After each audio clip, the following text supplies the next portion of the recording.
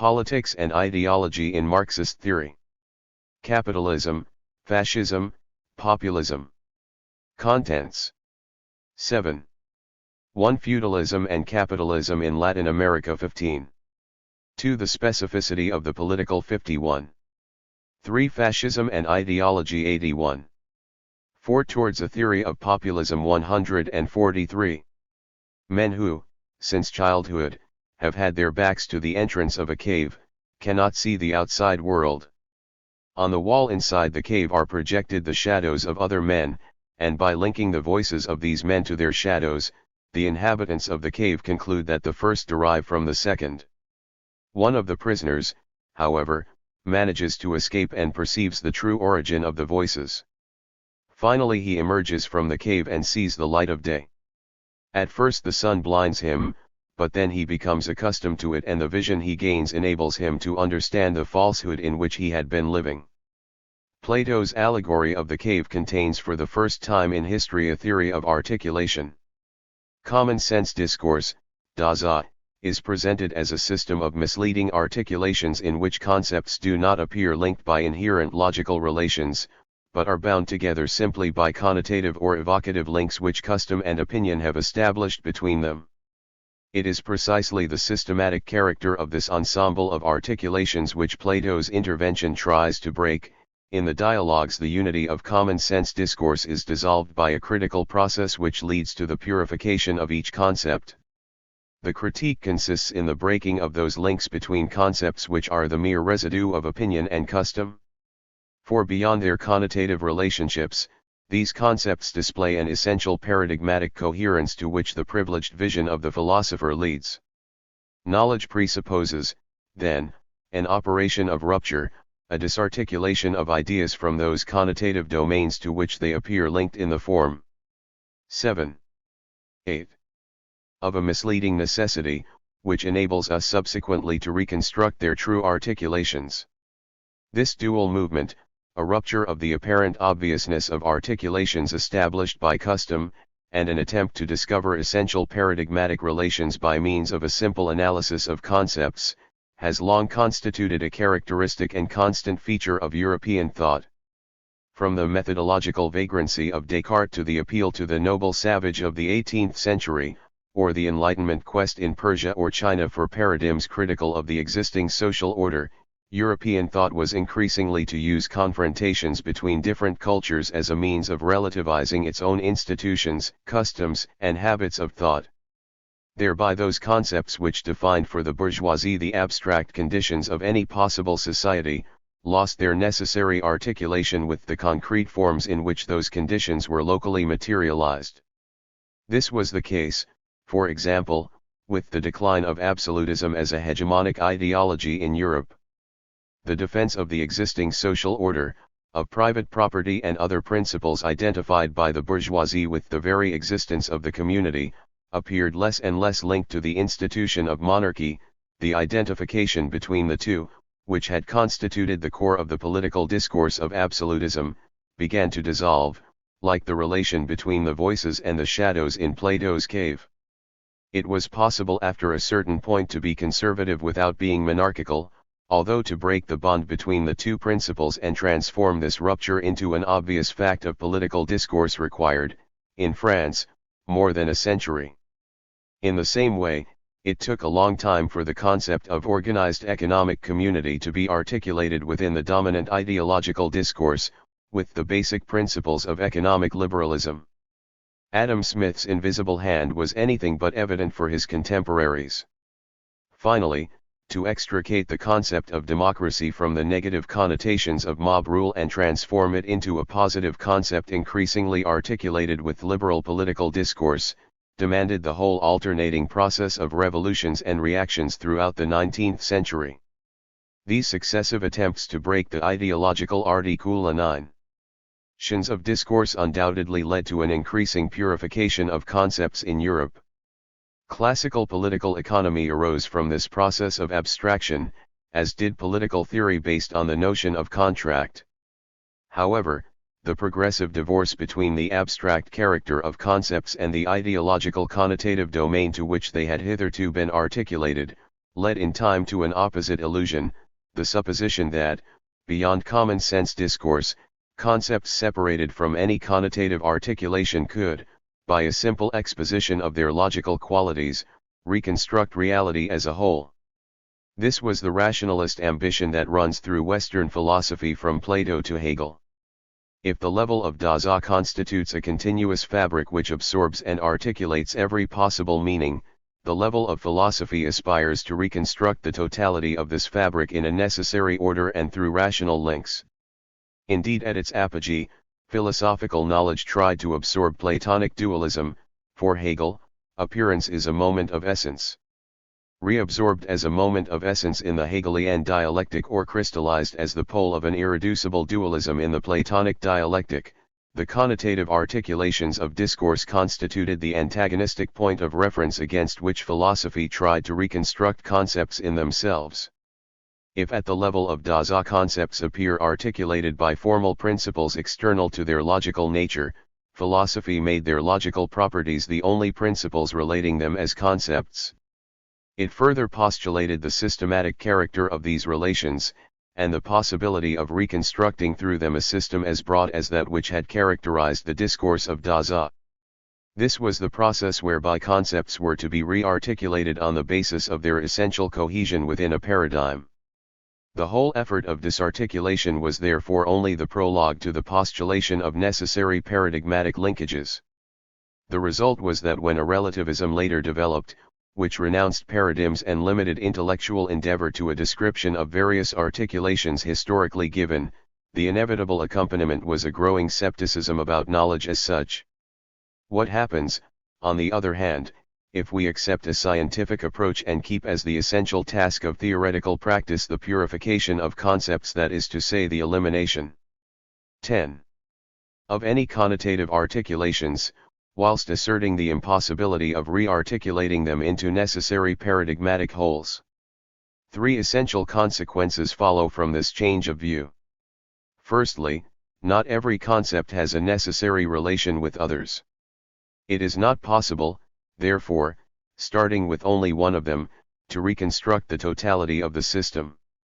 Systematic wholes, in other words, depend on the articulation of concepts which are not logically interlinked. Secondly, it is not possible to establish necessary relations between different conceptual structures, such that we could pass from one to the other by a purely deductive process, but only the conditions of possibility of their articulation. Thirdly, therefore, any approximation to the concrete presupposes increasingly complex conceptual articulations and not the mere exposition of the logical properties of a simple conceptual whole. Consequently, the more concrete is the analysis, the more theoretical determinations must be included in it, and since theoretical determinations are not necessary moments in the self-unfolding of an essence but discrete conceptual formations, the precondition for any theoretical approximation to the concrete comprises a progressive process of abstraction which frees concepts from their connotative articulations.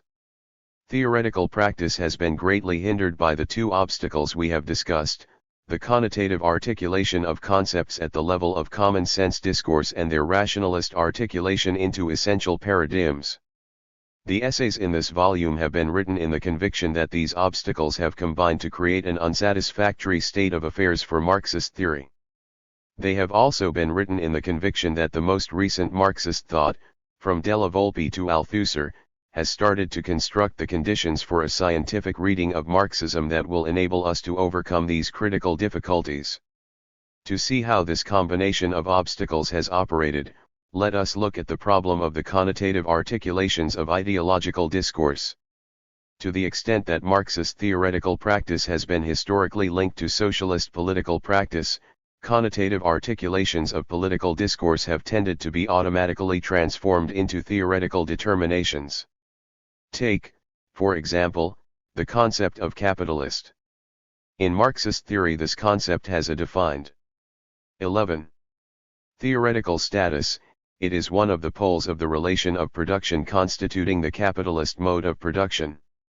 Now the agents which are the bearers of this structural relation are at the same time the points of intersection of a multiplicity of relations and contradictions articulated by class practices. In political discourse, therefore, it is not the capitalist as such which is present but concrete capitalists, or to put it another way, the theoretical determination of capitalist is connotatively linked to a complex of other theoretical determinations. It is only a short step from here to suppose that capitalist is not a theoretical concept but the name of the agent, and that as such it alludes to the ensemble of its determinations and not just to one of them. Therewith, we unite once again the voices and the shadows. Any of the features of this new synthetic subject, the capitalist, will then be evocative or indicative of the totality of them. One might think that this is an ideological effect of political discourse, which theoretical practice can promptly clear away.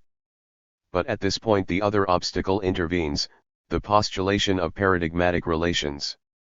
Traditionally, among the various paradigms which have characterized the kind of Marxism with which we are concerned, there is one which is the source of them all, class reductionism. Contradictions are seen in a hierarchical system that can be directly or indirectly reduced to a class contradiction. Any element or contradiction at the political and ideological level is, therefore, a class appurtenance. The paradoxical result is that theoretical practice has no need to correct the connotative articulations of political discourse, because if all political and ideological determinations have a necessary class ascription, they are also therefore expressive of the class essence of the subject. Since all of them, taken individually, express this subject equally, concretization of analysis can then only consist of the progressive unfolding of this essence.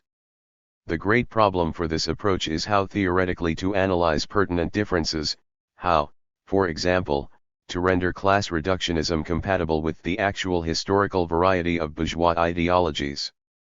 The usual solutions have been either to regard differences as simply accidental or to explain them in terms of a distinct level of development reached by a mode of 12. Production. We do not wish to examine here the various expedients whereby class reductionism has tried to integrate historical variety into its schema.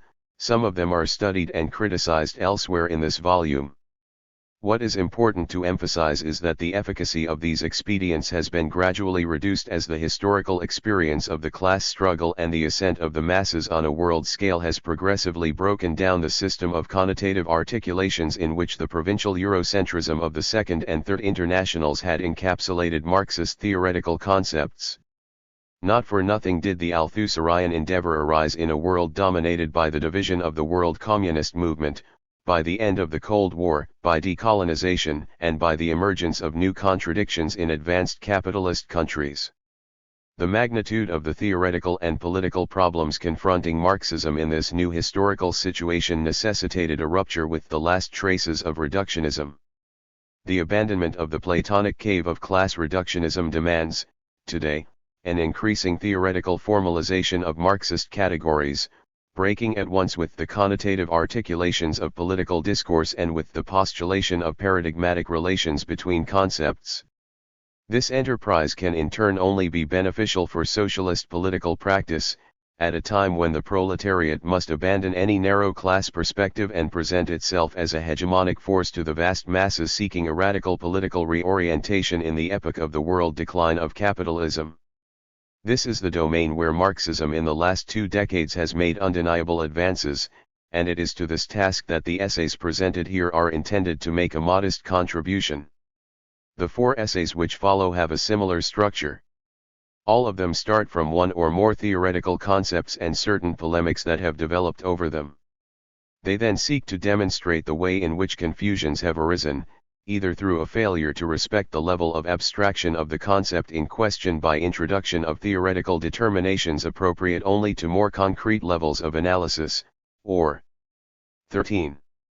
Through a denial of the specificity of a determinate contradiction and an assimilation of it to another in a reductionist fashion. In the case of the polemic over feudalism and capitalism, the error has been the illegitimate intrusion of the notion of stage in the very concept of mode of production. In the problem of the specificity of the political instance, it has been the identification of production and economy. In the debates over fascism, it has been the class ascription of elements of ideology. In the case of populism, it has been the reductionist equation of the people and classes.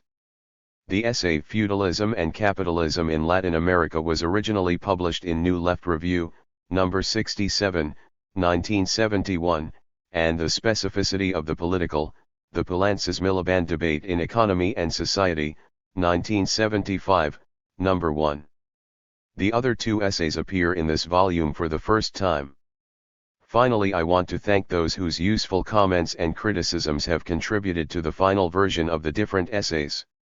I must mention, among others, Perry Anderson, Robin Blackburn, Bob Jessup, Harold Walp, Sami Zubaida, Enrique Tanditor and Nikos Palances.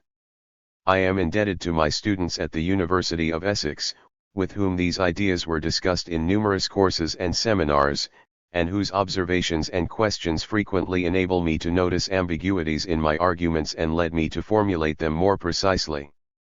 I would like to thank Elizabeth Nash for her scrupulous labor in rendering my texts from Spanish into English. Most of the pages in this book are in debt to her work as translator. And my deepest gratitude must go to Chantal Mouffe, with whom I have discussed exhaustively the major part of these essays. Her contribution to the formulation of some of the central theses has been so decisive that in some respects they may be regarded as a collaborative venture. 1. Feudalism and Capitalism in Latin America. Debate on the left in the last decade over the origins and present nature of Latin American societies has focused on the problem of whether they should be seen as feudal or capitalist in character. A complex and lengthy discussion has taken place whose importance is not diminished by the conceptual confusion which has often accompanied it. Its significance, moreover, has not been confined to theory, since different theories have led to different political conclusions. Those who maintain that the Latin American societies were historically constituted as feudal in character and have remained so ever since, wish to emphasize that they are closed, traditional, resistant to change and unintegrated into the market economy. If this is the case, then these societies have still not yet reached a capitalist stage and are, indeed, on the eve of a bourgeois democratic revolution which will stimulate capitalist development and break with feudal stagnation. Socialists should therefore seek an alliance with the national bourgeoisie, and form a united front with it against the oligarchy and imperialism. The advocates of the opposite thesis claim that Latin America has been capitalist from its inception, since it was already fully incorporated into the world market in the colonial period. The present backwardness of Latin American societies is precisely the outcome of the dependent character of this incorporation, and they are in consequence fully capitalist.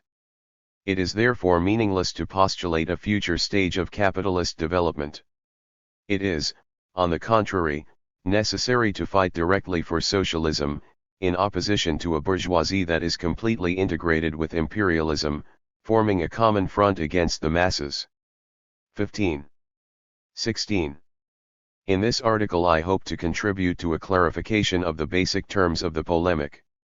For despite their contradictory appearance, both the positions first cited coincide in one fundamental respect.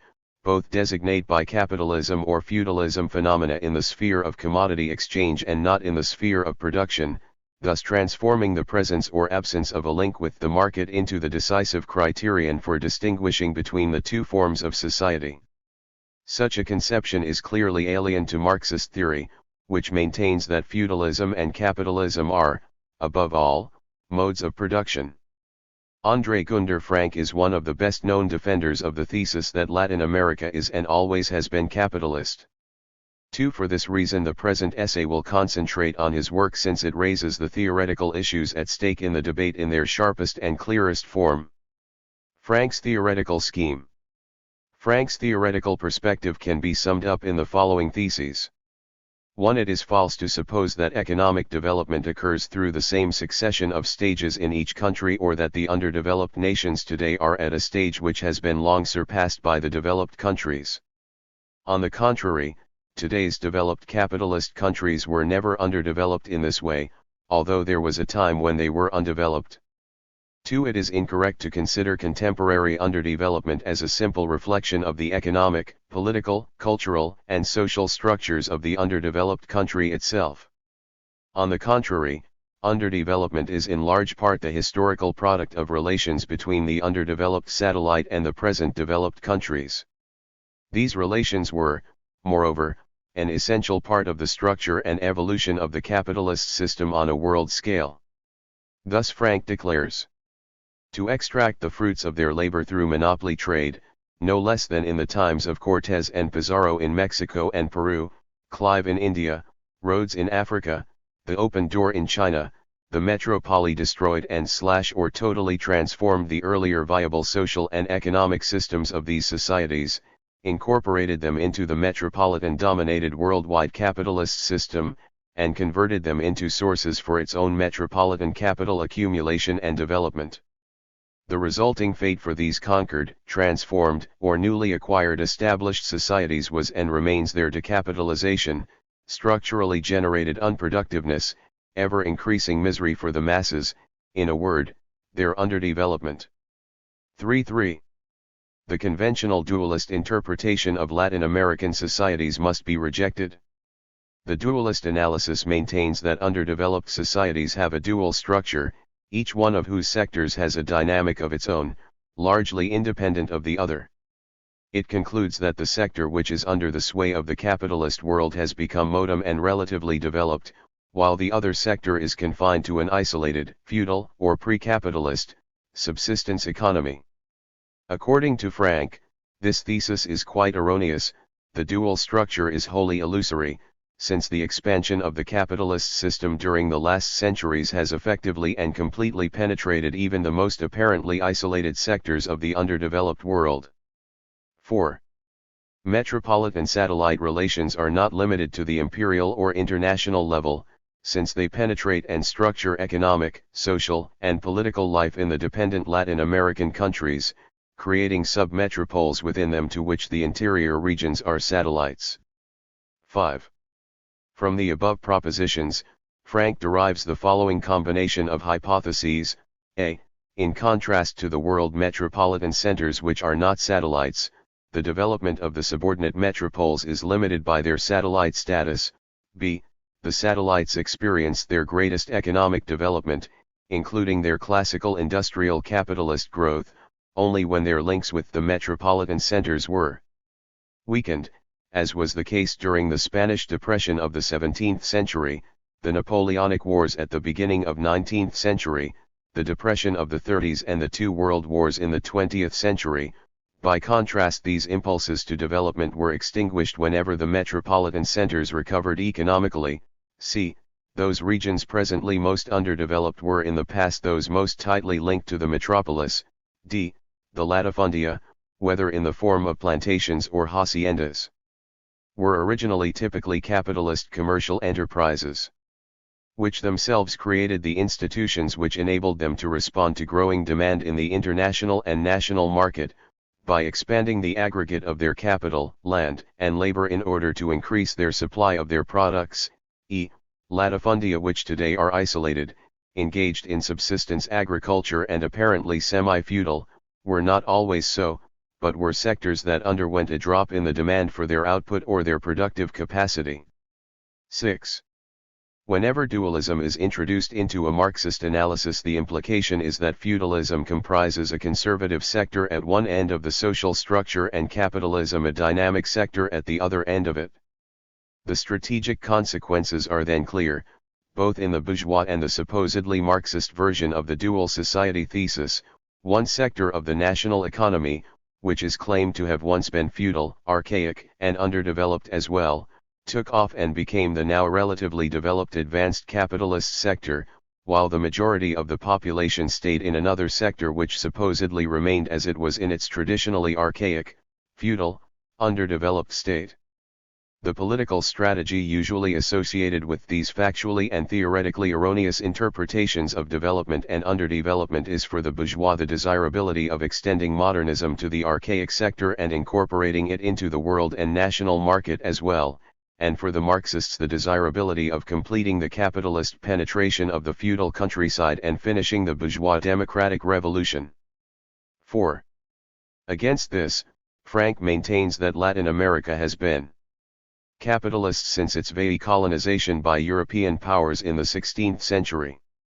His proof is to show by numerous examples that even the most apparently remote and isolated regions of Latin America participated in the general process of commodity exchange, and that this change was to the advantage of the dominant imperialist powers. It would only be appropriate to speak of feudalism, according to Frank, if it could be proved that the most economically backward regions of Latin America constituted a closed universe in which a natural economy predominated.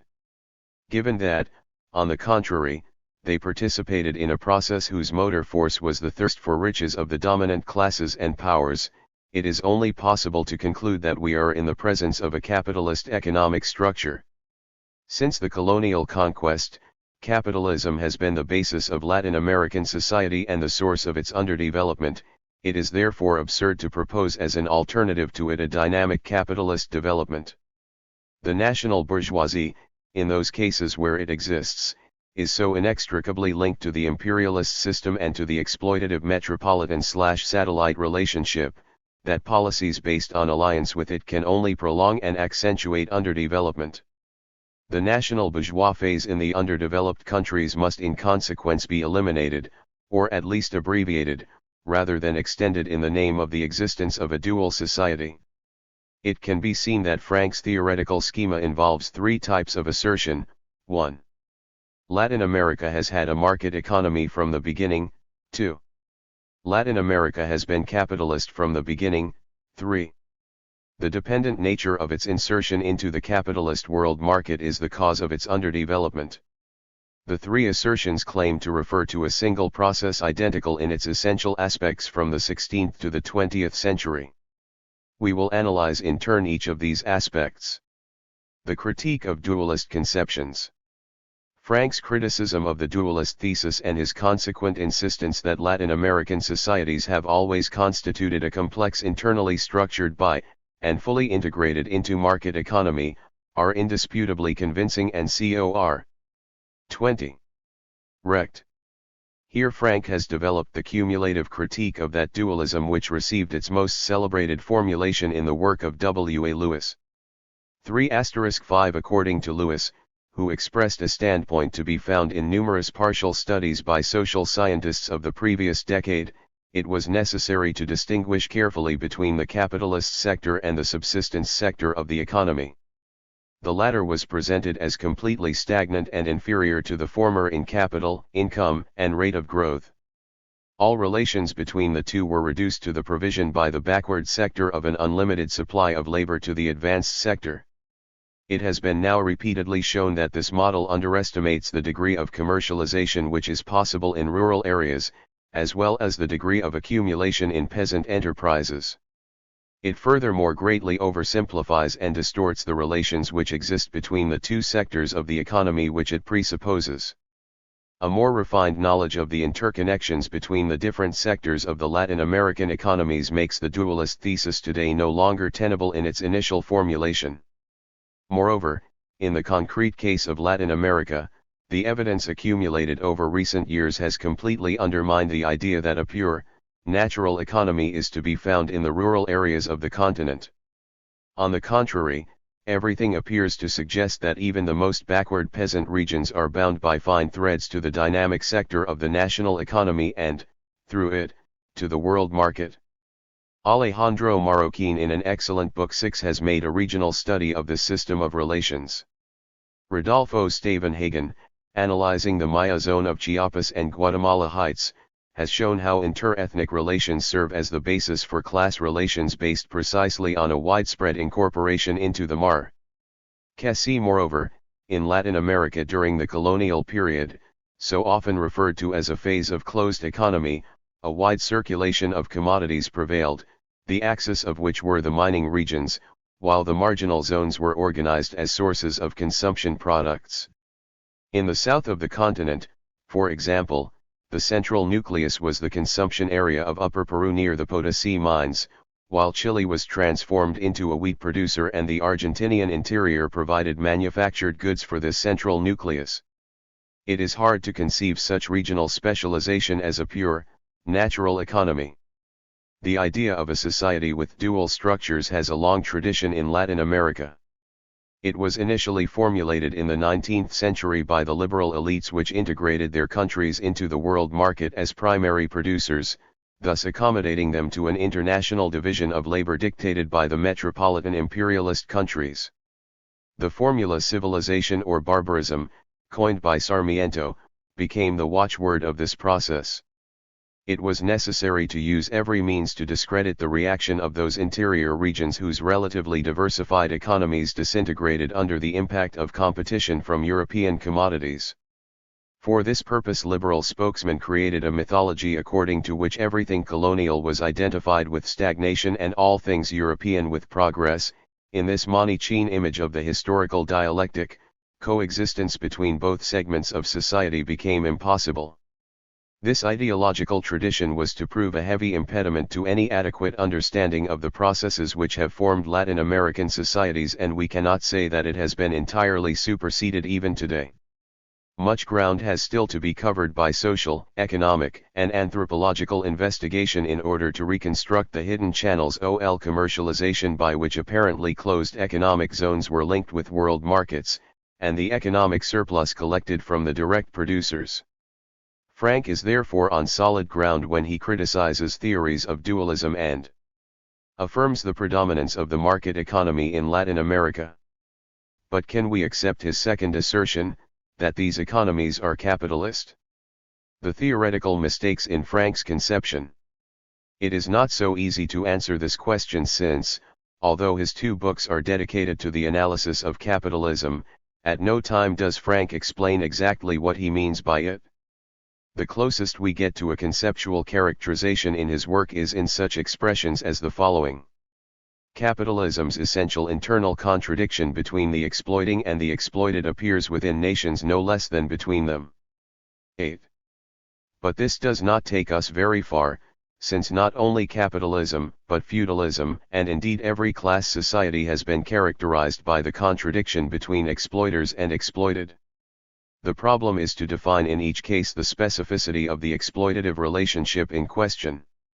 This lack of rigor in determining the object of his analysis is, moreover, only one example of the conceptual imprecision from which all Frank's work suffers, an imprecision that is all the more serious in that Marxists should be well aware of the extensive debates that have occurred over the concept of capitalism, a term which can by no means be taken for granted.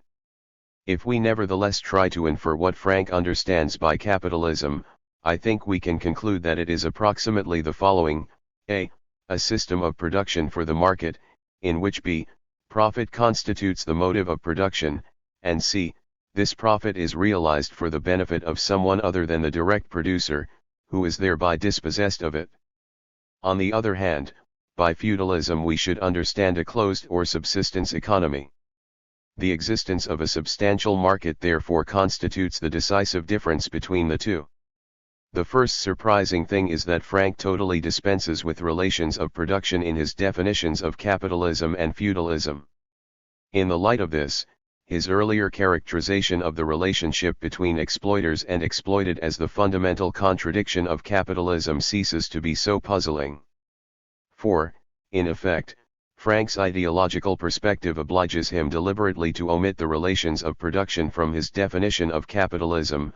Only by abstracting them can he arrive at a sufficiently wide notion of capitalism to include the different exploitative situations suffered by the indigenous Peruvian peasantry, the Chilean inquilinos, the Ecuadorian huesipungeros, the slaves of the West Indian sugar plantations or textile workers in Manchester. For all these direct producers assign their produce to the market, they work for the benefit of others, and they are deprived of the economic surplus which they help to create. In all these cases the fundamental economic contradiction is that which opposes the exploiters to the exploited. The only trouble is that the list is too short, for it could also have included the slave on a Roman latifundium or the glebe serf of the European Middle Ages, at least in those cases, the overwhelming majority, where the lord assigned part of the economic surplus extracted from the serf for sale. Therefore, we could conclude that from the Neolithic Revolution onwards there has never been anything but capitalism. Of course, Frank is at liberty to abstract a mass of historical features and build a model on this basis. He can even, if he wishes, give the resulting entity the name of capitalism, though we cannot see much point in using, to designate such a variety of relations, words which are normally employed in a different sense. But what is wholly unacceptable is the fact that Frank claims that his conception is the Marxist concept of capitalism. Because for Marx, as is obvious to anyone who has even a superficial acquaintance with his works, capitalism was a mode of production. The fundamental economic relationship of capitalism is constituted by the free laborer's sale of his labor power, whose necessary precondition is the loss by the direct producer of ownership of the means of production. In earlier societies, the dominant classes exploited the direct producers, that is, expropriated the economic surplus they created, and even commercialized part of this surplus to the extent of permitting the accumulation of large capitals by the 24. Commercial class. But there was not capitalism in the Marxist sense of the term, since no free labor market existed. The following quotation from Capital makes this clear. Otherwise, with capital, the historical conditions of its existence are by no means given with the mere circulation of money and commodities. It can spring into life only when the owner of the means of production and subsistence meets in the market with the free laborer selling his labor power. And this one historical condition comprises a world's history. Capital, therefore, announces from its first appearance a new epoch in the process of social production. 10. For Marx, the accumulation of commercial capital is perfectly compatible with the most varied modes of production and does not by any means presuppose the existence of a capitalist mode of production. Hitherto we have considered merchants' capital merely from the standpoint, and within the limits of, the capitalist mode of production. However, not commerce alone, but also merchants' capital, is older than the capitalist mode of production, is, in fact, historically the oldest free state of existence of capital. The metamorphosis of commodities, their movement, consists, 1 materially, of the exchange of different commodities for one another, and 2 formally, of the conversion of commodities into money by sale, and of money into commodities by purchase.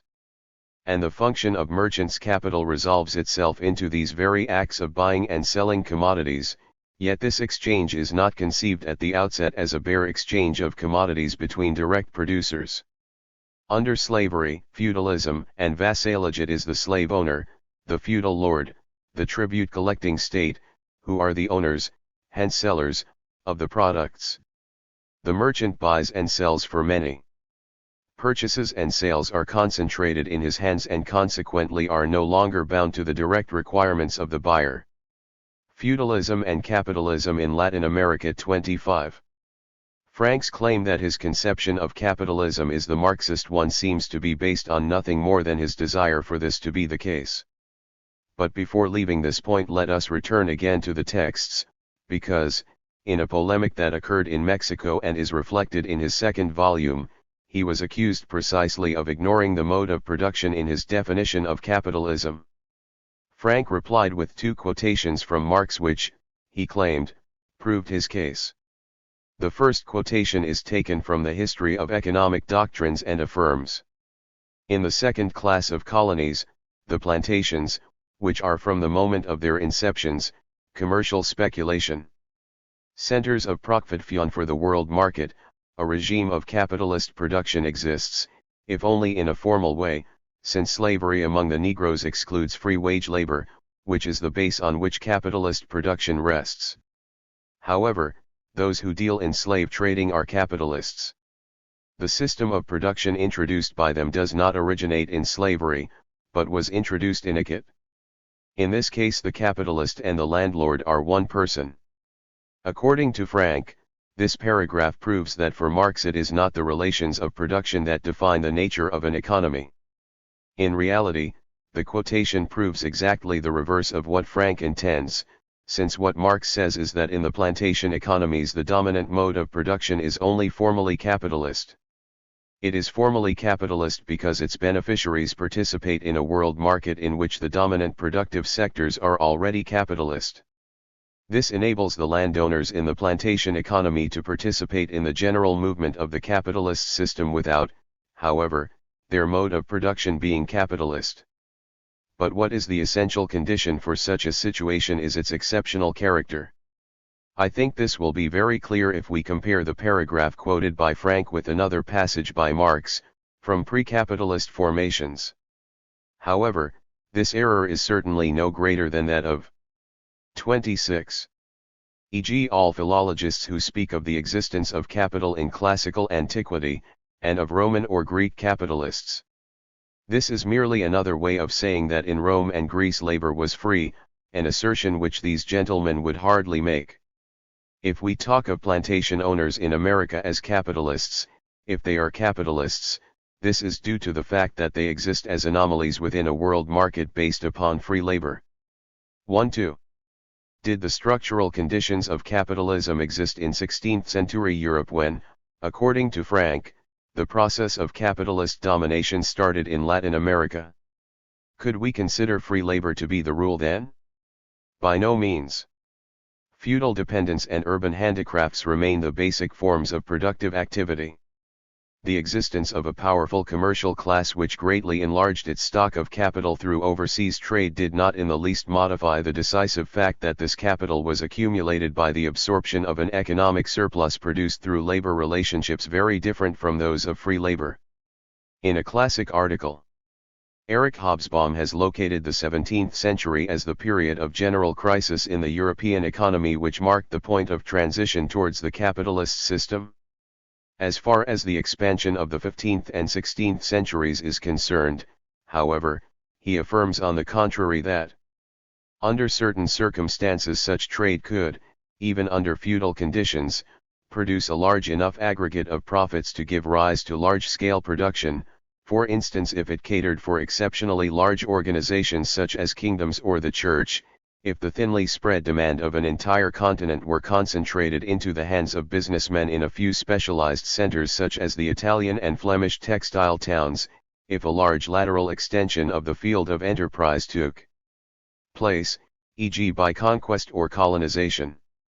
The expansion of the 15th and 16th centuries was essentially of this sort, and it therefore created its own crisis both within the home market and the overseas market. This crisis the feudal businessmen, who were the richest and most powerful just because the best adapted for making big money in a feudal society, were unable to overcome. Their inadaptability intensified it. 1-3. Frank, on the contrary, maintains that European expansion was thoroughly capitalist from the 16th century onwards. He corroborates his assertion with a second quotation from Marx in which the latter declares, "The modern history of capitalism begins with the creation, in the 16th century, of world trade and a world market." But this time Frank happens to have transcribed the quotation badly.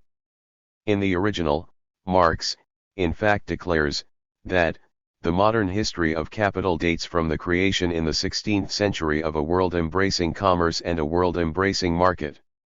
1-4 Given the distinction emphasized above between capital and capitalism, which permits the coexistence of commercial capital with earlier modes of production, the meaning of this passage is totally different. Marx only says that the enlargement of the world market during the 16th century, brought about by overseas expansion, created the conditions and the global framework in which the modern expansion of capital could take place. He takes for granted that anterior forms of capital existed, e.g. in the Middle Ages or in antiquity. But he by no means speaks of capitalism. The errors of Frank's conception can be seen from the fact that he has defined capitalism so loosely that he is unable legitimately to derive any concrete consequences from it about anything. This is, of course, not his own belief. He is confident that he can demonstrate on this ground the irrelevance of the bourgeois democratic stage in Latin America. Let us consider this demonstration. Frank's basic assertion is that since the task of the bourgeois democratic revolution is to destroy feudalism, whereas capitalism has always existed in Latin America ab initio, the bourgeois democratic revolution disappears from the revolutionary calendar, and is replaced by a direct struggle for socialism. But Frank has again confused the terms of the problem. For when Marxists speak of a democratic revolution sweeping away the vestiges of feudalism, they understand by feudalism something very different from Frank. For them feudalism does not mean a closed system which market forces have not penetrated, but a general ensemble of extra economic coercions weighing on the peasantry, absorbing a good part of its economic surplus, and thereby retarding the process of internal differentiation within the rural classes, and therefore the expansion of agrarian capitalism. This is also what the French revolutionaries of 1789 understood by feudalism when they thought they were suppressing it by abolishing the gabelles and seigneurial privileges. When Lenin speaks of the growing weight of capitalism in the agrarian structure of Russia in the development of capitalism in Russia, his aim is to demonstrate a growing process of class differentiation which was gradually producing a class of rich peasants, on the one hand, and an agricultural proletariat, on the other. It would not have occurred to Lenin to base his demonstration of this process on a progressive expansion of production for the market, for such production had precisely formed the source of feudalism in Russia several centuries before, when growing opportunities for commercialized wheat production had led the landowners to increase, indeed to establish, the oppression of serfdom. When the Bolsheviks maintained that the tasks of the Russian Revolution were bourgeois democratic, they meant that it would eliminate the vestiges of feudalism and open the door to capitalist expansion. Given the inability of the bourgeoisie to carry through its democratic tasks and the numerical weakness of the proletariat, they imagined that the peasantry would have to play a decisive role in the alliance which seized power. For such a strategy, it was crucial that the peasant problem could not be solved by the existing regime, since otherwise Tsarism could have built its own road to capitalism and the revolution would have been postponed. Signed Die. Stolypin, the Tsarist minister who used every device to promote the emergence of a strong class of peasant proprietors to become a bulwark of reaction, somewhat similar to the French peasantry from Napoleon I to de Gaulle, understood this as well as the Bolsheviks. The danger of his policy was clearly perceived by Lenin when he wrote in 1908. The Stolypin Constitution and the Stolypin agrarian policy mark a new phase in the breakdown of the old, semi-patriarchal and semi-feudal system of Tsarism, a new movement towards its transformation into a middle-class monarchy. If this should continue for very long periods of time, it might force us to renounce any agrarian program at all. It would be empty and stupid democratic phrase-mongering to say that the success of such a policy in Russia is impossible. It is possible.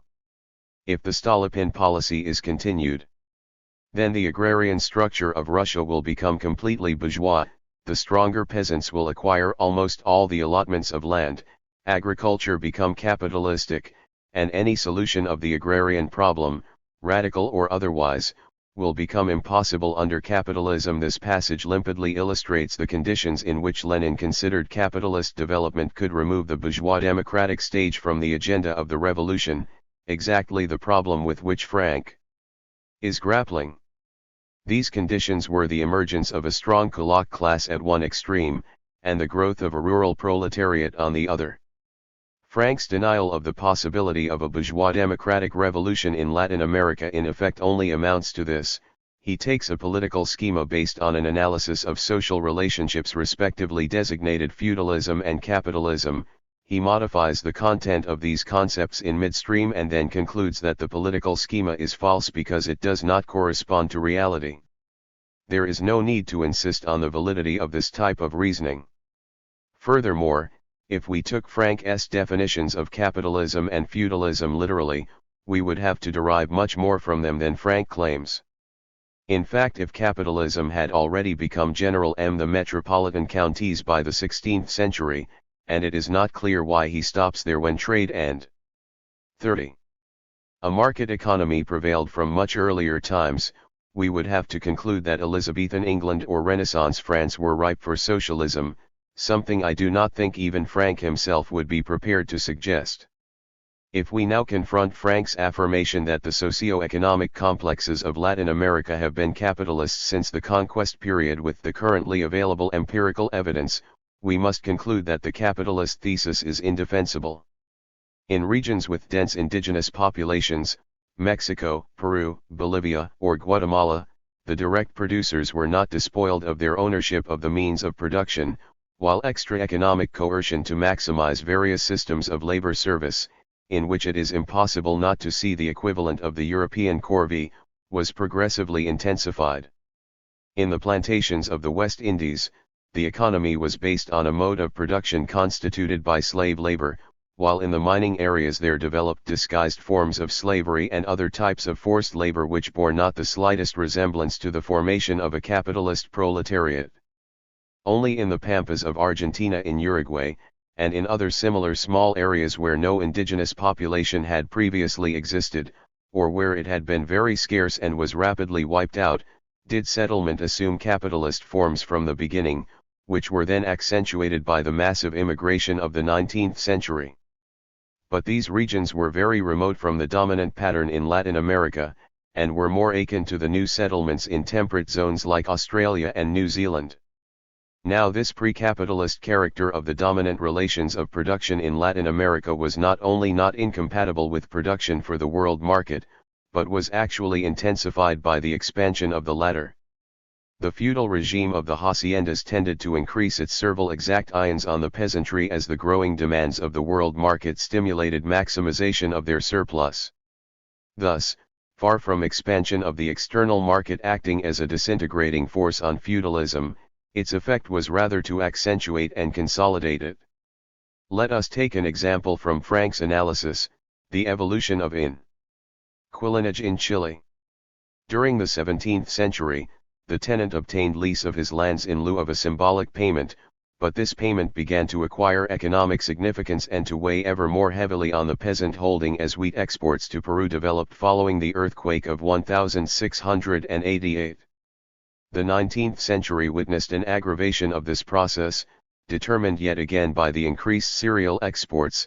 The labor exacted was often equivalent to that of a permanent worker, while the traditional rights of the peasant were simultaneously reduced, especially his right to tillage or pasturage. The money wage he now obtained was lower than that of a day laborer or a journeyman. It would be a mistake to see in this process the emergence of a rural proletariat. If this had been the case, the wage should have become the major part of the inquilino's means of subsistence. But all the signs show that, on the contrary, the wage was merely one subordinate element in a subsistence economy based on land tenancy. That is to say, we are faced with a peasant subjected to servile obligations and not with an agricultural wage earner who completes his income with customary privileges and a piece of land. 15. 32. This situation, with some variations, was repeated monotonously throughout the continent. Thus Latin America was not an exception to the process by which heavily settled marginal regions experienced a strengthening of servile relations to increase production for external markets. This is what Eastern Europe progressively experienced from the 16th century onwards, when a substantial growth in the export of primary products to the West became possible. This process was the basis for the refeudalization of peripheral areas, the second servitude of which Engels speaks. No doubt from the end of the 19th century these conditions were gradually modified in Latin America with the progressive growth of a rural proletariat.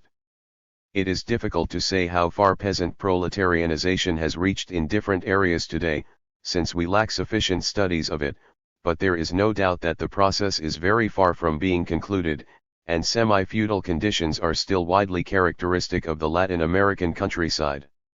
There is no need whatever to draw dualist perspectives from this position, because we have already seen that the basis of the modern, expanding sector was provided by increased servile exploitation in the backward sector. We now reach the point where the fundamental misunderstanding in this polemic rests. To affirm the feudal character of relations of production in the agrarian sector does not necessarily involve maintaining a dualist thesis. Dualism implies that no connections exist between the modern or progressive sector and the closed or traditional sector. Yet we have argued that, on the contrary, servile exploitation was accentuated and consolidated by the very tendency of entrepreneurs presumably modern in type, to maximize profits. The apparent lack of communication between the two sectors herewith disappears. In such cases we can affirm that the modernity of one sector is a function of the backwardness of the other, and that therefore no policy is revolutionary which poses as the left wing of the modernizing sector. It is, on the contrary, correct to confront the system as a whole and to show the indissoluble unity that exists between the maintenance of feudal backwardness at one extreme and the apparent progress of a bourgeois dynamism at the other. I believe that in this way we can effectively demonstrate, in agreement with Frank, that development does generate underdevelopment, except that we base our reasoning on relations of production and not only on those of the market. Frank can, nevertheless, argue that the defenders of the feudal thesis, notoriously the Latin American communist parties, have upheld dualist positions. There is undoubtedly much truth in this. For in their interpretation of the nature of the Latin American economies, the feudalists have employed definitions of feudalism and capitalism similar to Frank's own. It would take too long to explain the reasons for this deformation now, but I believe they can be summed up in this fact: historically, the Latin American left emerged as the left wing of liberalism, and its ideology was correspondingly determined by the basic categories of the liberal elites of the 19th century, which we have already outlined. Dualism was an essential element in this system of categories. From this source there derived a constant tendency to identify feudalism with stagnation and closed economy, and capitalism with dynamism and progress. This typical deformation of Marxism then generated its dialectical complement in the diametrically opposite position that has emerged during the last decade. Since knowledge of historical and present reality made it increasingly evident that the Latin American economies had always been market economies, and since the political failure of reformist and allegedly progressive elites in Latin America revealed ever more clearly the intimate interconnections between modern and traditional sectors, a new school concluded that Latin America had always been capitalist. Frank and those who think like him, and there are many, accept the terms of the dilemma as the Latin American CPS and 19th century liberals have posed them, but they place themselves at the opposite extreme. They thus undoubtedly break with 34. Dualism, and their point of view is therefore relatively more correct, but by trying to situate the fundamental contradiction in the field of circulation rather than production they can go no more than halfway towards an explanation of why development generates underdevelopment. This becomes very clear once we move on to analyze Frank's third type of assertion, to which we have previously referred, those according to which the origins of underdevelopment lie in the dependent character of Latin American economic insertion into the world market. But before dealing with this point, it is necessary to introduce a greater degree of precision into the analytic categories we will use by distinguishing in particular between modes of production and economic systems. Modes of production and economic systems 1-6. We understand by mode of production an integrated complex of social productive forces and relations linked to a determinate type of ownership of the means of production. One from among the ensemble of relations of production, we consider those linked to the ownership of the means of production to be the essential relations, since they determine the forms of canalization of the economic surplus and the effective degree of the division of labor, the basis in turn of the specific capacity of the productive forces for expansion. Their own level and rhythm of growth depends in turn on the destination of the economic surplus. We therefore designate as a mode of production the logical and mutually coordinated articulation of 1. A determinate type of ownership of the means of production, 2. A determinate form of appropriation of the economic surplus, 3. A determinate degree of development of the division of labor, 4. A determinate level of development of the productive forces. This is not merely a descriptive enumeration of isolated factors, but a totality defined by its mutual interconnections. Within this totality, property in the means of production constitutes the decisive element. An economic system, on the other hand, designates the mutual relations between the different sectors of the economy, or between different productive units, whether on a regional, national or world scale. When, in Volume 1 of Capital, Marx analyzed the process of production of surplus value and the accumulation of capital, he described the capitalist mode of production. On the other hand, when he analyzes the interchange between Department 1 and Department 2 and introduces problems such as rent or the origin of commercial profit, he is describing an economic system. An economic system can include, as constitutive elements, different modes of production, provided always that we define it as a whole, that is, by proceeding from the element or law of motion that establishes the unity of its different manifestations. The feudal mode of production is one in which the productive process operates according to the following pattern: 1. The economic surplus is produced, by a labor force subject to economic compulsion. 2. The economic surplus is privately appropriated by someone other than the direct producer. 3. Property in the means of production remains in the hands of the direct producer. In the capitalist mode of production, the economic surplus is also subject to private appropriation, but as distinct from feudalism, ownership of the means of production is severed from ownership of labor power. It is that which permits the transformation of labor power into a commodity, and with this the birth of the wage relation. I believe it is possible within this theoretical framework to situate the problem of dependence at the level of relations of production. The stages of dependence. Frank refers throughout his works to the relation of dependence between satellite and metropolis. Indeed, this is the axis along which his theoretical schema is organized. Nevertheless, throughout his writings there is no attempt whatever to define the nature of this relationship of dependence, that is, to situate the specific economic contradictions on which the relationship of dependence hinges. Frank describes for us a situation in which the underdeveloped country is totally integrated into the expansive processes of the great metropolitan countries. He then shows us how the advanced countries have exploited the 36 peripheral countries. What he at no time explains is why certain nations needed the underdevelopment of other nations for their own process of expansion. The most he provides on this point is a vague general reference to Paul Baron's The Political Economy of Growth. But as we know, Baron deals with a very specific situation of underdevelopment, which we cannot extrapolate into the past and which is becoming constantly less applicable today to contemporary Latin America.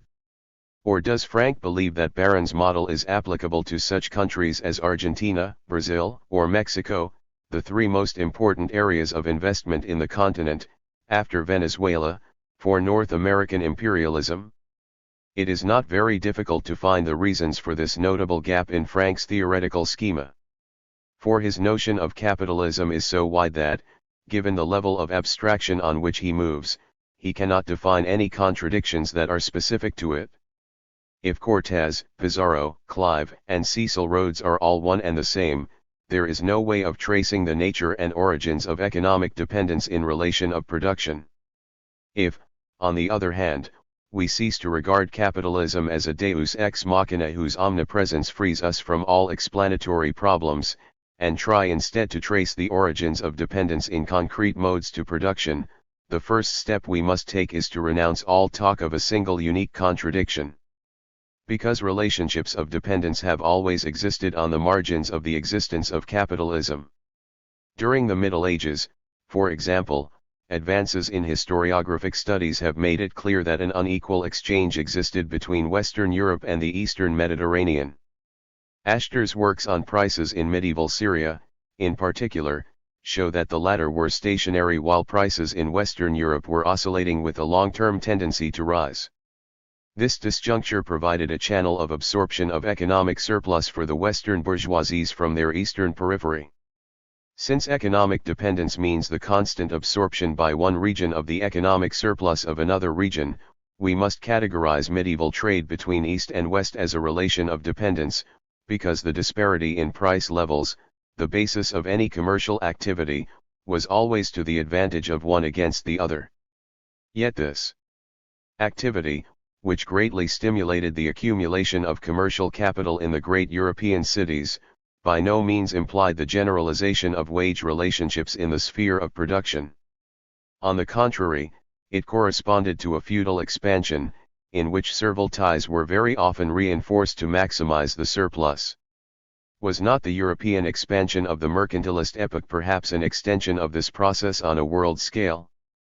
Through its monopoly positions, metropolitan Europe fixed the price of commodities in its overseas empires, with the aim of securing a permanent disparity in its favor, while, by means of extra economic coercion, it exploited labor power in the mines and plantation systems.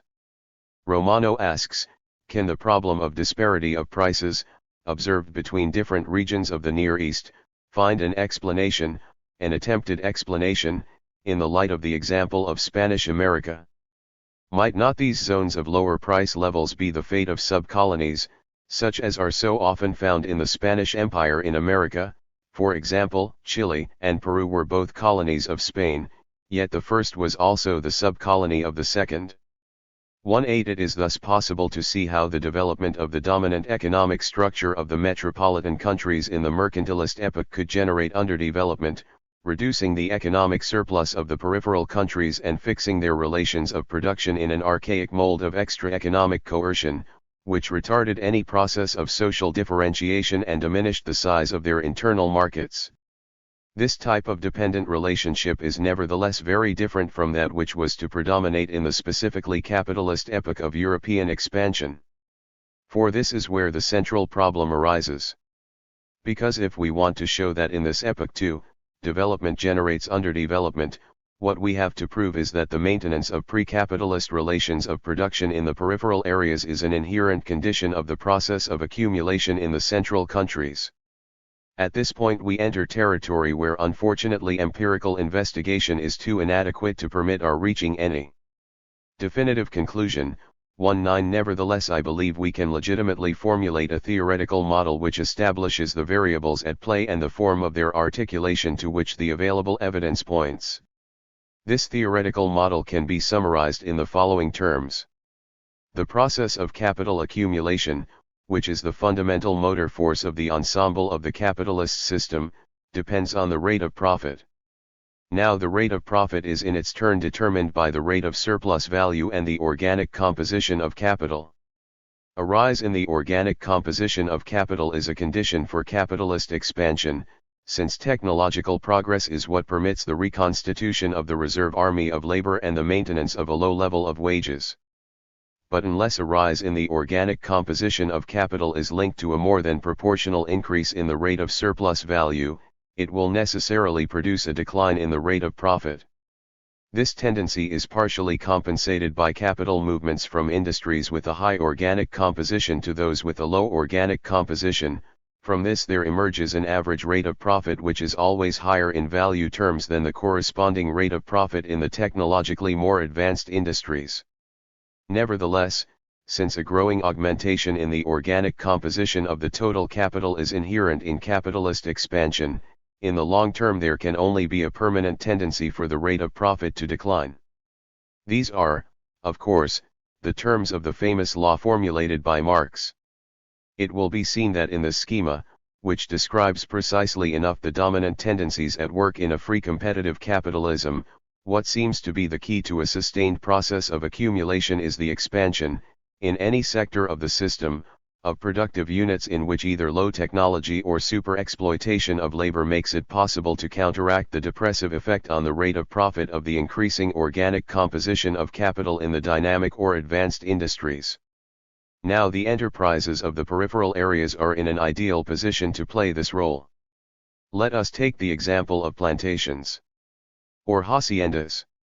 In these the organic composition of capital is low to zero, as is always the case in the production of primary products as against industrial output. The labor force is in general subjected to the forms of extra-economic coercion characteristic of the feudal or slave modes of production. Finally, to the extent that free labor exists, it is generally superabundant and therefore cheap. 2-1 If it could then be proved that investment in these sectors has played an important role in determining the rate of profit, it would follow that the expansion of industrial capitalism in the metropolitan countries necessarily depended on the maintenance of pre-capitalist modes of production in the peripheral areas. However, it is at this point that the evidence so far available becomes suggestive, but not conclusive.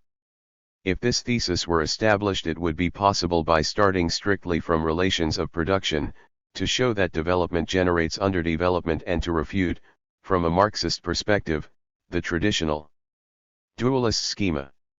Returning, then, to our previous terminology, we can affirm that the world capitalist system, which finds its regulating principle in the average rate of profit produced by the interaction between different enterprises, includes, at the level of its definition, various modes of production. For if our previous line of argument is correct, the growth of the system depends on the accumulation of capital, the rhythm of this accumulation depends on the average rate of profit, and the level of this rate depends in its turn on the consolidation and expansion of pre-capitalist relationships in the peripheral areas. The great flaw in pure underconsumptionist theories is that they interpret external expansion as a response to the pressure for markets. They thereby overlook the decisive fact that colonial exploitation, by helping to raise the average rate of profit, ensures the system's capacity for expansion not only at the moment of realization but also at the moment of investment. This is as far as we can go by purely theoretical argument. The above assertions are subject to two series of empirical verifications. It will be necessary to demonstrate, 1. That during the 19th century the growth in the organic composition of capital was in fact more rapid than the growth in the productivity of labor, 2. That the capital invested in peripheral countries played an important role in the maintenance of an adequate rate of profit in the metropolitan countries. Only empirical investigation can prove that both these conditions existed in reality. On the other hand, if these conditions did exist in the past, there is no doubt that they no longer apply today. 22. The enormous increase in the productivity of labor in the present stage of monopoly capitalism, related to technological changes, has tended to make pre-capitalist super-exploitation of labor power anti-economic, and to concentrate investment in the central countries. At the same time, Latin America is a clear example of this. Imperialist investment has tended to shift from its traditional patterns into the production of either strategic materials, the typical case is oil, or into industrial output. The nature of the relationship between metropolis and satellite, to use Frank's terminology, is no less one of dependence, but it operates in each case as a very distinct type of dependence. It seems to me more useful to underline these differences and discontinuities than to attempt to show the continuity and identity of the process, from Hernan Cortes to General Motors. Returning, then, to the debate over feudalism versus capitalism, I think it should by now be clear that its protagonists have constantly confused the two concepts of the capitalist mode of production and participation in a world capitalist economic system. I consider that the distinction between these concepts is not a purely academic matter since, if the foregoing argument is correct, it enables us to clarify important aspects of the ensemble of relationships between metropolis and satellite. On the other hand, to equate the two can only perpetuate the misunderstanding that haunts Frank's contribution to the debate. The final comment on the traditional form of the polemic can perhaps best be left to Marx himself. In a celebrated reflection on the economists of his day he wrote a passage that has still not lost its relevance. The first theoretical treatment of the modem mode of production, the mercantile system, proceeded necessarily from the superficial phenomena of the circulation process as individualized in the movements of merchant capital, and therefore grasped only the appearance of matters. Partly because merchant's capital is the first free state of existence of capital in general, and partly because of the overwhelming influence which it exerted during the first revolutionizing period of feudal production, the genesis of modern production. The real science of modern economy only begins when the theoretical analysis passes from the process of circulation to the process of production. 2-3. Postscript. This essay was originally published 6 years ago, and gained some considerable influence. It was widely commented upon both in England and in Latin America, and gave rise to some important debates. It is included in this volume, despite the fact that the notion of mode of production which it employs now seems to me inadequate, because I think that its basic thesis remains correct and because circulationist positions, although in retreat, continue to be an important source of errors within Marxist theory. In this brief postscript I would like to present the following thesis: that Marxist thought in Latin America has found considerable difficulty in moving simultaneously at the level of modes of production and at that of economic systems, and that its most frequent mistakes derive from a unilateral use of one or other of the two levels. My essay had a dual intention. 1. It sought to try and separate the concept of mode of production from any historical connotation, that is to say, from any link with a necessary stage of development. Mode of production is an abstract concept and not a stage of concrete historical development. There is, therefore, no historical transformation that can be explained exclusively by unfolding the internal logic of a determinate mode of production. 2. It sought to conceive concrete economies as systems of relations constituted by the articulation of different modes of production. Hence I put forward the distinction between modes of production and economic systems, which I continue to think correct and necessary. Any advance towards the concrete involves a progressive analytical transition from modes of production to economic systems. Obviously this still remains an abstract analysis. The final step to the concrete would need the economic system to be situated in relation to the political and ideological levels which characterize any determinate social formation. In any case, remaining on the strictly economic plane, it is clear that the more concrete the analysis, the broader and more complex will be the system of relations to be analyzed. It is obvious that the dimensions of this system, conceived as a totality, have tended to be identified from the 16th century onwards with the world market. To what extent was this world economic system capitalist? As we have argued, the world economic system is capitalist to the extent that the law of motion of the capitalist mode of production, that is to say, the fluctuations in the rate of profit, has come to be the law of motion which articulates the system as a whole. It is this that permits the coexistence of various non-capitalist modes of production to be articulated within the world capitalist system. 1. As we have argued, the structural changes which the capitalist mode of production has experienced in metropolitan countries can in many cases contribute to a strengthening of extra-economic exploitation of labor in peripheral areas. The concept of world capitalist system is therefore the nearest approximation to the concrete which a merely economic analysis permits, and if what we have asserted in this essay is correct, it cannot be derived from the concept of capitalist mode of production but must be constructed by starting from a theoretical study of possible articulations of the different modes of production. The analysis of these is thus a precondition of a theoretical study of the world capitalist system. Any different course cannot proceed beyond the empirico-descriptive stage. A good example of the theoretical errors to which an ingenuous empiricism leads in social sciences can be found in the now well-known work of Emanuel Wallerstein. 2. This author has tried to pose the very problem we have been discussing. His aim has been to understand the capitalist system as a totality whose dimensions coincide with the world market and which is incomprehensible if we analyze its isolated parts. However, he has tried to do so by following a different course, by reducing the concept of mode of production to that of economic system. He states, in a critical analysis of my position, Western Europe, at least England from the late 17th century on, had primarily landless, wage-earning laborers. In Latin America, then and to some extent still now, laborers were not proletarians but slaves or serfs. If proletariat, then capitalism. Of course. To be sure. But is England, or Mexico, or the West Indies a unit of analysis? Does each have a separate mode of production? Or is the unit the European world economy, including England and Mexico, in which case what was the mode of production of this world economy? 3. That is to say, by mode of production we no longer understand the relation between productive forces and relations of production but international economic relations, since the mode of production is identified with the world economy as such.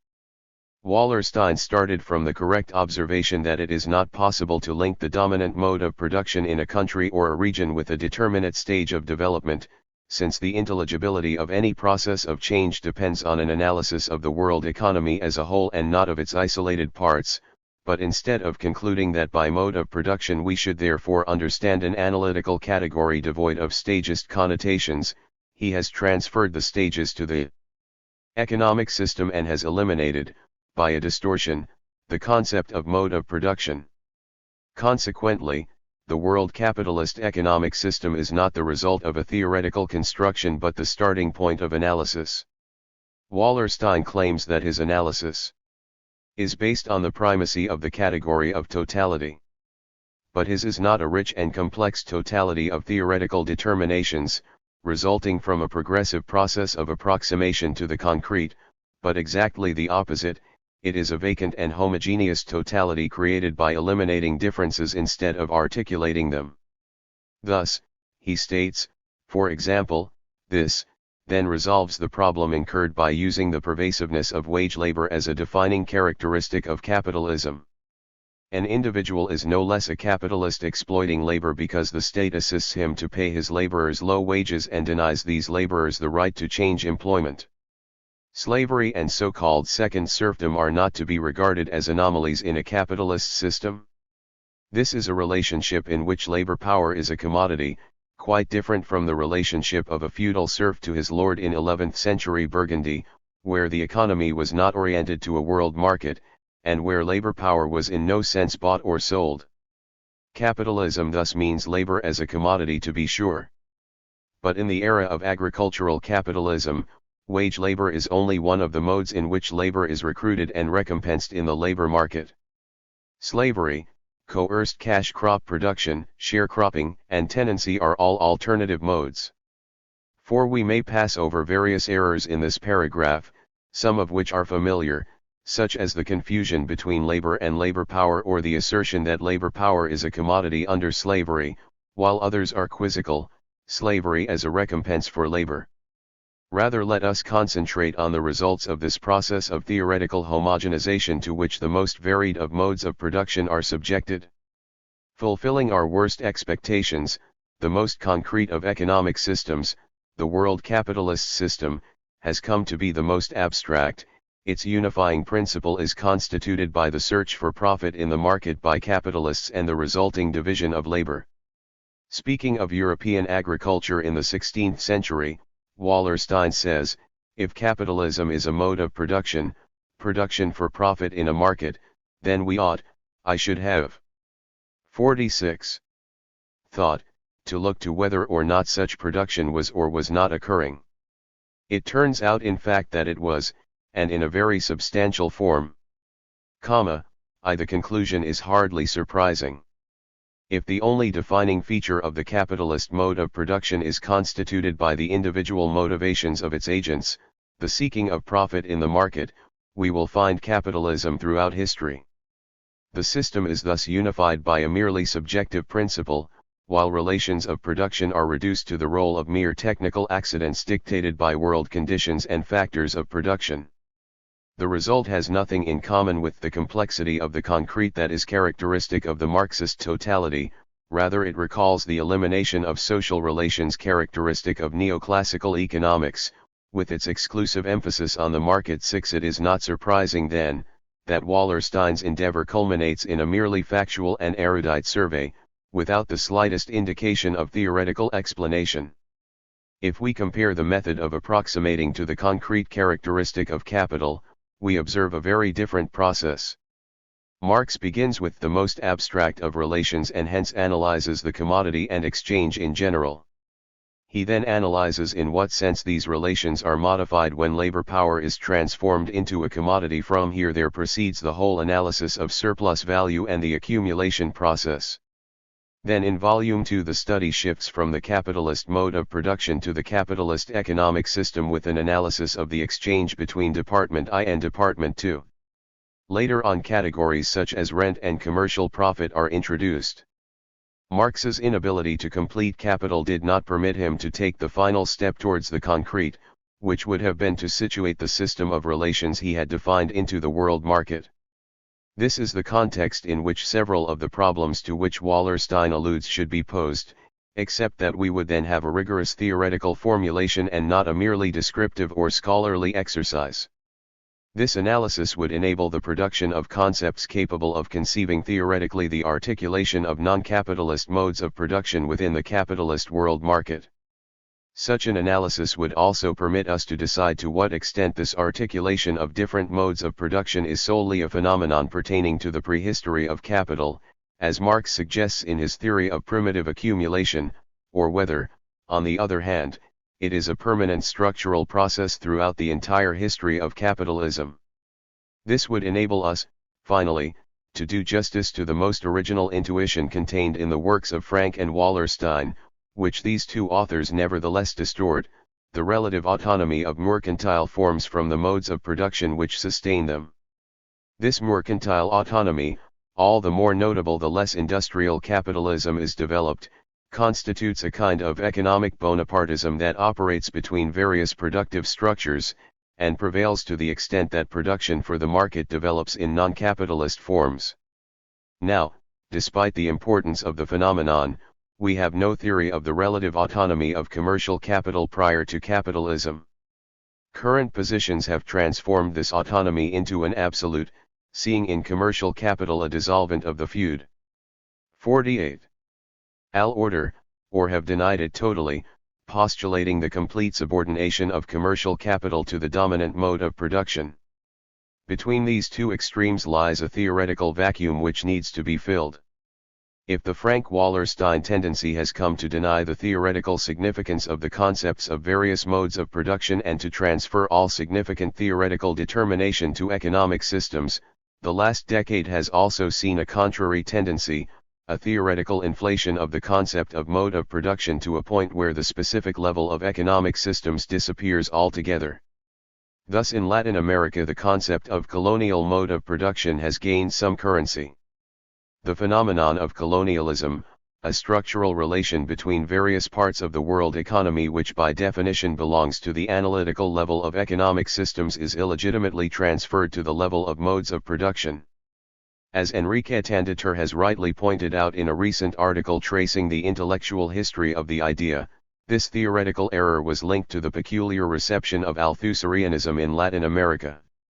This reception occurred at a moment when the critique of Frank's circulationism had awoken a new and unexpected interest in the study of Latin American modes of production, but was seriously compromised by a failure to bear in mind the abstract character of the concept of mode of production. The result was that any empirical differentiation was considered sufficient to announce by et or by the discovery of a new mode of production.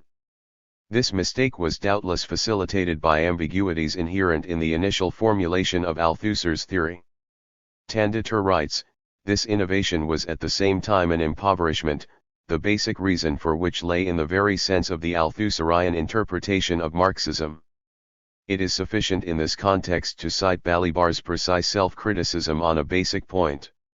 Thus, Balibar writes that in 1967-8 he had not understood that there is no real historical dialectic which is not the process of transformation of every concrete social formation, that is to say, that social formations are not simply the concrete site in which is realized a general abstract dialectic, and that these formations are in reality the only object which is transformed, because it is the only one which really implies a history of class struggle. The mistake of 1967-8 is summarized, then, as instead of dealing with social formations, only modes of production were considered, that is, a still abstract generality of which, in practice, social formations appeared only as the particular and concrete realization. 7. The theory of colonial modes of production was to be an outstanding example of this illegitimate transposition of levels. Ciro Cardoso, one of the first to formulate it, 8 speaks of a colonial slave mode of production and finds the following as its defining features at the level of mode of production. 1. The fact that the slave in Latin America had his own economy, based on the proprietor's concession of the produce of a plot of land. 2. The fact that in Latin America slavery developed in social formations that were dependent, peripheral, and deformed. 3. The fact that in Latin America slaves came from populations of a lower level of development than those of Europeans and those belonging to different races. These 3 features, by which he attempts to define the difference between ancient slavery and American colonial slavery, are considered by Cardoso sufficient to speak of different modes of production in these 2 cases. As we can see, the result is to dissolve the concept of mode of production once again, albeit for reasons contrary to those of Wallerstein. In the case of the latter, the concept is dissolved because all its essential determinants are transferred to the level of economic systems, in the case of the former, because even the most secondary empirical variations are regarded as sufficient for us to discover different modes of production, which opens up the possibility of reproducing them ad infinitum. Where do we draw the line? For Cardoso there is no theoretical criterion, merely the social scientist's empirical assessment of what is relevant. Yet, of course, there are far greater differences between an 18th-century workshop in Manchester and a large modern corporation than between ancient slavery and American colonial slavery. Why call the former capitalist then, rather than speaking of two different modes of production? Once this course is adopted, concepts disintegrate as theoretical categories and analysis lapse into a vulgar empiricism.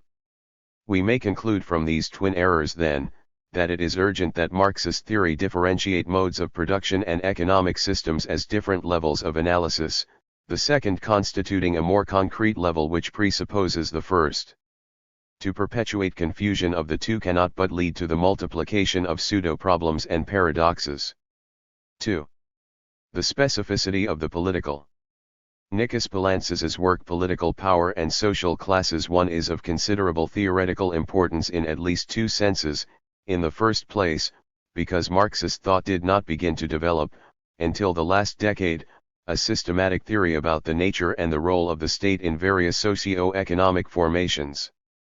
Sketchy observations attempting to establish the ultimate coherence between socio-economic changes and the transformations of the political system, or not so sketchy observations attempting to establish mechanical relations of causality between the two, have dominated the area of analysis to such a point that we can only welcome a work which tries to establish on the theoretical level the specificity of the political and which systematically avoids purely impressionistic correlations. But, in the second place, the work of Poulantzas is not a simple Marxist work. It appears within a perfectly defined theoretical ambit within the currents of contemporary Marxism, that constituted by the Althusserian Revolution. Political Power and Social Classes constitutes, without doubt, the most complete attempt so far to construct a regional theory, starting from the general problematic of Althusser. In this way, it constitutes, up to a certain point, a test of the fruitfulness of this problematic for the analysis of concrete processes and situations. We must, in this respect, bear in mind that a theoretical approach is fruitful to the extent that it is revealed as a multiplier of spontaneous creativity arising in particular areas which could not have fully developed for lack of a principle of systematization, that is to say, the possibility of theoretical incorporation into the framework of a problematic. A narrow or inadequate problematic, on the contrary, hides the true problems instead of clarifying them, and creates an insuperable antagonism between general theoretical formulations and the knowledge of particular ambits and concrete situations. On both these counts, its originality as an attempt to formalize theoretically the specificity of the political, and its relationship with the Althusserian problematic, to which we must add the indubitable rigor and theoretical sophistication with which the attempt has been carried out, Poulantzas's work has been, and will presumably continue to be at the very center of contemporary Marxist political analysis. It will be necessary, elsewhere, to make an overall analysis of Poulantzas's thought. In this essay, however, the aim will be a more limited one, to consider some of the theoretical implications of the debate carried on by Poulantzas and Miliband in New Left Review 2-3 after the publication of Miliband's book The State in Capitalist Society. 3. We will begin, then, by summarizing the general lines of the debate. Poulantzas's first attack arises from an epistemological critique of Miliband's method of analysis. This method consists substantially of the following, starting from a current assertion of bourgeois political science, demonstrating that the facts are in contradiction to it and concluding, therefore, that the assertion is false. In short, Miliband's whole analysis remains on an empirical plane. It starts with assertions referring to reality and it proves that reality is in contradiction with those assertions. It is precisely the validity of this approach that Poulantzas goes on to criticize, instead of displacing the epistemological terrain and submitting these ideologies to the critique of Marxist science by demonstrating their inadequacy. To the real, Miliband appears to omit this first step. Yet the analysis of modem epistemology shows that it is never possible simply to oppose concrete facts to concepts, but that these must be attacked by other parallel concepts situated in a different problematic. For it is only by means of these new concepts that the old notions can be confronted with concrete reality. For briefly, Poulantzas asserts that it is not a valid method to consider the propositions of bourgeois political science in isolation, as empirical propositions, without trying to extricate their theoretical substance and without taking the analysis to the arena of theoretical confrontation. The error corresponding to this attitude is that Miliband does not consider it necessary to make explicit his own epistemological principles and the theoretical proposition by which he judges his opponents, i.e., the Marxist theory of the state, and he then commits the same error in his attack against bourgeois ideologies of the state, placing them on the same terrain. The consequence is that these ideologies end up being introduced into Miliband's own analysis. This is evident in the difficulties that Miliband has in comprehending social classes and the state as objective structures, and their relations as an objective system of regular connections, a structure and a system whose agents, men, are, in the words of Marx, bearers of it, trigger. Miliband constantly gives the impression that for him social classes or groups are in some way reducible to interpersonal relations, that the state is reducible to interpersonal relations of the diverse groups that constitute the state apparatus, and finally that the relation between social classes and the state is itself reducible to interpersonal relations of individuals composing social groups and individuals composing the state apparatus. According to this problematic, the agents of a social formation, men, are not considered the bearers of objective instances but as the genetic principle of the level of the social whole. This is a problematic of social actors, of the individuals as the origin of social action. Sociological research thus leads finally, not to the study of the. For Poulantzas, the problem. p. 241. 54. Objective coordinates that determine the distribution of agents into social classes and the contradictions between these classes, but to the search for finalist explanations founded in the motivations of conduct of the individual actors. This is notoriously one of the aspects of the problematic both of Weber and of contemporary functionalism. To transpose this problematic of the subject into Marxism is in the end to admit the epistemological principles of the adversary and to risk vitiating one's own analysis. 5. Poulantzas cites various examples where Miliband's empiricist methodology leads him to the theoretical error mentioned in the above proposition. Thus, in the case of the theory of elites, Miliband attempts to show that their existence is not incompatible with the presence of a ruling class, instead of criticizing the ideological notion of elite in the light of Marxist concepts. In the case of managerialism, his critique of the ideological conception of a managerial revolution consists of showing that managers seek profit as much as any other economic elite forming part of the ruling class, without seeing that the category of profit is an objective category independent of the motivation of conduct of its bearers, and without referring to the really relevant problem, which is that of the relations between different fractions of capital. Miliband also fails in his consideration of the bureaucracy, since he focuses his analysis on the social origins and personal ties of bureaucrats with members of the ruling class, i.e., citing the class situation and not the objective function of the bureaucracy as the relevant factor.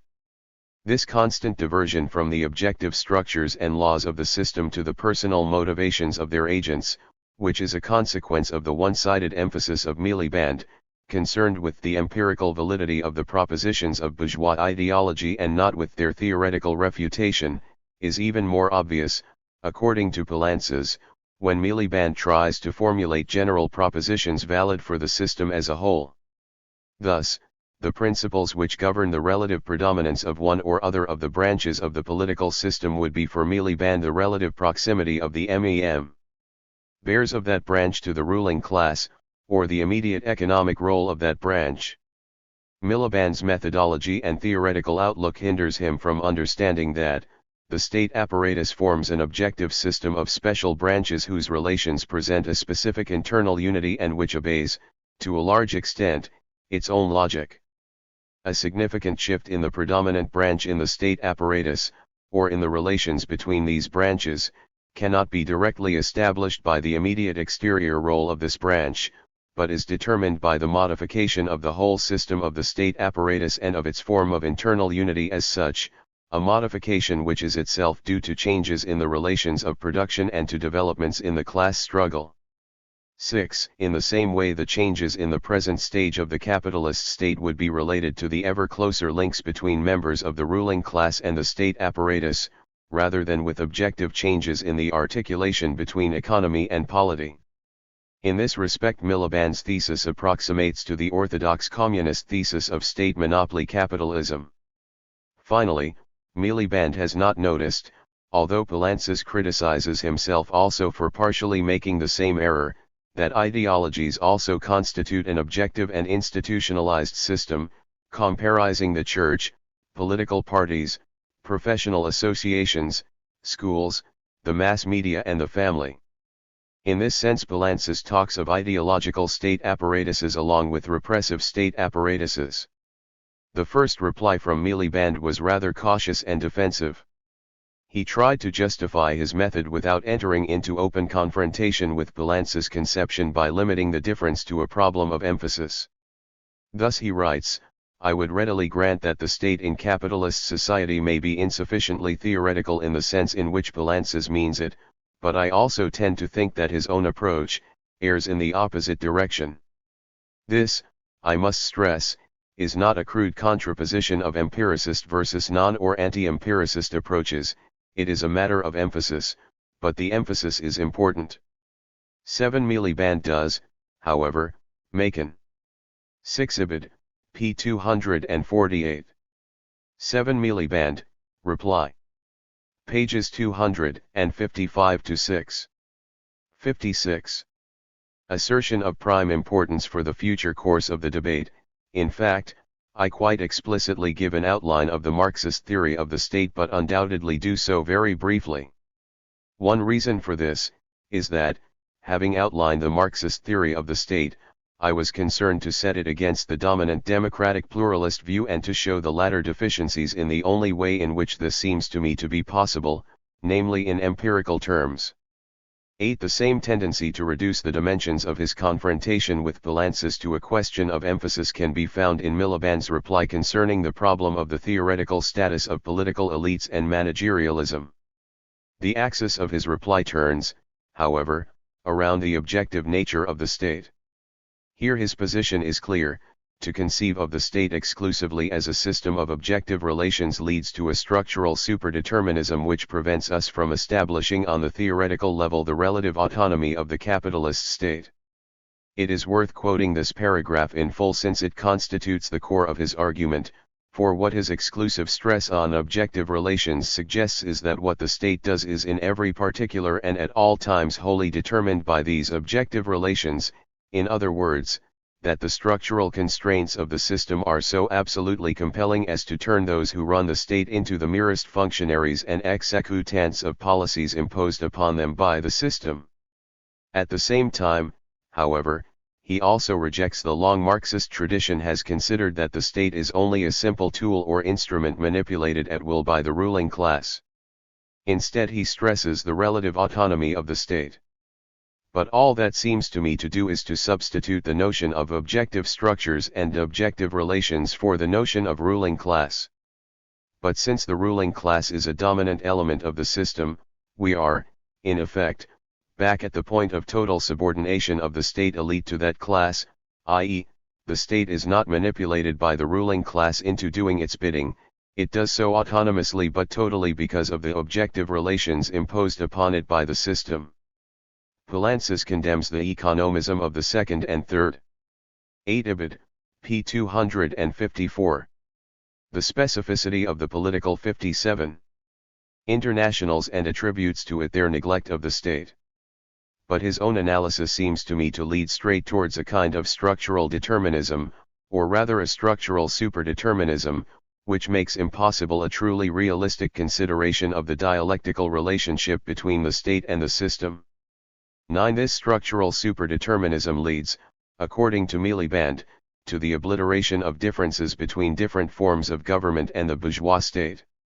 According to this conclusion, there would be no real difference between a bourgeois democracy and a fascist state, a conception which constituted the central error of the Comintern during the interwar period. The very disregard by Poulantzas for the differences between various forms of government leads him to an erroneous treatment of the phenomenon of Bonapartism, which he presents as characteristic of all forms of the capitalist state when actually it has emerged only in exceptional circumstances. Finally, he rejects the notion that the ideological state apparatuses belong to the system of the state. Miliband's reply is, as a whole, unsatisfactory. On one hand he tries to reduce the conflicts to a problem of emphasis, and on the other his methodological assertions and his theoretical criticism suggest that his differences with Poulantzas go much further than this supposed difference of emphasis would seem to indicate. 3 years later, however, in a new article published to mark the appearance of the English edition of Poulantzas' book, he reopens the debate with a new, much more elaborated and far-reaching attack.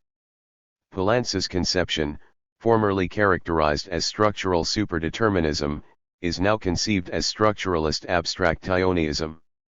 By this we should understand, if I have correctly interpreted Miliband, a theoretical approach in which an abstractly defined instance seeks its explanatory principle in another, equally abstractly defined instance, but in such a way that this process of referring one instance to the other turns into a circular procedure or a game of mirrors in which finally, nothing has a precise meaning and the conceptual system as a whole is contradictory. The consequence of this, according to Miliband, is that Poulantzas is unable to answer the very problems that he poses, and he is particularly incapable of giving an answer to the central problem, the relative autonomy of the capitalist state. The self-contradictory method of structuralist abstractionism itself leads Poulantzas to reintroduce economism, after having made the denunciation of it a point of principle. Miliband asserts, Poulantzas tells us that power is not located in the level of structure, but is an effect of the ensemble of these levels, while at the same time characterizing each of the levels of the class struggle. From this proposition, Poulantzas moves on to the idea that the concept of power cannot thus be applied to one level of the structure. When we speak for example of state power, we cannot mean by it the mode of the state's articulation at the other levels of the structure, we can only mean the power of a determinate class to whose interests the state corresponds. Now this, I should have thought, is manifestly incorrect. It is simply not true that by state power we can only mean the power of a determinate class. For this, inter alia, is to deprive the state of any kind of autonomy at all and to turn it precisely into the merest instrument of a determinate class, indeed all but conceptualize it out of existence. 10. The reason for this confusion, according to Miliband, is that Poulantzas has not established a vital distinction, that between state power and class power. State power is the main and ultimate, but not the only, means whereby class power is assured and maintained. But one of the main reasons for stressing the importance of the notion of the relative autonomy of the state is that there is a basic distinction between class power and state power, and that the analysis of the meaning and implications of that notion of relative autonomy must indeed focus on the forces which cause it to be greater or less, the circumstances in which it is exercised, and so on. The blurring of the distinction between class power and state power by Poulantzas makes any such analysis impossible. For all the denunciations of economism, politics does here assume an epiphenomenal form. 1. From this confusion follows a whole series of inadequacies in Poulantzas' analysis, from the erroneous conception of the ideological state apparatuses to his no less erroneous conception of political parties, reduced to being unable to play any autonomous organizational role. From this follows a particularly convincing critique of the conception of Bonapartism in Poulantzas. Let us begin, then, an analysis of the theoretical structure of this polemic. In the first place we will have to take up some of the methodological questions. Methodological and epistemological questions. Poulantzas began by stating the theoretical inadequacy of Miliband's method and, we must point out, he received no reply on this count. On the one hand, it is not possible to consider Miliband's impressionistic observations about differing points of emphasis as a reply. On the other hand, Although Poulantzas's assertion that it is never possible to oppose concrete facts to concepts situated in a different problematic is formally contradicted by Miliband when he says that he has tried to show the deficiencies in the only way which seems to me possible, namely in empirical terms. Miliband makes no attempt whatsoever to justify this assertion. Everything depends on defining what is understood by empirical terms. If by this we understand an instance external to thought, whose function is to test the validity of a theory, we find ourselves fully within an empiricist framework and the critique of Poulantzas is vindicated. If, however, the concrete facts are produced by the theory or problematic itself, as modern epistemology asserts, then the problems of logical consistency and empirical validity are not substantially different. The forms of proof of the validity of assertions relating to the object of knowledge can only be considered external to the theoretical system in question if one admits the identification between object of knowledge and real object, and the consequent distinction between subject and object of knowledge. To show the inadequacy between the system of axioms which defines the ambit of a theory and the assertions relating the objects arising within this theory itself is, at the same time, 60. To demonstrate the internal contradictions of the theory. It is for this reason that, strictly speaking, the empirical validity and the theoretical validity of a theory are not aspects which can be differentiated. Now then, if Miliband understood his task as an effort to show the internal contradictions of a theoretical problematic starting from the facts arising within it, the theoretical exercise could be justified. But, on the contrary, everything in his line of argument is presented as if his appeal to the facts was a direct appeal to real objects. This is not just a difference of emphasis with Poulantzas, but a radically different epistemological position. Furthermore, the whole polemic takes its course as though Miliband had not noticed the importance of this first disagreement. We should point out, in this respect, that theoretical practice takes place wholly on the plane of thought.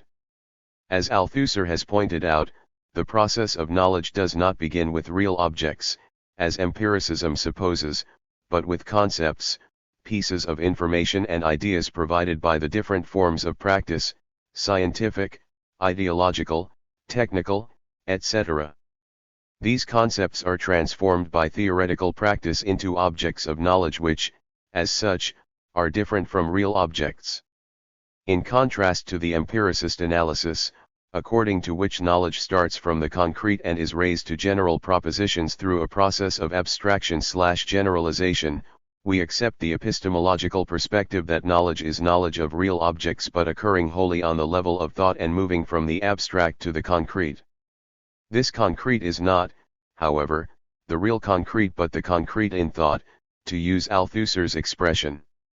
So, as we were saying before, insofar as the object of knowledge is produced by theoretical practice itself, the methods of verification are part of the theoretical system itself. A theory is only false to the extent that it is internally inconsistent, i.e., if in the process of construction of its concepts it has entered into contradiction with its postulates.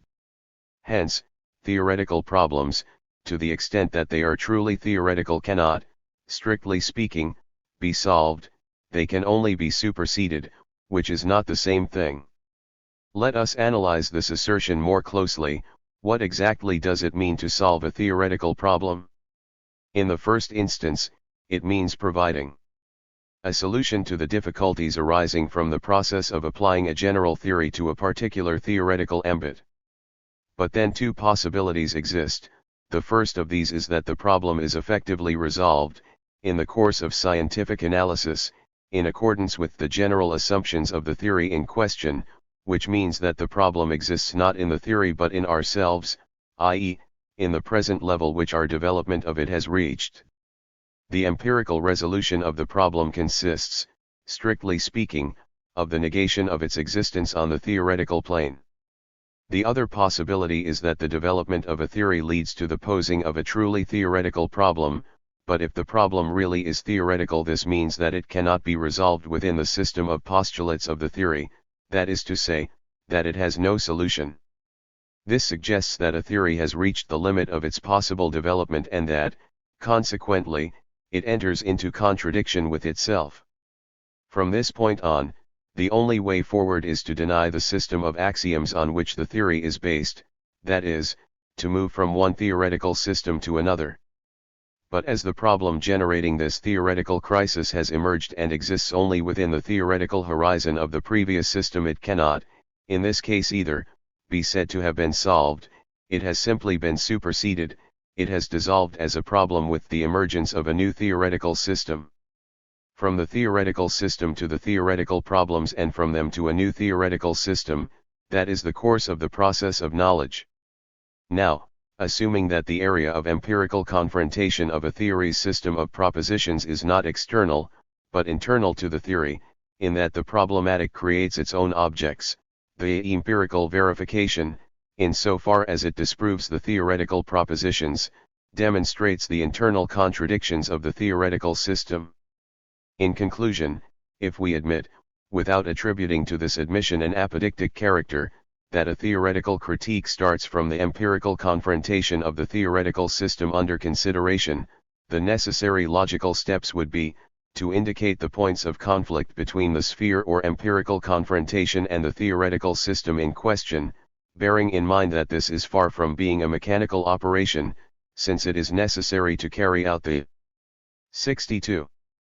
Confrontation, taking into account the level of abstraction of the proposition, starting from the points in discord, to identify the theoretical problems, starting from the theoretical problems, to demonstrate the internal theoretical contradictions which lead to the collapse of the theoretical system, to propose an alternative theoretical system which can overcome the internal contradictions of the previous one. Returning to the Poulantzas-Miliband debate, I think it becomes clear that Miliband's book, despite its undoubted interest, is of limited theoretical scope, since the analysis does not go beyond step. Poulantzas, however, tends to suggest that the critical endeavor is incomplete because steps and are not accomplished, and neither is step 1-2. But according to Poulantzas, Miliband has not only not subjected the ideological conceptions of the adversary to scientific criticism, but by remaining on the terrain of the latter, has ended up incorporating uncritically those very conceptions. This, he says, is reflected in the predominance, in Miliband's conception, of a problematic of the subject, in which the motivations of the social actors occupy a central role in the explanation of historical change. On this point, however, I feel that Poulantzas' critique has gone a little too far. Miliband's text has not progressed sufficiently into the field of theoretical formalization for us to be able to accept Poulantzas' categorical assertion that Miliband reduces the role of the state to the conduct and behavior of the members of the state apparatus. Miliband's text permits of different readings, for example, that the links between members of the state apparatus and members of the ruling class are an indication of class domination and not its cause. The method of Poulantzas.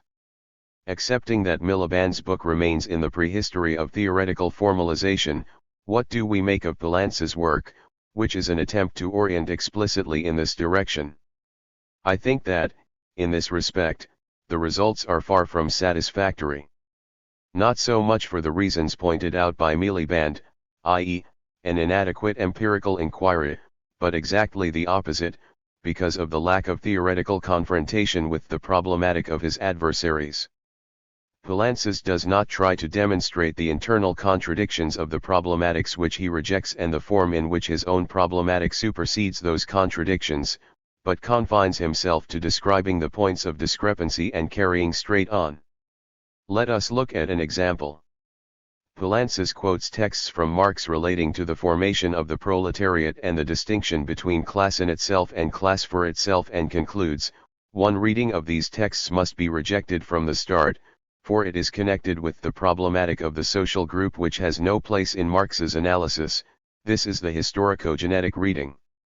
1-3. Further on, even more emphatically, this reading of Marx's analysis is itself related to a historicist problematic. It must be pointed out here that it is precisely in the theory of classes that its inadequacy is most clearly revealed. 1-4. There follows a description of the theory of classes in two variants of the historicist problematic, Lukács, and the functionalist interpretations of Marx. How is this inadequacy of the historicist problematic revealed in the theory of classes? The answer comes 2 pages later. This conception fails to recognize 2 essential facts. Firstly, that the agents of production, for example the wage-earning laborer and the capitalist, as personifications of wage labor and capital, are considered by Marx as the supports or bearers of an ensemble of structures. Secondly, that social classes are never theoretically conceived by Marx as the genetic origin of structures, inasmuch as the problem concerns the definition of the concept of class. We shall see why. 1.5. But this does not demonstrate that the historicist problematic reveals its inadequacy in the theory of classes, it only reveals its inadequacy in relation to the problematic of balances. That 2 different conceptions of the same reality may oppose each other is not surprising. The important task would have been to show the internal contradictions of the historicist problematic regarding the theory of classes, that is to say, to have detected the theoretical problems and traced the course which leads from the theoretical problems to the crisis of the problematic, and to show, finally, how the anti-historicist problematic is free from these types of contradictions. The above quotation concludes with a "we shall see why." But what we see from here on is the development of Palance's theory concerning social classes, without the slightest attempt at criticism of the historicist currents other than a statement of the differences. The same procedure is followed in the analysis of ideologies and bureaucracy and, in general, throughout Palance's work. Returning to our previous analysis, we could say that if Miliband has started and remains throughout his whole analysis in stage, Palance starts his analysis and remains throughout in stage. Stages and appear in his analysis only in a formal way, since his critique of opposing problematics consists not of the determination of their internal contradictions but of a simple description of the differences which they express with regard to his own problematic. What is lacking in Palance's is a dialectical conception of the process of knowledge, for this conception is incompatible with the idea of problematics as closed universes, unconnected with the internal contradictions of the previous problematics. Structural superdeterminism. Let us consider from this perspective Miliband's criticisms of Palance's. The theoretical perspective of the latter has been called by Miliband structural superdeterminism in his first article and structuralist abstractionism in the second. The first critique referred to the content and the second to the method of creating the concepts. Miliband's first critique seems to me particularly erroneous and misdirected, not with regard to the appellation structural superdeterminism, which may be correct, but when he maintains that this structural superdeterminism prevents Palance from correctly posing the problem of the relative autonomy of the state. There exists no incompatibility, as Miliband seems to think, between the objective character of the relation existing between the bourgeois class and the state, the structural constraints of the system, and the relative autonomy of this very state. From the Palance's viewpoint, this relative autonomy would be in turn a structural element, that is to say, the result of a particular articulation between the instances corresponding to the mode of production under consideration, in that sense, one more objective determination of the system as a whole. The relative autonomy of the state and its objective determination would be incompatible only if this autonomy were understood as a break in the chain of necessity and the emergence, however, relative, of a realm of freedom. But this contraposition only makes sense within a problematic of the subject, which Palance excludes by definition. In reality, from having stood his ground on the form in which Miliband seems to understand the relative autonomy of the state, Palance could have found an a fortiori argument for strengthening his suspicions of his opponent's historicist propensities. Similarly, I do not think that Miliband's assertion that the structural superdeterminism of Palance must lead necessarily to an indifference towards the various forms of state and government is a valid one. It only leads to a structural explanation of those various forms, which is probably different from the type of explanation that Miliband would give. It would seem that Miliband is working with a simplistic contraposition, in which the adjective relative constitutes a simple restriction to an autonomy conceived in terms of freedom. For Palance, on the contrary, the relative character of an autonomy indicates that it belongs to a world of structural determinations, and it is only within this, as a particular moment of it, that the concept of autonomy must be elaborated. Apart from this, the excellent book by Poulantzas Fascism and Dictatorship 1/6 is the most eloquent proof that its author is well aware of the range of differences in the forms of state to which Miliband refers. With respect to the problem of Bonapartism, I agree with Miliband that Marx and Engels never considered this as a phenomenon characteristic of all forms of state. It is, on the contrary, an exceptional form. As Miliband has clearly pointed out, Bonapartism is not the religion of the bourgeoisie at all. It is a last resort in conditions of political instability so great as to present a threat to the maintenance of the existing social order, including of course the system of domination which is the central part of that order. 1/7 I think, however, that the obvious textual abuse of Poulantzas results from his attempt to grapple with a problem which seems neglected in Miliband's analysis, even at the empirical level, that of the relation between the fraction which retains state power and the dominant classes. Doubtless Miliband would protest, asserting that a good part of his book is precisely devoted to the treatment of this problem. This is true, but he does it from the opposite perspective, trying to show the unity between the two. This problem, the factual processes through which the connection between dominant class and groups holding power are established, is, for Poulantzas, a minor problem. For him the unity of the system is a unity based on objective structures, and the central problem is, starting from a general objective determination, to construct in structural terms the concept of the relative autonomy of the various levels. In short, Miliband is interested in determining the concrete channels which in Western Europe establish the link between fractions which hold political power and dominant classes, and in that sense he emphasizes the elements of unity between the two. Poulantzas, by contrast, is interested in determining, at the theoretical level, the autonomous character of the political within the capitalist mode of production, and in that sense he emphasizes the elements of separation between dominant class and fraction holding power. The conclusion seems evident: they are analyzing different problems. However, this does not seem apparent to either of the two authors, and consequently, Poulantzas thinks that Miliband has so emphasized the link between dominant class and elite in power that he can only concede the relative autonomy of the state in the case of fascism, which is false, and Miliband considers that Poulantzas has so emphasized the regimes of exception that he has lost all interest in the bourgeois democratic form of state, or, which is worse, that he sees no difference between the two forms. This supposition of Miliband is also wrong. What happens in the last respect is, firstly, that the terms of the problem analyzed by Poulantzas are reflected more clearly in authoritarian capitalist regimes than in parliamentary ones, and in that sense it is natural to resort to them when seeking examples. Secondly, Poulantzas' book does not refer solely to Western Europe but to the capitalist mode of production in general, and on this level, it could perhaps be said that the regimes of exception are the rule. Finally, with regard to the ideological state apparatuses, I agree completely with Miliband that the problem is badly posed. Poulantzas had begun by asserting that inside the structure of several levels dislocated by uneven development the state has the general function of constituting the factor of cohesion of a social formation.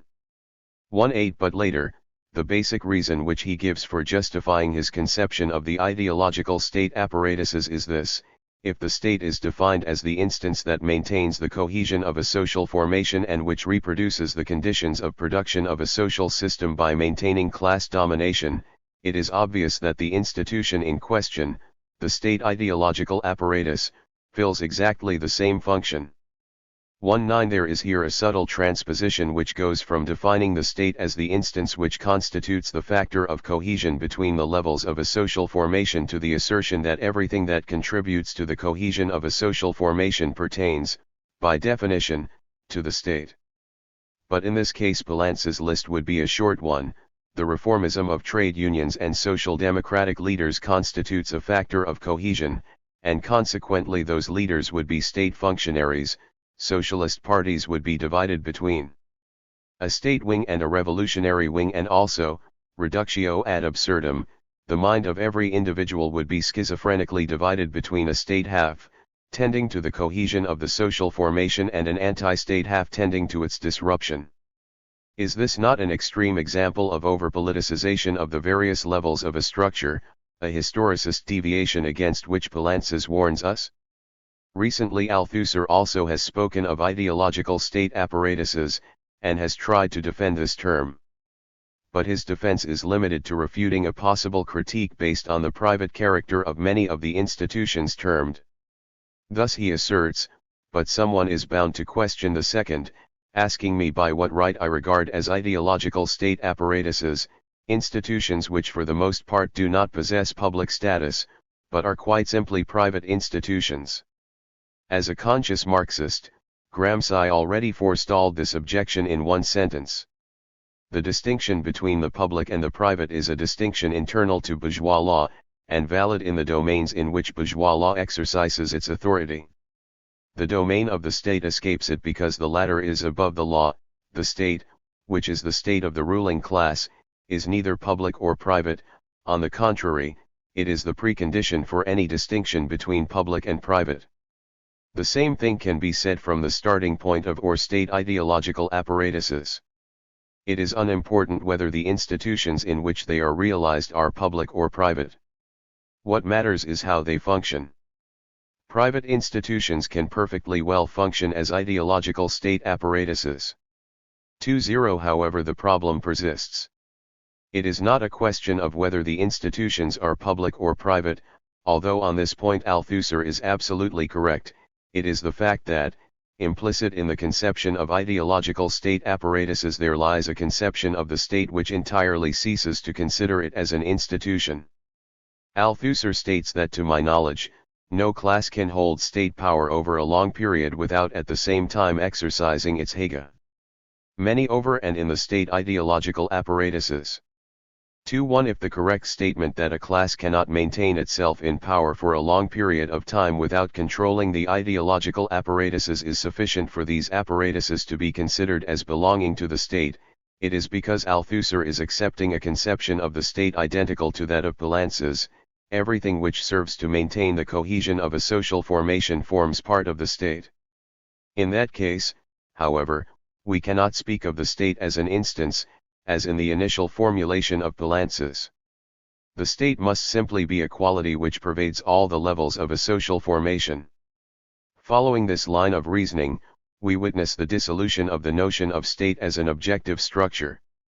However, I believe, on the contrary, that the distinction which Miliband establishes between class power and state power is entirely appropriate, and restores the problem to its true location. The drawback is, of course, that the problem, although correctly located, is not solved. What indeed is class power external to state power? What is the specificity of the latter? These are questions which remain open. We must now pass on to the second of Miliband's characterizations of Poulantzas' theoretical approach, structuralist abstractionism. The substance of this method is a type of abstraction which leads to a growing formalism, as a result of which the theoretical substance dissolves into a system of verbal antinomies. I think that this criticism is to a great extent correct. Its accuracy is revealed among other things by the predominance of descriptive categories in Poulantzas' theoretical system. Let us be clear, in the first place, that we are using the expression formalism not in the usual epistemological sense, which is associated with the deductive method, but in accordance with the current use of the word, meaning an increasing predominance of form over content. As the theoretical substance of a concept tends to become diluted, the symbolic functions of that concept within the discourse tend to increase. This happens because no concept occurs in isolation, but as a part of a system. The relations between the different concepts making up that system can be of two kinds: a relation logically interlinking the concepts one with another and tending to stress their theoretical nature. We then have a process of feedback whereby the theoretical function of the concepts tends to become stressed by reason of the logical character of the relations which link them, a relation which is purely descriptive of proximity between different concepts. In the latter case, the concept in question also forms part of a system, but this system is a descriptive unity and not a logical structure. But, As each isolated concept evokes the descriptive unity of which it forms a part, it is transformed into a symbol of that unity. In this case, the theoretical function of the concepts tends to diminish and their symbolic function tends to increase. A conceptual structure in which the symbolic values of its terms predominate over their theoretical structure we call formalism, thus giving it a meaning exactly opposite to that normally understood in epistemology, i.e. a deductive system in which the symbolic function of the concepts plays no role at all. As can be seen, it belongs to the essence of formalism, in the sense in which we use the term here, to start from purely descriptive relationships between the phenomena to be analyzed. Taxonomy and formalism are complementary aspects of the same theoretical attitude. Going back to Poulantzas, his attitude when faced with a complex reality is to react with taxonomic fury, and his taxonomy is set at a level of abstraction so high, without always being justified, that the symbolic functions of the concepts necessary tend to predominate. These symbols enter into relationship with each other and create in turn symbols of these relations, and all contact with the original meaning is lost. Without abstraction scientific knowledge is not possible, but my argument is that abstraction, such as practiced by Poulantzas, has gone in the direction of formalism. I think that, with Poulantzas, the origin of this formalist tendency in the process of abstraction lies in the fact that mutual contact was established between the initial elements of the process of analysis in a purely descriptive way. The result is that in the later stages of the process of abstraction, it is impossible to establish a logical link between these elements. The way out of this dilemma for Poulantzas is the postulation of purely formal relations between the objects of analysis and an increasing use of metaphors. From this point on, abstraction can only be exercised, necessarily, in a formalist direction. In Poulantzas' case, the worst abuses of this method are avoided because of his acute sensitivity to historical reality. His analyses, such as those of fascism, are often penetrating and thought-provoking, but this result is achieved despite, not because of his method. Several examples of Poulantzas' formalist theoretical attitude could be mentioned. One is provided by Miliband himself. A class, he says, can be considered as a distinct and autonomous class, as a social force, inside a social formation, only when its connection with the relations of production, its economic existence, is reflected on the other levels by a specific presence. One must ask, what is a specific presence? The answer is that this presence exists when the relation to the relations of production, the place in the process of production, is reflected on the other levels by pertinent effects. What then are pertinent effects? The answer is that we shall designate by pertinent effects the fact that the reflection of the place in the process of production on the other levels constitutes a new element which cannot be inserted in the typical framework which these levels would present without these elements. This might be interpreted to mean that a class assumes major significance when it makes a major impact upon affairs, which can hardly be said to get us very far. But Poulantzas does not even mean that. For he also tells us, the dominance of the economic struggle does not mean an absence of pertinent effects at the level of the political struggle, it only means a certain form of political struggle, which Lenin criticizes by considering it as ineffectual. So, at one moment a class can only be considered as distinctive and autonomous if it exercises pertinent effects, i.e. a decisive impact. Next moment, these pertinent effects may be ineffectual. 22. The concept of mode of production. Many more of these examples could be quoted. However, I believe that more important than the obvious formalism exemplified by paragraphs like the above, is the way in which this very theoretical attitude affects some of the central theoretical concepts used by Poulantzas, such as the concept of mode of production. The criticism of Poulantzas on this score can be applied equally to the use made of the same concept by the whole of the Althusserian current. Poulantzas, following Balibar in this, asserts, by mode of production we shall designate not what is generally marked out as the economic, but as a specific combination of various structures and practices which, in combination, appears as so many instances and levels, i.e. as so many regional structures of this mode. Furthermore, the fact that the structure of the whole is determined in the last instance by the economic does not mean that the economic always holds the dominant role in the structure. The unity constituted by the structure in dominance implies that every mode of production has a dominant level or instance, but the economic is in fact dominant only insofar as it attributes the dominant role to one instance or another, insofar as it regulates the shift of dominance which results from the decentration of the instances.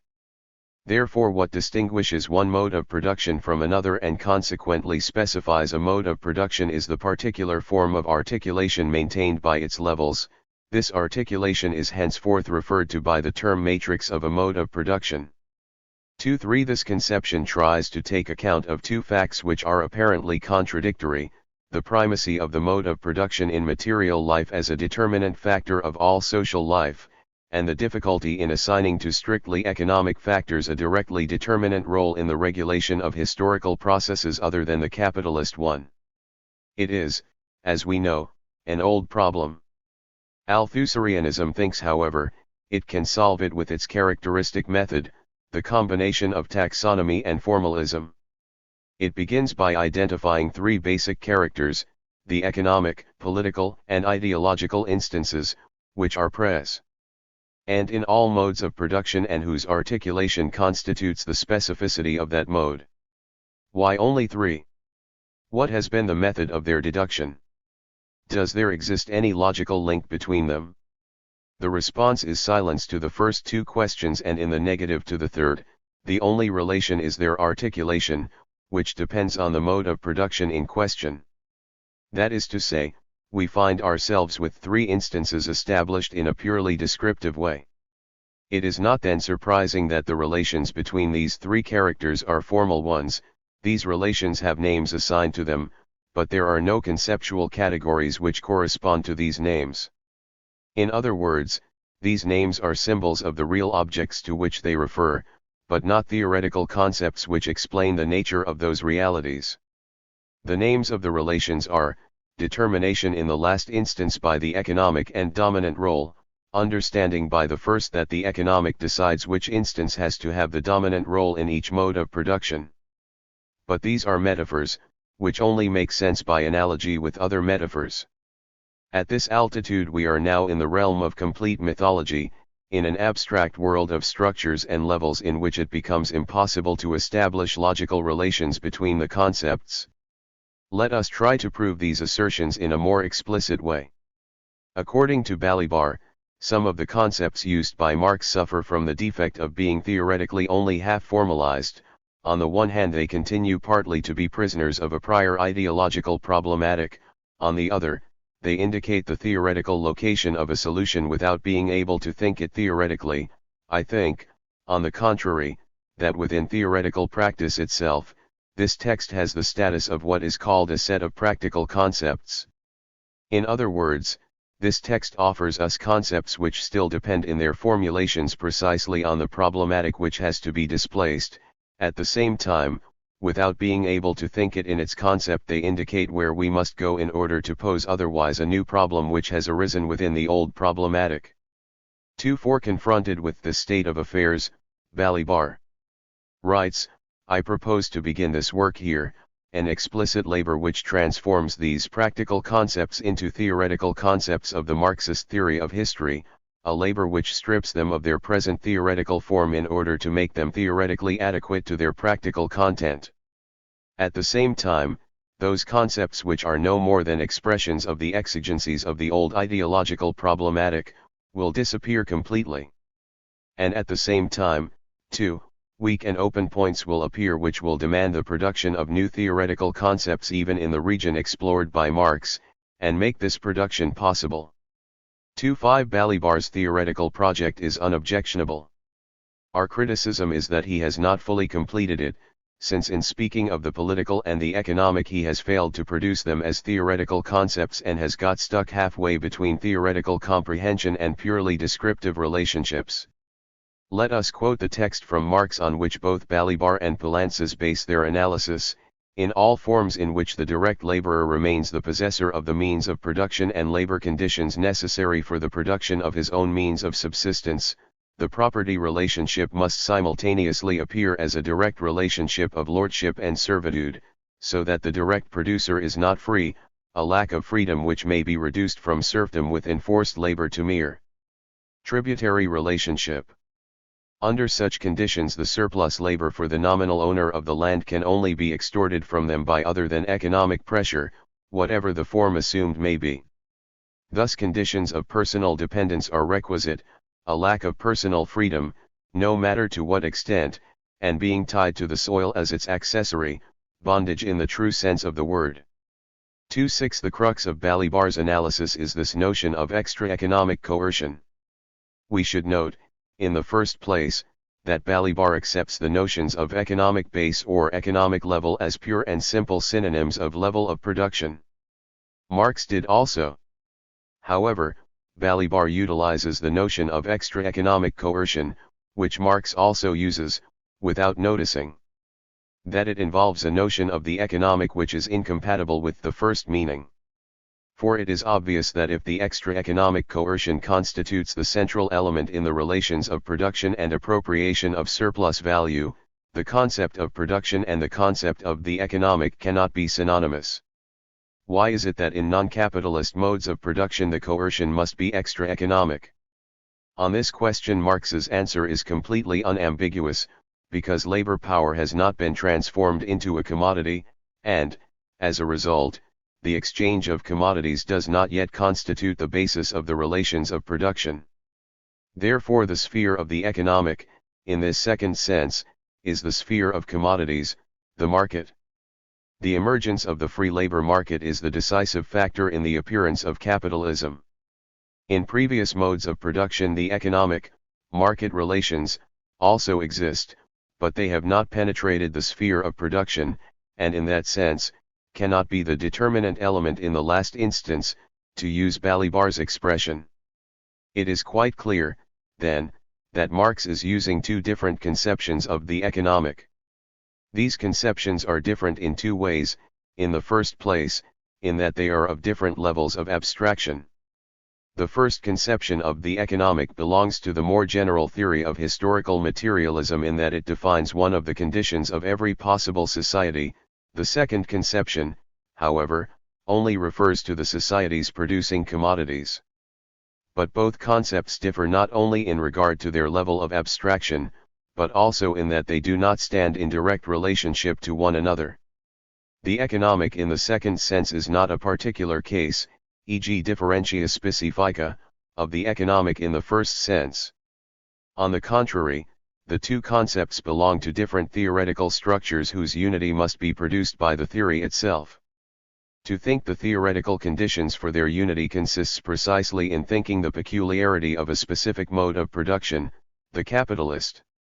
This is why Marx in Capital has to think separately the abstract conditions of the labor process and the abstract conditions of commodity production, in order to be able to produce the theoretical concept of 76. Capitalist mode of production. If indeed these two conceptions of the economic are to be found in the works of Marx, I do not see the usefulness of continuing to use the same expression to designate both. I suggest, therefore, that we continue to use the term the economic for the second meaning, whilst for the first we should use the term production. In this way, the basic proposition of historical materialism, according with which the mode of production of material life determines all other instances of social life, would not establish the primacy of the economic for non-capitalist modes of production, in that extra-economic coercion would be the basis of relations of production. My point is that Balibar and Poulantzas too, have not submitted the notion of the economic to a rigorous theoretical critique, and as a result they have not produced a true theoretical concept, but have proceeded using a descriptive and intuitive concept in which the ambiguity of the two notions we have analyzed persists. Therefore, in relating to a pseudo-object of knowledge, the theoretical analysis becomes weakened and the symbolic meanings increase.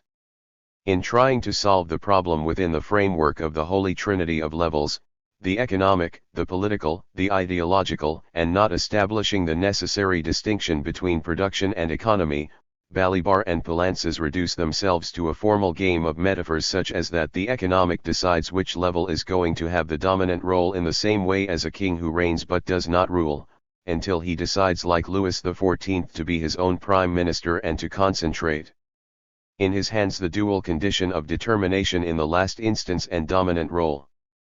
Balibar asserts, the economy is determinant in that it determines which of the instances of the social structure occupies the determinant place. Not a simple relation, but rather a relation between relations, not a transitive causality, but rather a structural causality. 2.7 But it must be one or the other. If by economy we mean the production of material existence, it is not determinant in the last instance but in the first, whatever the mode of production. If, on the contrary, we understand economy in the second sense, it has never been determinant except when identified with the basic productive relations of the society. This distinction between the determinant in the last instance and the dominant role seems to be no more than a series of metaphors which attempt to resolve through symbols of little theoretical content, an artificial problem created by the metaphysic of instances. The whole problem arises, we believe, from the predominantly descriptive character in which concepts such as the economic have been introduced into the theoretical discourse. This is, after all, even more the case with concepts such as the political and the ideological. In other words, we have here a new example of the fusion between taxonomy and formalism. Notice that the problem is not that the three levels should be articulated in a different way and that, consequently, we should attribute to production a political rather than an economic character. What happens is that the separation between the economic and political has not been verified in modes of production prior to capitalism and, therefore, the discrimination between economic and non-economic factors is an artificial operation which projects onto the previous mode of production a type of social rationality existing under capitalism. In that sense, the notion of extra-economic coercion as used by Marx is insufficient because it does not define the coercion in itself, but only its difference from the type of coercion existing under capitalism. This procedure could be justified in capital, since its approximation to non-capitalist modes of production is marginal, destined only to trace the prehistory of capitalism, but it becomes definitely inadequate when we try to advance our understanding of those other modes of production. We should notice, finally, that we are not dealing with the problem of relative autonomy non-existent before capitalism. Here Poulantzas confuses the problem. A level can be relatively autonomous from or totally determined by another, but even to be totally determined both must be distinct, and our point is that in most of the cases this distinction would not exist. Balibar undoubtedly perceives the problem. Thus he states, surplus labor cannot then be extorted without other than 78. Economic pressure, i.e., without Herrschaftsverhältnis. Even before we have analyzed the transformed forms for themselves, we can conclude that in the feudal mode of production they will not be the transformed forms of the economic base alone. Not directly economic but directly and indissolubly political and economic, which means finally, that different modes of production do not combine elements and do not allow differential division and definitions like the economic, the legal and the political. Historians and ethnologists today often attest the discovery of this effect, though usually in a theoretically blind fashion. 2.8 But if different modes of production do not contain homogeneous elements such as the economic, the juridical and the political, what becomes of the scheme of determination in the last instance by the economic, or of differentiation of modes of production in function of the instance which exercises the dominant role? Above all, what happens to the differentiation between modes of production in function of the different articulation of their elements? It has to be either one or the other. Either the economic, the political and the ideological are so diverse in different modes of production that the only thing linking them is the verbal unity of the name, equivocal concepts, in the Aristotelian sense of the word, and then it is not their articulation which differentiates modes of production from each other, since they come to be strictly incomparable realities, or, despite their differences there is an element in common which allows us to attribute to the moment of articulation its differentiating character.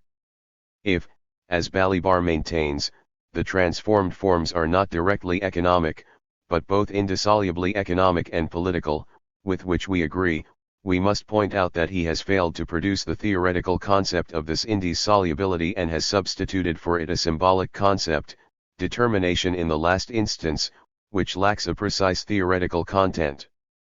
The possibility of thinking the specificity of modes of production therefore depends on carrying to its logical conclusion the task which Balibar and Poulantzas have set themselves, but have only partially carried out, to eliminate descriptive categories and replace them by truly theoretical categories. Only thus is it possible to make a cognitive approach to the concrete. If Marx thought the specificity of the capitalist mode of production by theoretically linking to the abstract analysis of the labor process the abstract analysis of the process of commodity production, the production of the concepts capable of thinking the specificity of other modes of production should proceed in the same way, by isolating the abstract system of concepts the linking of which could account for the specificity of the mode of production in question. However, if this reasoning is correct, this process can only be verified insofar as the object is really constructed theoretically, and insofar as descriptive, impressionistic, or intuitive categories are not allowed to subsist, for these will only succeed in reproducing their ambiguities in the subsequent stages of analysis and will lead to formalism.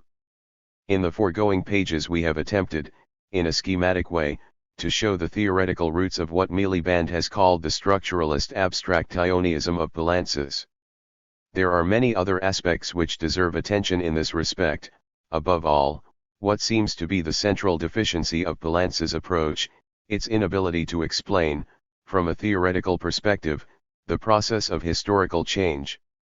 However, treatment of these questions goes beyond the aims of this essay, which proposed only to analyze the Poulantzas-Miliband debate. It would be necessary, in order to deal adequately with those questions, to analyze as a whole the positive contributions of Poulantzas to the development of Marxist political thought. This is a task which I consider all the more urgent since I do not agree with the assertion of Miliband that Poulantzas' book does not seem to me to be very helpful in the development of Marxist political sociology. It seems to me, on the contrary, for the reasons given at the beginning of this article, that its importance can hardly be exaggerated. The most striking thing about Nicholas Poulantzas' book Fascism and Dictatorship one is the exceptional wealth of theoretical determinations which he introduces into the analysis of fascism.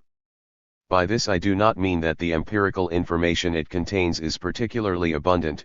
We have numerous general studies on the fascist period which are more complete than that of Poulantzas, but we find in all of them certain basic deficiencies, either they remain merely at the empirico-descriptive level or, when we burrow down to the historico-explicative mechanisms which order the tangled mass of facts, we find that fascism is reduced to relatively simple contradictions. This situation has been responsible for a certain uneasiness which we experience with regard to the literature on fascism. In the last 30 years this literature has noticeably increased. We know much more of the data relating to the history of fascism, but we have not made a parallel advance in developing the theoretical concepts with which we can understand it. Towards the end of the 1920s Ortega y Gasset wrote, "Fascism has an enigmatic countenance because in it appears the most counterposed contents. It asserts authoritarianism and organizes rebellion. It fights against contemporary democracy and, on the other hand, does not believe in the restoration of any past rule. It seems to pose itself as the forge of a strong state, and uses means most conducive to its dissolution, as if it were a destructive faction or a secret society. Whichever way we approach fascism we find that it is simultaneously 1. Nicholas Poulantzas, Fascism and Dictatorship, the Third International and the Problem of Fascism, London, NLB, 1974. Reprinted 1977. 81. 82. One thing and the contrary, it is A and not A. 2. Somehow, we feel that the enigma has not been totally unraveled, and that even if there is no doubt that fascism was never a revolutionary movement, phenomena such as the mass mobilization that it achieved and the presence in its ideology of elements belonging to the revolutionary tradition have never been convincingly explained. As eloquent proof of this, We only have to remember the high degree to which we still depend for the theoretical understanding of fascism on a few great books written before 1945, such as those of Guerin, 3 Newman, 4 Trotsky, 5 or Togliatti, 6, and this is despite the abundance of subsequent research which has made many of their analyses obsolete. One think we have to seek the cause of this deficiency in the fact that nearly all the intellectual and political currents in Europe after 1930 tended not to understand fascism in the complex accumulation of contradictions from which it emerged, but to reduce it to relatively simple contradictions. This was the case, for example, with bourgeois liberal sectors. For them, fascism was not the result of an objective historical process, but an interruption of normal historical development. Thus, for Benedetto Croce, 7 fascism was not the political expression of any class interest, but the result of a collapse of conscience, a civil depression and intoxication, produced by the war. It was not just Italy and Germany, but in one way or another all the countries intervening in the First World War, which shared this sickness. Fascism was, then, a parenthesis which had coincided with the reduction in the consciousness of liberty. These 3 characteristics, moral sickness, universality, and parenthesis, conduced to a single result, the impossibility of understanding fascism by means of objective historical categories. The first characteristic cuts short any possible understanding in terms of a class analysis. With the second, fascism is universalized and disconnected from any precise national context. The third asserts the impossibility of understanding it in terms of historical categories, since fascism constituted a parenthesis in normal historical development. Fascism is explained then, for Croce, as the eruption on the historical scene of almost biological tendencies resulting from the post-war crisis. We would seem to be reading once again Roman historians, a Sallust or a Tacitus, for whom social convulsions were the expression of man's unrestrained instincts in a time when institutions as a whole are breaking up and failing to control them. This liberal interpretation can certainly be amplified, to the point at which fascism is presented as the culmination of the whole of modern history. For Friedrich Meinecke, 8 for example, fascism constituted a breakdown of the psychic balance between rational and irrational impulses, whose origin must be sought in the lust for gain and material goods aroused by the Enlightenment and modern industrialism. This conception is more historical than that of Croce in appearance only, since although it does not talk of parenthesis, the complexity of history intervenes only as a series of circumstances which facilitate or hinder the balance between rational and irrational forces, and these are not, of course, historical products but traits of human nature. Similarly, Catholic liberal interpretations tend to present fascism as a distortion of the natural order of things, a consequence of the excesses initiated by liberalism.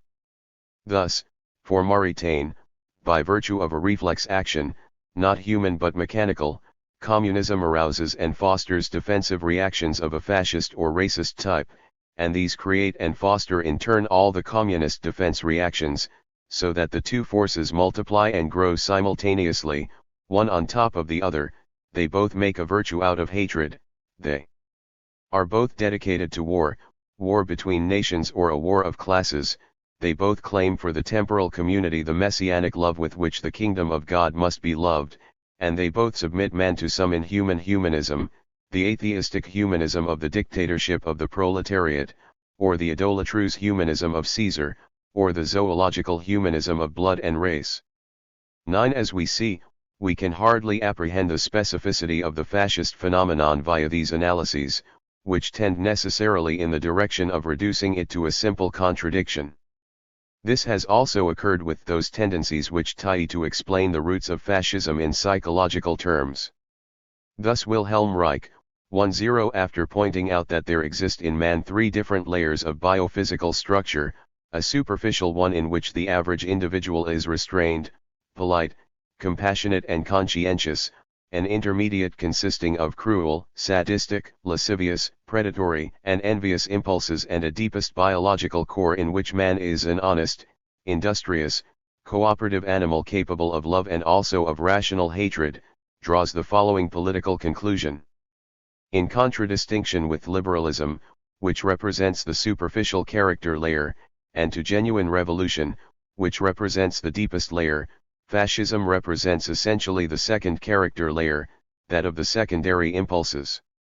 11. If one starts from these premises, for which the role of objective historical determinations is reduced to creating the conditions for the predominance of one type of character or another, the conclusion is hardly surprising. My medical experience with individuals of all kinds of social strata, races, nationalities, and religions showed me that fascism is only the politically organized expression of the average human character structure, which has nothing to do with this or that race, nation or party, but which is general and international.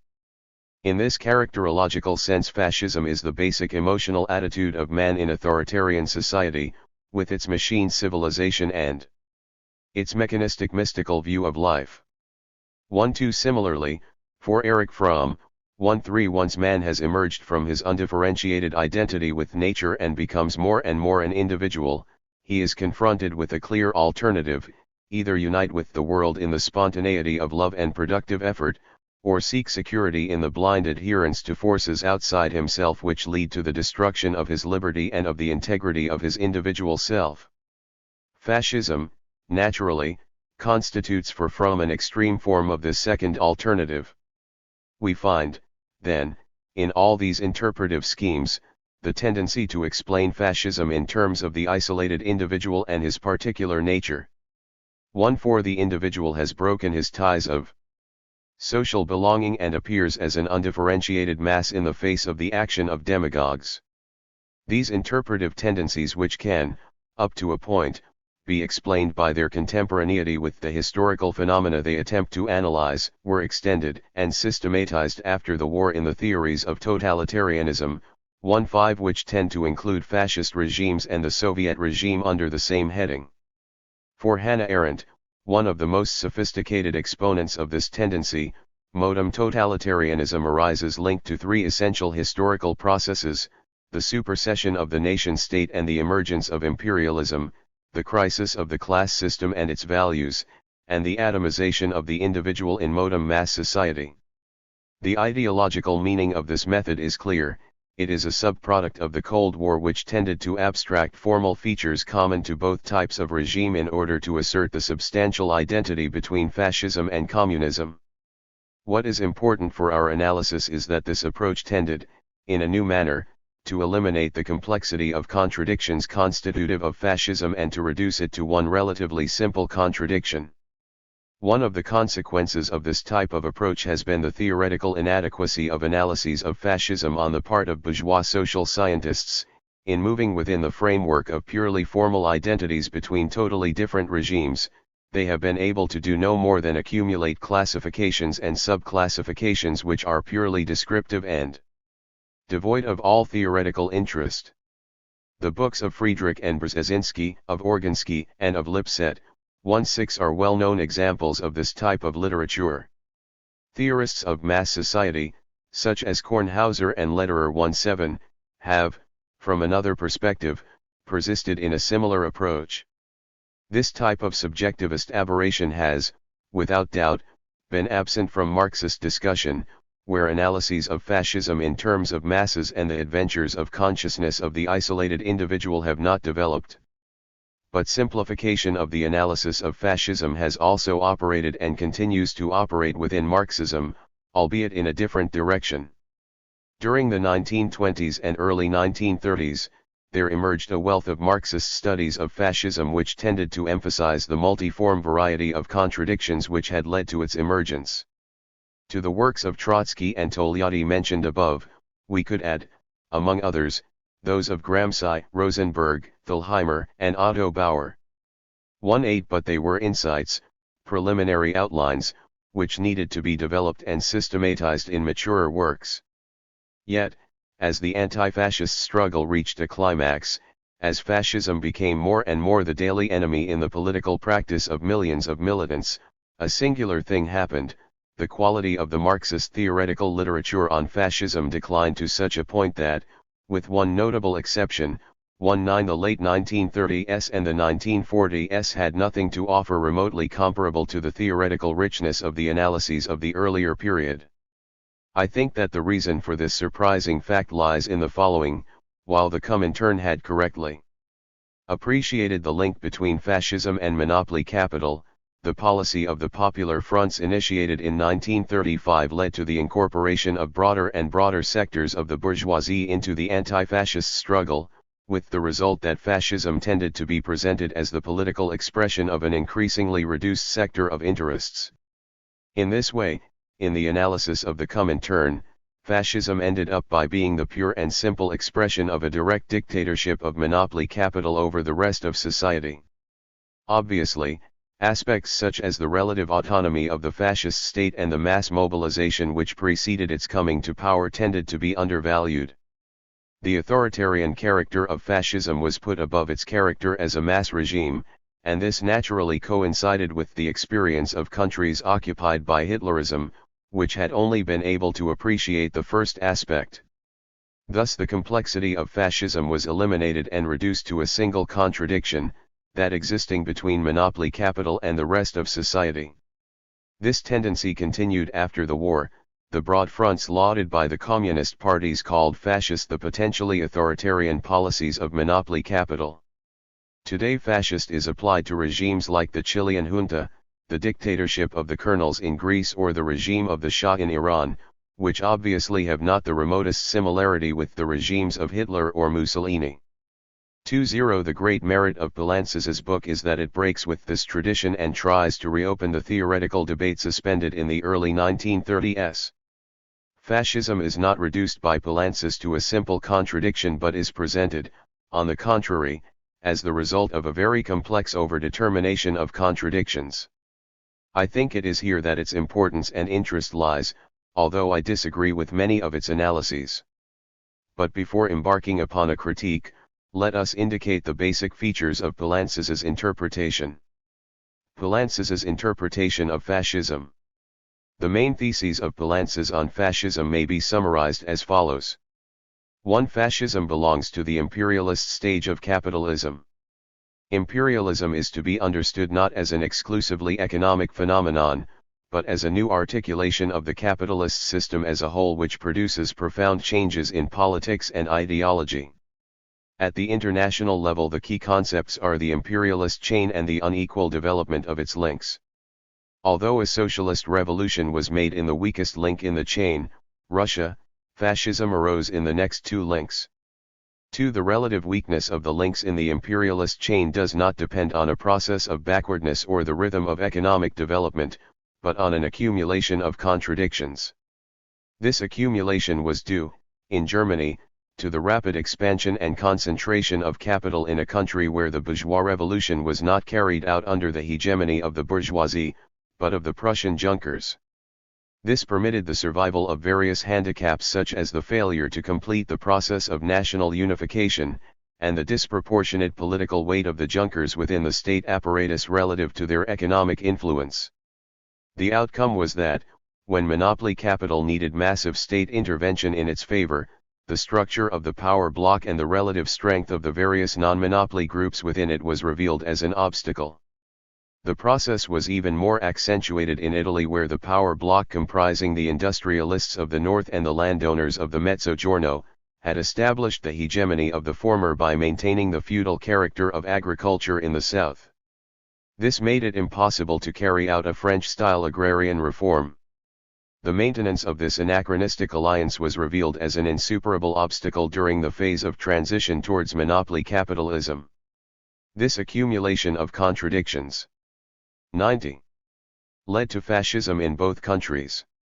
In England, the United States or France, where the same transition took place but where a similar accumulation of contradictions did not exist, fascism was not able to impose itself. 3. The rise and coming to power of fascism correspond to the deepening and sharpening of the internal contradictions between the dominant classes and class fractions. No class or class fraction was able to impose its leadership on the other classes and fractions of the power bloc, whether by its own methods of political organization or through the parliamentary democratic state. Fascism corresponds to a reorganization of this bloc which imposes the hegemony of a new class fraction, big monopoly capital. This transition is effected through a political crisis, which implies the breaking of representational ties between classes and the political parties which represent them, and through a crisis of dominant ideology which develops into a generalized ideological crisis. The growth of fascism corresponds to an offensive strategy of the bourgeoisie and a defensive step for the workers' movement. In contrast to various conceptions in which fascism is the pure and simple dictatorship of monopoly capital, or a Bonapartist regime based on an equilibrium of forces, or a political dictatorship of the petty bourgeoisie, the fascist state has for Poulantzas a relative autonomy from both the power bloc and the fraction of big monopoly capital whose hegemony it has established. This relative autonomy stems from the internal contradictions of the classes and fractions in the power bloc as well as from the contradictions between dominant and dominated classes. For the beginning of the rise of fascism presupposes a significant number of working class defeats. During this process, the struggle of the bourgeoisie against the working class assumes an increasingly political character, while the working class struggle against the bourgeoisie falls further and further back into the domain of economic demands. The rise of fascism corresponds to a crisis of the revolutionary organizations and an ideological crisis of the working class. The crisis of the revolutionary organizations expresses itself in the emergence of internal divisions, and the severing of links between the 91 organizations and the masses. The ideological crisis takes the form of an increase in the influence of bourgeois ideology and petty bourgeois ideology. A fundamental error recurs behind every tactical and strategic error of the working class, economism. Once in power, fascism plays a dual role: organized physical repression of the working class on one hand, and ideological mobilization, using workerist ideology, on the other. 5. The petty bourgeois plays an essential role in the coming of fascism to power. Characteristic of the petty bourgeoisie is that its unity as a class is expressed not at the level of economic relations but to the extent that the various economic insertions of its different fractions produce the same pertinent effects on the political and ideological levels. The petty bourgeoisie is thus unified as a class on these two levels. Petty bourgeois ideological discourse can only be that of one of the basic classes in capitalist society, the bourgeoisie or the working class, but there is a specific sub-ensemble of petty bourgeois ideology which incorporates its own elements into the dominant ideology. These elements are status quo anti-capitalism, the myth of the latter and the fetishism of the state. The rise of fascism corresponds to an economic crisis for the petty bourgeoisie. This determines a political crisis for it and the constitution of the petty bourgeoisie into an authentic social force through the fascist parties. The historical role of fascism is to create an alliance between big monopoly capital and the petty bourgeoisie. Finally, and this aspect is decisive, the rise of fascism corresponds to an acute ideological crisis of the petty bourgeoisie, which has the following characteristics: petty bourgeois elements become dissociated from dominant bourgeois discourse, the aspect of status quo anti-capitalism becomes uppermost, by implicit opposition to bourgeois ideology, more and more ideological elements are taken from working class ideology. The petty bourgeois ideological subensemble, modified in this way, replaces the dominant bourgeois ideology, thereby cementing back together the social formation in question. This is the decisive element in the coming to power of fascism and is what distinguishes it from other 92 forms of exceptional state such as Bonapartism and military dictatorship. 6. Poulantzas maintains that fascism is basically an urban phenomenon, in contrast to those tendencies which view it as a peasant-based movement. The role of rural fascism was clearly a subsidiary one, and where it developed, has comprised an ideological and military movement with direct ties to big property. Once in power, fascism favored the expansion of monopoly capital in rural sectors, to the exclusive benefit of big property and the rich peasantry. 7. Finally, having demonstrated that the function of the fascist state has been to establish and organize the hegemony of monopoly capital, Poulantzas analyzes in detail the type of state and regime characterizing fascism, which he regards as a special case of the exceptional state.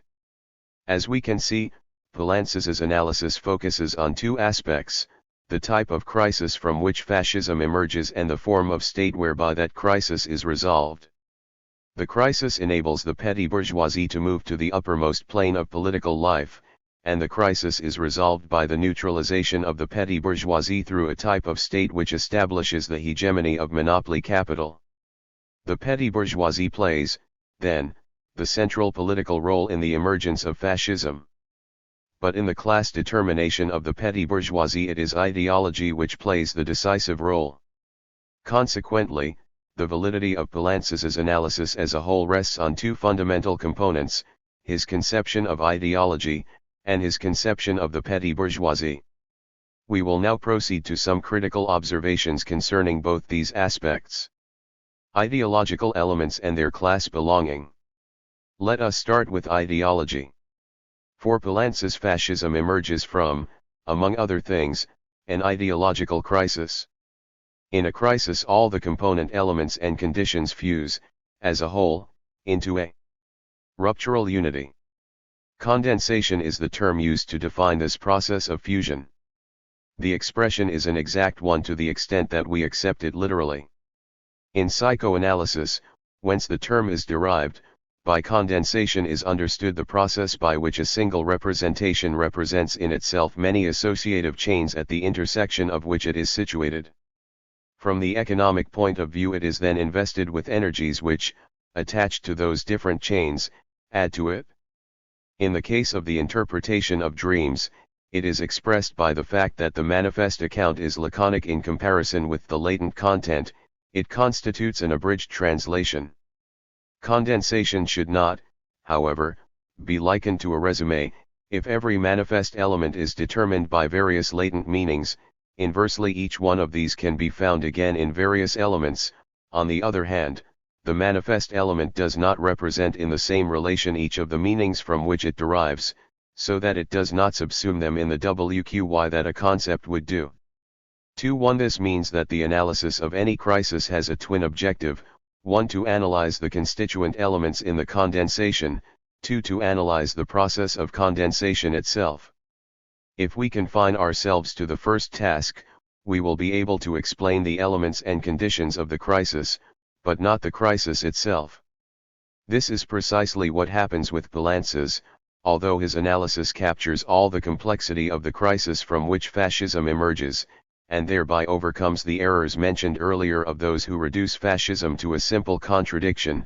On the other hand, this complexity is presented on a merely descriptive level, by a simple adding together of the constitutive elements, without explaining how it became translated into a ruptural unity, that is to say, the process of its condensation.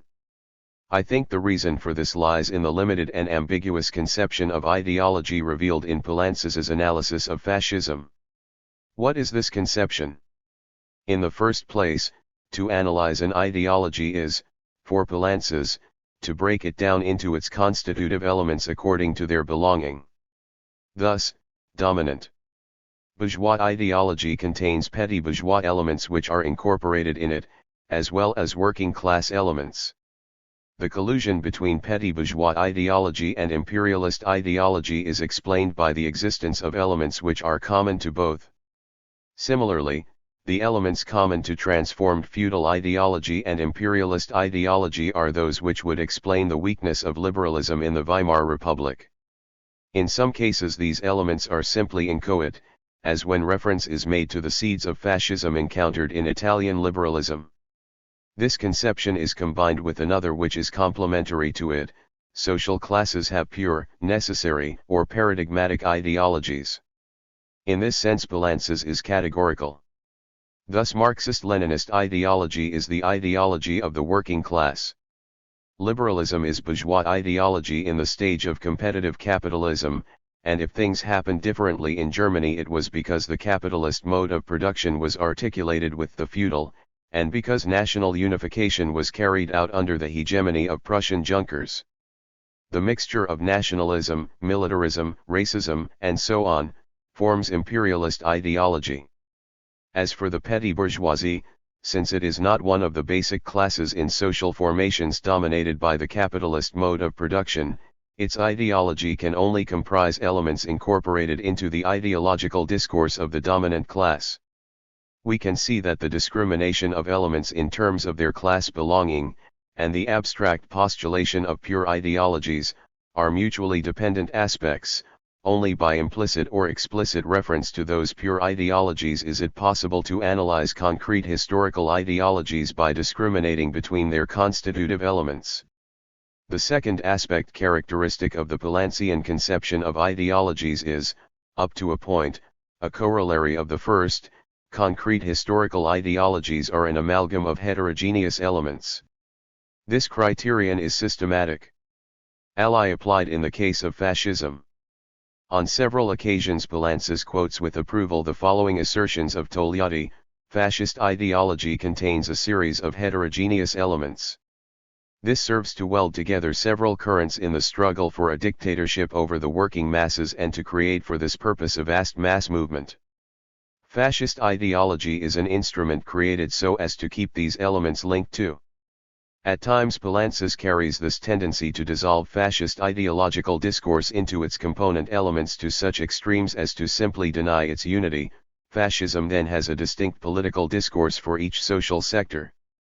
Thus, he has recently written, the role of fascist ideology among the popular masses was not at all one of a mere repetition of an identical discourse, via propaganda techniques, to atomized and undifferentiated masses. On the contrary, this role is due to the fact that these ideologies and discourses present themselves in a considerably differentiated way, such that they are embodied in various fascist politico-ideological apparatuses, according to the various classes, class fractions, and social categories to which they are addressed, and it is precisely this which enabled them to exploit the material conditions of existence of these classes and fractions. 23. Finally, we must point out a third aspect relevant to our problem, that relating to the transformation of ideologies. Ideologies experience, for Poulantzas, a process of transformation. Thus, in referring to the adaptation of Prussian ideology to the requirements of a power bloc which has come to include the bourgeoisie, he speaks of a transformed feudal ideology. He also mentions, with regard to Italy, some kind of continuous transmutation of liberal nationalist ideology into imperialist fascist ideology. Elsewhere he speaks of the metamorphosis of nationalism. What this transformation consists of is never clearly formulated, although elusive expressions abound. But we should not be misled, for Poulantzas, transmutation never means that the characteristic elements of an ideology change their class belonging, such that, for example, 96. Transformed feudal ideology become bourgeois ideology. The transformation consists in the incorporation of bourgeois elements into an ideology which in its essential elements continues to be feudal. 2. In the event of the transformation affecting the class belonging of the very elements of ideology, such as the takeover of transformed feudal ideology by imperialist ideology, Poulantzas has his response ready. This is possible because the essential elements of transformed feudal ideology, authoritarianism or militarism, coincide with the essential elements of imperialist ideology. Two transformations have taken place, the incorporation of bourgeois elements into feudal ideology, and the takeover of essential elements of it by imperialist ideology, without the theory of class belonging of ideological elements having to be modified one iota. In the Italian case, where the offensive of imperialist capital took place in a contrary manner, that is to say, by appropriating the nationalist liberal traditions of the Risorgimento, and where therefore one cannot say that the essential elements of the ideologies coincide, Poulantzas resolves the problem by saying that it was a question of demagogic fraud. This ideological offensive was a covert one, in that it was masked by the direct monopolization of certain aspects of liberal nationalist ideology, the ideology of Italian medium capital. 2.5 By means of these various expedients, therefore, the class belonging of ideological elements remains intact. It is no surprise then, when Poulantzas discusses the political strategies of the Comintern, that he tends to consider any kind of nationalist agitation as a concession to the adversary. Thus, in his discussion of the Schlechter line, whereby Radek proposed to initiate nationalist agitation in Germany against the Versailles Treaty, Poulantzas considers it inadmissible opportunism. He states, the key factor is that the chauvinist turn produced no reaction in the Comintern plenum. The view was even expressed that the agitation against the treaty had not been sufficiently exploited. Lenin, of course, had described this treaty as the most monstrous act of piracy in history, but he never lent his authority to a social chauvinist use of the question. 2.6 If, despite it being an act of piracy, it was not possible to agitate against the Versailles Treaty because this would have been chauvinist, this is because for Poulantzas nationalism is an element of bourgeois ideology and, as such, is not susceptible to transformation in a socialist direction. A socialist nationalism would, in this view, be a perfectly contradictory expression. 2.7 Class determination of ideological elements, concrete ideologies as an amalgam of elements, transformation of ideologies through an incorporation/articulation of ideological class elements. What criticisms does this approach merit? In the first place, the process of pronouncing the class belonging of elements of concrete ideologies is a purely arbitrary one. As we shall see, it not only fails to theoretically construct its object but, on the contrary, presupposes empirical knowledge of it, and operates taxonomically on that knowledge. In fact, none of the elements or aspects that Poulantzas supposes to be characteristics of the ideology of any one class is such if considered in isolation. Liberalism, which Poulantzas considers an ideological element of the bourgeoisie during the stage of competitive capitalism, was, in Latin America, the characteristic ideology of the feudal landowners. Militarism is not necessarily an imperialist or feudal ideology. In 19th-century Spain, military pronouncements were the typical expression of incipient bourgeois sectors, and after the Second World War, militarism throughout the Third World was often an essential ideological ingredient of anti-imperialist and anti-feudal movements. The same could be said of nationalism, of statolatry, authoritarianism, and in fact all the ideological elements to which Poulantzas assigns a class belonging. Even antisemitism can be an ideological trait characteristic of the most divergent classes. In Eastern Europe during the 19th century it was a frequent ideological component of the liberal bourgeoisie because of the support lent by sectors of Hebrew usurious capital to the multinational Tsarist, Austro-Hungarian and Turkish empires. 2.8 And during the Middle Ages it was even on occasion an element of the ideologies of popular sectors, because of the exploitative role played by usurious capital in the interstices of feudal society. 2.9 What conclusions can be drawn from these observations? That we are confronted with cases whose divergence from paradigmatic ideologies is explained by an overdetermination of contradictions whose interpretation constitutes the scientific analysis of ideologies. This method, inspired by the metaphysical assignment to classes of certain ideological elements, can only lead to a multiplication ad infinitum of increasingly formal distinctions. I think the correct method is the reverse, to accept that ideological elements taken in isolation have no necessary class connotation, and that this connotation is only the result of the articulation of those elements in a concrete ideological discourse. This means that the precondition for analyzing the class nature of an ideology is to conduct the inquiry through that which constitutes the distinctive unity of an ideological discourse. Poulantzas, however, proceeds to evoke or allude to this unity as the basis of his whole analysis. For what is the actual proof that ideological elements have a precise class connotation? In speaking of militarism, authoritarianism, etc., Poulantzas does not theoretically construct these concepts but evokes them before the mind of the reader, who, because of his empirical knowledge of the unified discourse of which these elements form a part, tends to assign to them the class nature of that discourse. Further, the isolated elements will be considered as symbols of the ideologies in question and of their class connotation. Consequently, not only is the concrete, the unity of the ideology in question, not theoretically constructed, but the syncretic intuition of that unity, at the level of the raw material of knowledge, forms the only basis for judging the class connotations of the isolated elements. From this derives the basic inadequacy of the study of fascism which we mentioned earlier. The elements are presented in all their complexity, and it has to be said that Poulantzas does not minimize any of the complexities of the fascist phenomenon, but the unity in which these complexities are resolved is presupposed and not explained. That is to say, the condensation of contradictions comprising the crisis cannot be fully understood.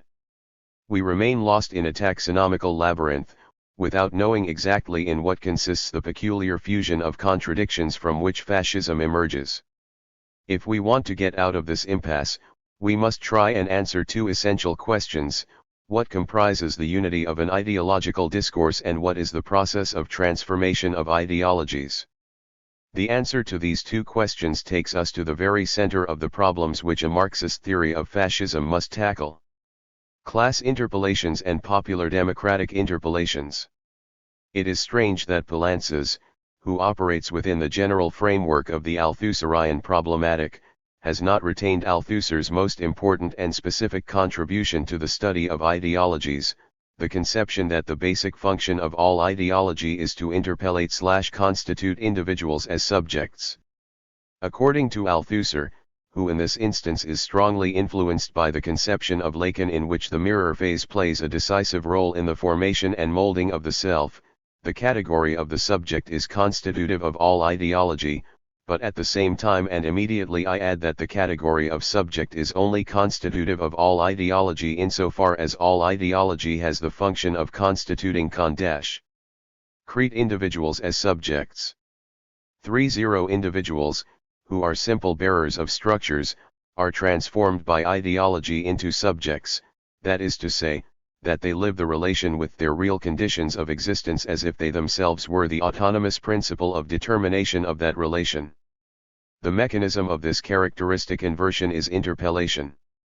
Althusser writes, ideology acts or functions in such a way that it recruits subjects among the individuals, or transforms the individuals into subjects by the very precise operation that 101 I have called interpellation or hailing, and which can be imagined along the lines of the most common everyday police hailing, "Hey, you there?"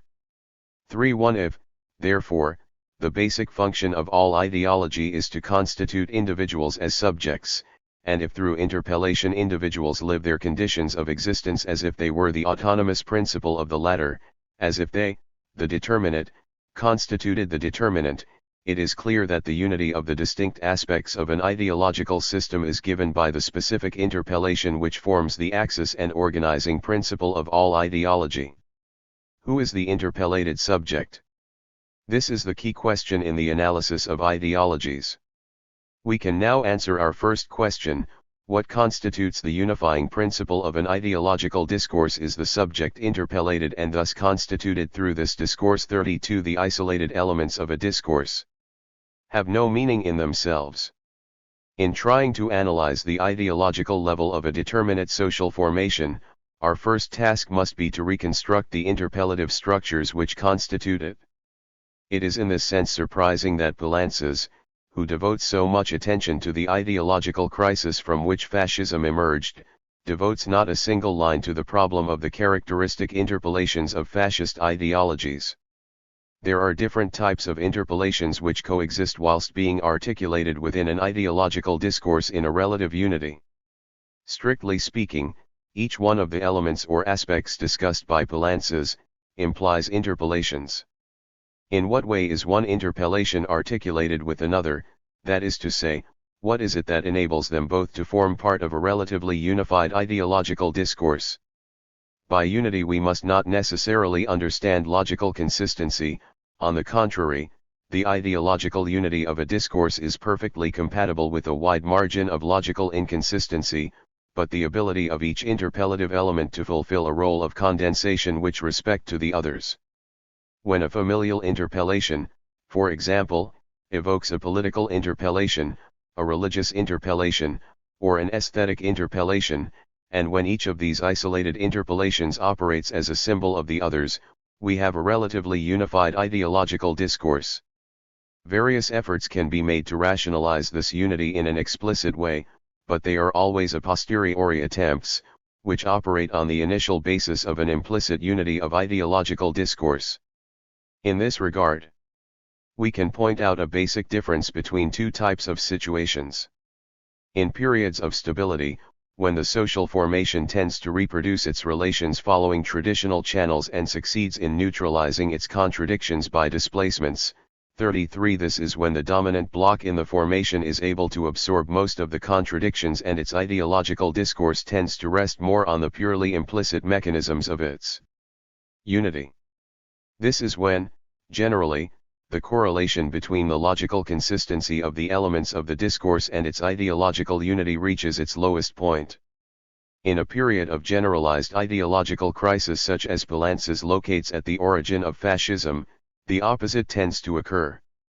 The crisis of confidence in the natural or automatic reproduction of the system is translated into an exacerbation of all the ideological contradictions and into a dissolution of the unity of the dominant ideological discourse. As the function of all ideology is to constitute individuals as subjects, this ideological crisis is necessarily translated into an identity crisis of the social agents. Each one of the sectors in struggle will try and reconstitute a new ideological unity using a system of narration 3-4 as a vehicle which disarticulates the ideological discourses of the opposing forces.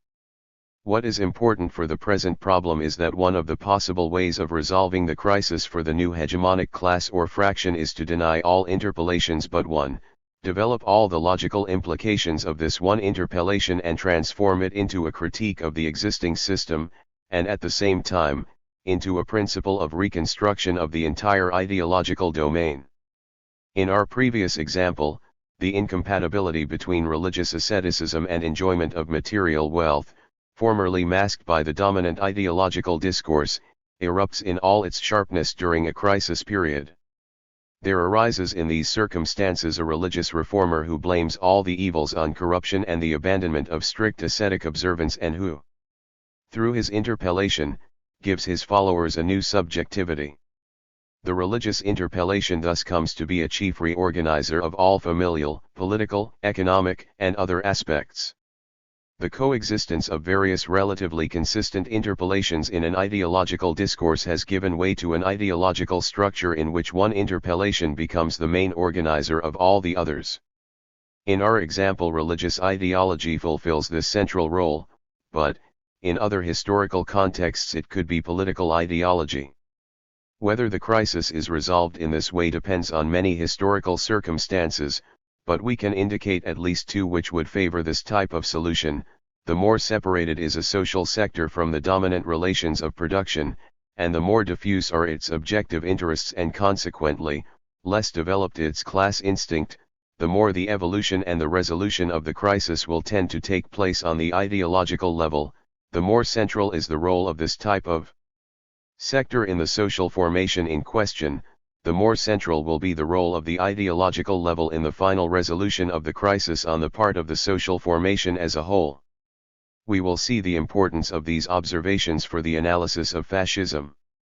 We have omitted a central issue from our previous discussion, the relation between ideologies and the class struggle. This is, however, a fundamental problem if we want to answer our second question, how are ideologies transformed? It must be pointed out in this respect that there has existed a basic ambiguity within the Marxist tradition about the use of the concept class struggle. In one sense, class struggle is posed at the level of the mode of production. The production relation which constitutes its two poles as classes is an antagonistic relation. Surplus value, for example, constitutes simultaneously the relation between capitalists and workers and the antagonism between them, or rather, it constitutes that relation as an antagonistic one. Two conclusions follow from this, that there are no classes except in a relation of struggle, that the level of analysis which makes this antagonism intelligible is that of the mode of production. But the concept of class struggle has also tended to be applied to another kind of antagonism, to that where the struggle between classes only becomes intelligible if the overall political and ideological 105 Relations of domination characterizing a determinate social formation are brought to bear. Let us take, for example, the case of a social formation in which there is an articulation between a capitalist and a feudal mode of production, and where a feudal landowning class is the hegemonic class in the dominant power block. It is not just the peasants who are exploited, but the dominated sectors as a whole, petty bourgeoisie, urban workers, perhaps part of the bourgeoisie, etc. Classes are, in this case, also in struggle, but can we speak strictly of a class struggle? This type of antagonism is distinct from the first in two basic senses. Unlike the first, it does not constitute classes as such, whilst the first antagonism is intelligible at the abstract level of the mode of production. The second antagonism is only intelligible at the level of a concrete social formation. The problem which then arises is, what is the relation between these two kinds of antagonism? Closely linked to the previous question is another: what is the relation between the ideologies in which both kinds of antagonism are expressed? This presents no problem for a traditional Marxist conception. All ideological content has a clear class connotation, and any contradiction can be reduced, through a more or less complicated system of mediations, to a class contradiction. The two kinds of antagonism are not articulated. In fact, the second can be reduced to the first. In the paradigmatic case, the bourgeoisie exploits the working class at the level of the mode of production and constitutes the dominant class at the level of the social formation. Here the two kinds of struggle coincide, and the only relevant distinction is the traditional one between economic struggle and political struggle. If, on the contrary, we have a situation as in our previous example where the power block is in opposition to the petty bourgeoisie, the peasantry, the working class and certain sectors of the bourgeoisie, the picture becomes more complex but is not essentially modified. One would conclude that those sectors must establish a class alliance to which each one must join within its own. 106. Ideology, its own interests and, if possible, with its own party. 35. In the struggle against the common enemy. If this struggle created a series of ideological contents, values, symbols, etc., in short specific popular democratic interpellations which went beyond the ideologies of the different forces comprising the pact, this would be rejected as an element of rhetoric, propaganda, etc., and anyone insisting on the autonomy of this aspect would be dismissed as idealist. If, within this perspective, the priority of certain democratic tasks is asserted, this is because there are some bourgeois tasks yet to be fulfilled. This is where combined and unequal development is summoned to explain the more complex combinations and alliances, which never call into question the reduction of all contradictions to class contradictions. To this reductionist approach we counterpose the following thesis: class struggle is only that which constitutes classes as such. Consequently, not every contradiction is a class contradiction, but every contradiction is overdetermined by the class struggle. Let us start with the first thesis. Its obvious consequence is that the second type of antagonism cannot, strictly speaking, be regarded as a class struggle. Note that it is not possible to evade the problem by stating, in our previous example, that the petty bourgeoisie is one class, the feudal landowners another, and that therefore the conflict between them is a class struggle. This is the way in which the class struggle is typically presented in bourgeois literature of social history. But, in the first place, classes appear already constituted and the confrontation is relatively external to their nature. This has little to do with the Marxist conception of classes according to which they constitute themselves through the act of struggle itself. Secondly, even if there are two classes confronting each other, in the conflict mentioned, it is obvious that they are not in confrontation as classes, that their class nature then insertion in the production process is relatively external to the confrontation itself. We have classes in struggle, but not class struggle. Consequently, if this antagonism is not a class antagonism, the ideologies which express it cannot be class ideologies. Through this kind of antagonism, the dominated sectors would not identify themselves as a class but as the other, the counterposed to the dominant power block, as the underdog. If the first contradiction, at the level of mode of production, is expressed on the ideological level in the interpellation of the agents as a class. This second contradiction is expressed through the interpellation of the agents as the people. The first contradiction is the sphere of class struggle, the second, that of popular democratic struggle. 3-6 The people or popular sectors are not, as some conceptions suppose, rhetorical abstractions or a liberal or idealist conception smuggled into Marxist political discourse. The people form an objective determination of the system which is different from the class determination. The people are one of the poles of the dominant contradiction in a social formation, that is, a contradiction whose intelligibility depends on the ensemble of political and ideological relations of domination and not just the relations of production. If class contradiction is the dominant contradiction at the abstract level of the mode of production, the people/power block contradiction is dominant at the level of the social formation. We must ask ourselves, then, what is the relation between these two contradictions, and as part of the same problem, what is the relation between class interpellation and popular democratic interpellation? This enables us to return to our second thesis. If not every contradiction can be reduced to a class contradiction, every contradiction is overdetermined by class struggle. According to basic Marxist theory, the level of production relations always maintains the role of determination in the last instance in any social formation. This in itself establishes the priority of the class struggle over the popular democratic struggle, since the latter takes place only at the ideological and political level.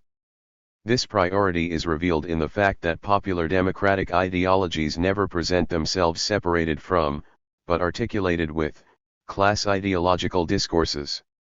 Class struggle at the ideological level consists, to a great extent, in the attempt to articulate popular democratic interpellations in the ideological discourses of antagonistic classes. The popular democratic interpellation not only has no precise class content, but is the domain of ideological class struggle par excellence. Every class struggles at the ideological level simultaneously as class and as the people, or rather, tries to give coherence to its ideological discourse by presenting its class objectives as the consummation of popular objectives. The overdetermination of non-class interpellations by the class struggle consists, then, in the integration of those interpellations into a class ideological discourse. Since ideology is a practice producing subjects, this integration is the interpellation of a subject in whom partial interpellations are condensed. But as classes struggle to integrate the same interpellations into antagonistic ideological discourses, the process of condensation will never be complete. It will always have an ambiguity, a greater or lesser degree of openness according to the level of the class struggle, and various antagonistic attempts at fusion will always coexist. We are now in a position to answer our second question: how are ideologies transformed? The answer is, through class struggle, which is carried out through the production of subjects and the articulation/disarticulation of discourses. I think it is now clear why Poulantzas's conception that Marxist-Leninist ideology is the ideology of the working class seems to me to be inadequate. Marxism-Leninism is at most one element in working class ideology. But the working class is also part of the people, whose characteristics will depend on the social formation in question, and it will, therefore, respond to a popular democratic interpellation. The ideological discourse of the working class will be the condensation of both in a new subject. The ideological subject German working class, or Italian, English etc., has then, an irreducible specificity because it is the condensation of a multiplicity of interpellations which cannot be reduced abstractly to Marxism-Leninism. The inadequacy of Poulantzas's analysis lies, in this respect, in the fact that he has ignored the autonomous domain of the popular democratic struggle and has tried to find a class belonging in every ideological element. 3. To this extent he has had to conclude that concrete ideologies are an amalgam of elements. In the perspective we are suggesting, on the contrary, although the domain of class determination is reduced, the arena of class struggle is immensely broadened, since it opens the possibility of integrating into a revolutionary and socialist ideological discourse, a multitude of elements and interpolations which have up to now appeared constitutive of bourgeois ideological discourse. Not the least of the bourgeoisie's successes in asserting its ideological hegemony, is the consensus it has achieved, shared by many revolutionaries, that many of the constitutive elements of democratic and popular culture in a country are irrevocably linked to its class ideology. That this is not the case, that popular democratic interpolations have no precise class connotation and can be incorporated into quite distinct political discourses, is something of which fascism provides eloquent proof. For the thesis we wish to present is the following, that fascism, far from being the typical ideological expression of the most conservative and reactionary sectors of the dominant classes was, on the contrary, one of the possible ways of articulating the popular democratic interpolations into political discourse. But before considering this point, we have to deal with a final theoretical problem, Poulantzas's conception of the petty bourgeoisie. The class nature of the petty bourgeoisie. When referring to the petty bourgeoisie, Poulantzas tries to overcome the vagueness and imprecision with which concepts such as middle classes, middle sectors, etc., have been used in sociological literature, and which have even been incorporated into Marxist analysis. In this latter respect, his critique centers specifically about the French Communist Party's conception of these sectors. Thus he states, the PCF argument, while it rejects the dissolution of the wage-earning groupings into the working class, still denies their class specificity, or even their membership of a class as such. Nowhere does the trait answer the question, what classes are these groupings strata of, what exactly is their class membership? 3. This approach, in which intermediate sectors, whose class belonging is imprecise, will be polarized by the struggle between the two basic classes in the dominant mode of production, is regarded by Poulantzas as incorrect.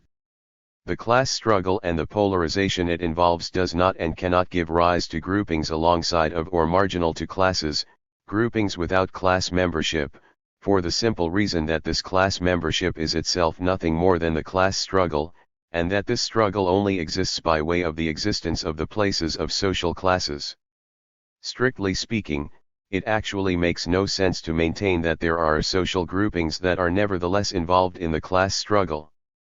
3. Poulantzas consequently tries to determine the class nature of these intermediate layers, and he presents them as divided into two groups, the old and the new petty bourgeoisie. The problem is that these groups act in a relatively unified way from the political and ideological point of view, but from the economic point of view they occupy clearly different places in the production process. How can their class unity be made compatible with the Marxist conception that economic relations are the basic criterion for the determination of classes? Poulantzas's answer is that politics and ideology also intervene in the class determination and that therefore the class unity of the petty bourgeoisie is provided by the fact that distinct places in economic relations produce the same effects on the level of ideological and political relations. Poulantzas has tried to cope with the real problem, but the solution he offers is clearly inadequate. He goes from saying that economic relations cannot be the only criterion in class determination, to excluding them totally from his definition of the class unity of the petty bourgeoisie. Furthermore, the petty bourgeoisie does not have, for Poulantzas, its own ideological discourse, and this is correct, rather its ideology consists in the incorporation of its own elements into the ideological discourse of the basic classes in a capitalist social formation. It therefore has to be concluded, by reductio ad absurdum, that there belong to the petty bourgeoisie those groups which incorporate status quo anti-capitalism, the myth of the latter and statolatry into bourgeois political discourse. This does not seem much more convincing than the conceptions of middle sectors that Poulantzas criticizes, but is on the contrary even more vague and imprecise. In addition, Poulantzas does not apply his criterion consistently, if in the case of the petty bourgeoisie he carries to extremes the exclusion of economic relations from his conception of class. When he tries to determine the limits of the working class he embarks upon a long disquisition about productive and unproductive labor from which he concludes that only productive workers can be considered as members of the working class. He does not ask himself in this case whether the location of certain unproductive wage-earning sectors in economic relations could not produce similar effects at the level of political and ideological relations, enabling them to be considered as members of the working class. It is not very difficult to discover the reason for the inadequacy of Poulantzas's analysis. Although he correctly poses the terms of the problem, and perceives where the solution is to be found, he is unable to formulate a satisfactory answer because he tries to do so within the general assumption that dominates his whole analysis, the reduction of every contradiction to a class contradiction, and the assignment of a class belonging to every ideological element. Starting from these assumptions, it is obvious that the relative ideological unity of the petty bourgeoisie could alone signify its class unity, but this assertion leads, with an implacable logic, to a denial of the very basis of Marxism, that is, to a definition of class apart from production relations. Poulantzas says that the class characterization of the petty bourgeoisie is the key point in the Marxist theory of social classes, and he is right. His analysis proves that it is also the Achilles heel of class reductionism. I think we must seek the solution elsewhere, firmly rejecting any reductionist assumptions. If we consider the social ensembles that have in capitalist society generally been included. 114. In the category middle classes, intermediary strata, etc., we notice that despite the variety of their insertion in the sphere of economic relations, they do present a basic feature in common, their separation from the dominant relations of production in that society. This means that their contradictions with the dominant bloc are posed, not at the level of the dominant relations of production, but at the level of political and ideological relations which make up the system of domination in that social formation. But as we have seen, this is not a class contradiction. This means that, in these sectors, the identity as the people plays a much more important role than the identity as class. It is obvious that the old and new petty bourgeoisie are two different classes, or class fraction in the case of the second. Their ideological unity does not therefore reflect a class unity, but the fact that popular democratic interpellations are much more important than their specific class interpellations in the determination of their overall ideological structure. Some differential class interpellations doubtless exist between the distinct sectors of the petty bourgeoisie, but they are merely secondary.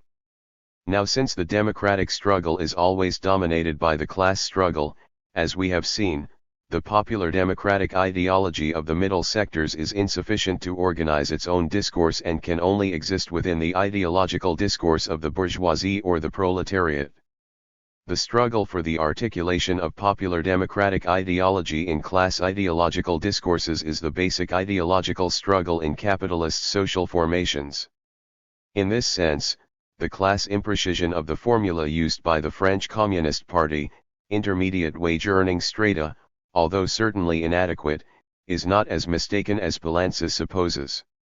It reflects the intuition that a contradiction that is not a class contradiction dominates the political and ideological practice of these sectors, such that if the working class has to condense its class identity and its identity as people in its own ideology, these intermediate sectors have almost exclusively an identity as the people. This means that the middle classes are the natural arena for democratic struggle, and at the same time, as we have seen, the arena par excellence of political class struggle. For this is the point at which the identification between the people and classes comes into play, an identification. 115.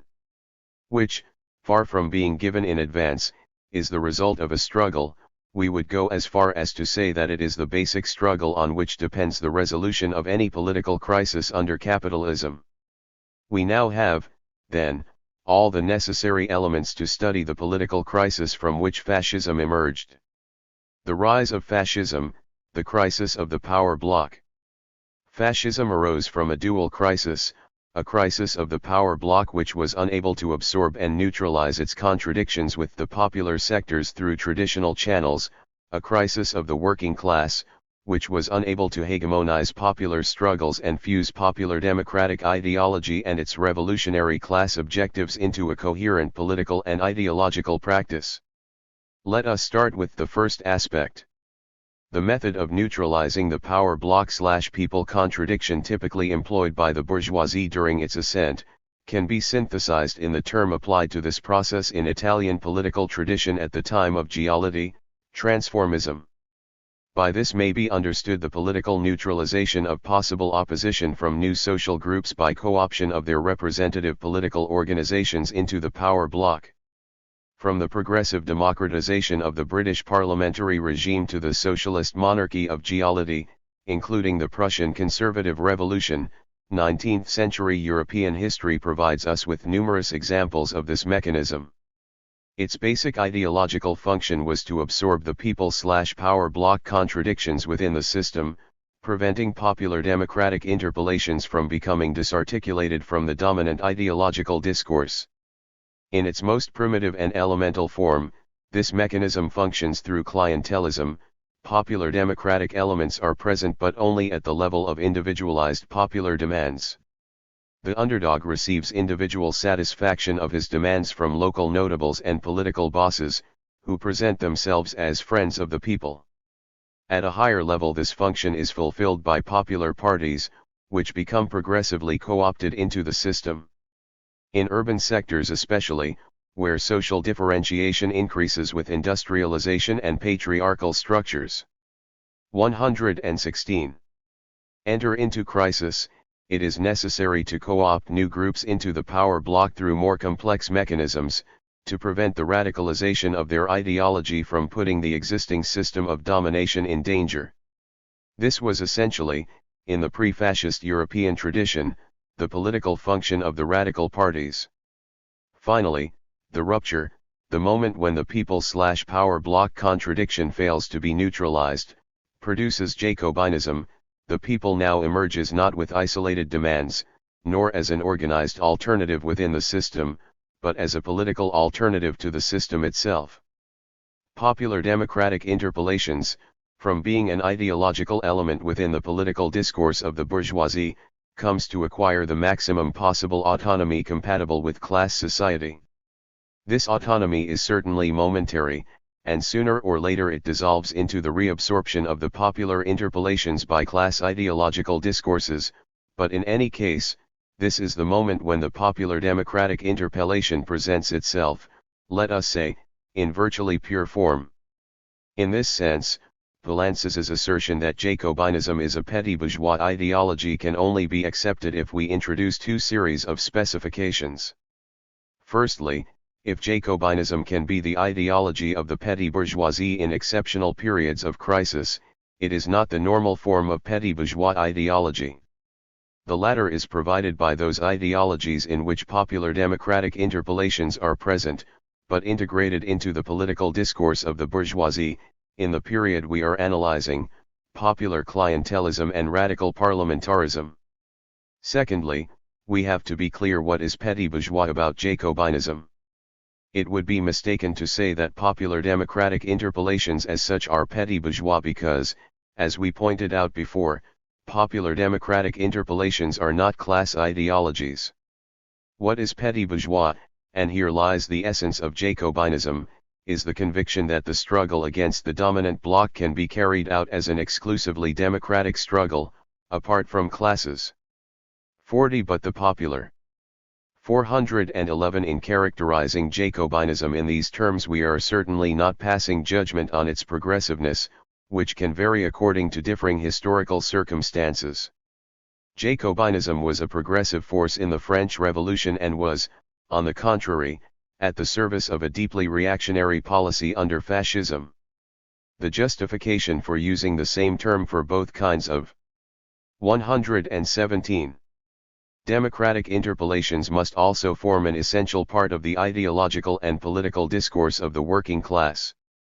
From the socialist point of view, the periods of greatest revolutionary confrontation are not those when class ideology presents itself in its maximum purity but when socialist ideology has fused completely with popular and democratic ideology, when proletarian ideology has succeeded in absorbing all national traditions and in presenting the anti-capitalist struggle as the culmination of democratic struggles and socialism as the common denominator in a total offensive against the dominant bloc. This could not be realized if popular democratic interpolations had a necessary class belonging. We would say, finally, that even in periods of stability, when the dominant bloc has managed to neutralize its contradictions with the people, there always remains a marginal sector, generally in small groups, who try and maintain the integrity of the Jacobin program. Hence popular democratic interpolations, although predominantly integrated into bourgeois discourse, never appear totally welded to it and always remain in the depth of popular consciousness as a potential source of radicalization. This underground current of political radicalism which runs in parallel and in conflict with official ideology is that represented, in the Italian case, by the Mazzinian and Garibaldian tradition, and any group which sought to present its confrontation with the dominant bloc as radical had necessarily to appeal to this tradition. If transformism functioned adequately during the long period of economic expansion preceding the First World War, it entered into crisis in Germany and Italy when the war came to an end. An accumulation of contradictions, very adequately described by Poulantzas in what is undoubtedly one of the best parts of the book, conduced to this result. Some of these contradictions were due to relatively external circumstances. Economic crisis, mobilization for the war of vast masses of men who could not afterwards be reabsorbed by traditional political structures, etc. But others were the consequence of a hegemonic crisis in the power bloc. This hegemonic crisis was the result of the particular forms which the transition to monopoly capitalism took in Germany and Italy.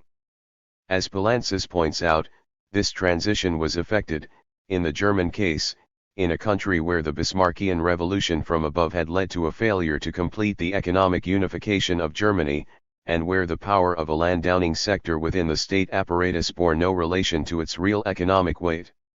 In the Italian case, this accumulation of contradictions was even more accentuated because of the political accord represented by the power bloc which had arisen from the Risorgimento, the alliance between the ascendant bourgeoisie of the north and the feudal landowners of the south.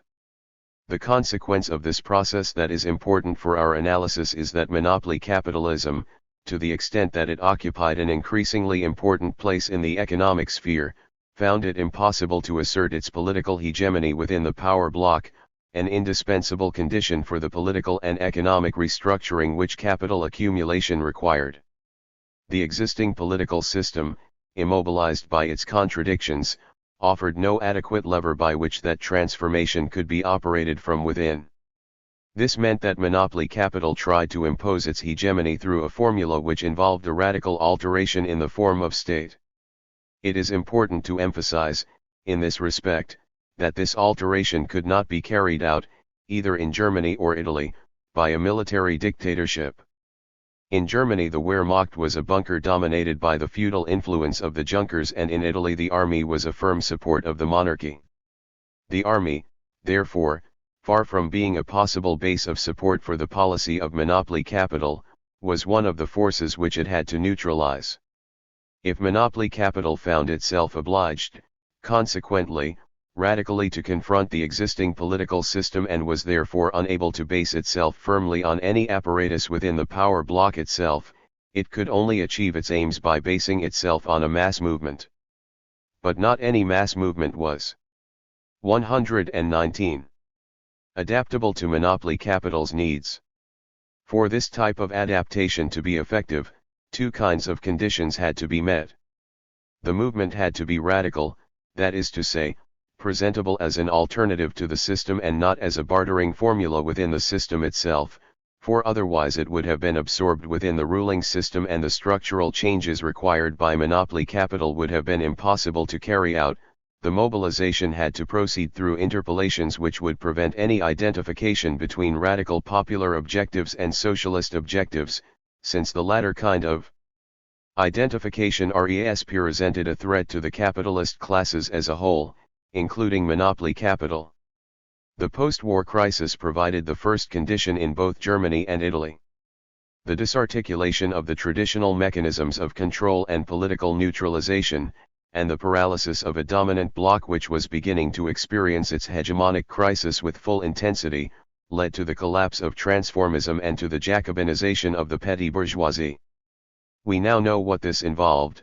the disarticulation of democratic interpellations and the radicalization of those interpellations outside any class discourse. If the crisis provided, then, the first condition necessary for a mass mobilization which would adapt to the needs of monopoly capital, the achievement of the second condition, the production of interpellations which hindered the identification between the people and the working class, was the specific achievement of fascism. How was the association between fascism and monopoly capital produced? The fascist movement was not by any means an invention of monopoly capital. Poulantzas is perfectly right to minimize the importance of aspects like the financing of fascist gangs. On the one hand, this financing does not prove that fascism was the political formula favored by big capital. On the other hand, the very fact of financing has been considerably exaggerated and distorted. For one, monopoly capital maintained alternative policies up to the last minute. In Germany, the union effected by the mediation of Schacht took place late on, when Nazism had come to constitute a power alternative by its own means, and in Italy the industrial sectors thought, up to the very eve of the March on Rome, of a political solution via Orlando, Giolitti or, particularly, Salandra, in which the fascists would occupy only a subordinate position. Furthermore, in every circumstance where monopoly capital was not forced to accept the fascist solution, it preferred not to do so. In some cases it could impose its hegemony through solutions within the parliamentary system itself, in other cases it realized it through military dictatorships. In those countries where fascism did not become a mass movement, its relations with monopoly capital have been non-existent. It would be absurd to suggest that Sir Oswald Mosley or José Antonio Primo de Rivera were expressions of monopoly capital. But, in any case, fascism provided the necessary condition for monopoly capital to make use of a mass mobilization against the traditional system of power, the guarantee that popular democratic interpellations would remain disconnected from any socialist perspective. This aim was realized by fascism through a dual ideological transformation. At the level of the people/power bloc contradiction there occurred the unification of the ensemble of popular interpellations through a subject which eliminated the very possibility of the class struggle. For example, the radicalized German petty bourgeoisie which was experiencing in a confused way the post-war crisis, the iniquity of the Versailles Treaty, inflation, foreign occupation, etc., was interpellated by Nazism as a race. All the anti-plutocratic, nationalist, democratic aspects, that is to say all those elements which constituted the identity of the dominated classes as people, and which thus expressed their contradiction with the power bloc, were present in Nazi discourse, but the interpellated subject was a racial one. Through this identification of popular traditions with racism, a dual aim was achieved. All the Jacobin radicalism proper to a radical confrontation with the system was retained, whilst its channeling in a socialist direction is obstructed. Class interpellations were retained but their meaning at the political level was denied, that is the class struggle was denied. The expression of this ideological transformation was corporativism. The essential contradiction at the level of political struggle is, as we have seen, the people/power bloc contradiction. Thus the political struggle of the working class must tend to realize a total identity between popular struggle and socialist struggle, and the political struggle of the bourgeoisie tends to maintain the separation between the two, so that the working class may be politically neutralized. This political neutralization operates through reformism and trade unionism in a liberal parliamentary regime. This allows the working class to present itself as a political alternative to the country as a whole insofar as its aims are reforms internal to the system itself. In corporativism, on the contrary, people and class come to be strictly separated and no common zone between them is tolerated. Now if class interpellations were maintained/neutralized in the form of corporativism, the Jacobin and anti-status quo character of fascist ideology was retained. The reason for this seems clear. As we pointed out before, without Jacobinism the old system of power would have tended to reconstruct itself and the reorganization of the state required by the monopoly fraction could not be effected. 42 Naturally the maintenance of Jacobin interpellations was a dangerous game, since they could easily slip towards an effective anti-capitalism. In the phase prior to the seizure of power, the class struggle had penetrated the fascist movements themselves, and it was only through a harsh process of internal purges that the danger of an anti-capitalist orientation could be averted.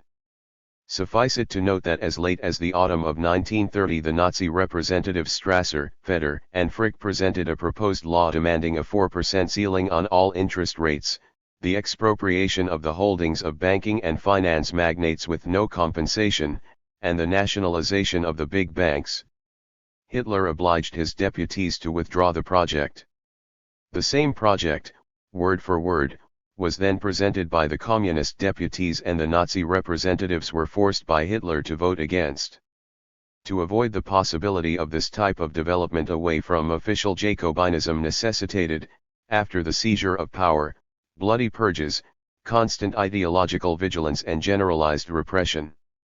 In Italy, the neutralization of possible anti-capitalist tendencies in the fascist left was relatively easier than in Germany, because the extreme line of Italian fascism was sustained by the Mazzinian and Garibaldian tradition, that is to say, by an autochthonous bourgeois radical tradition.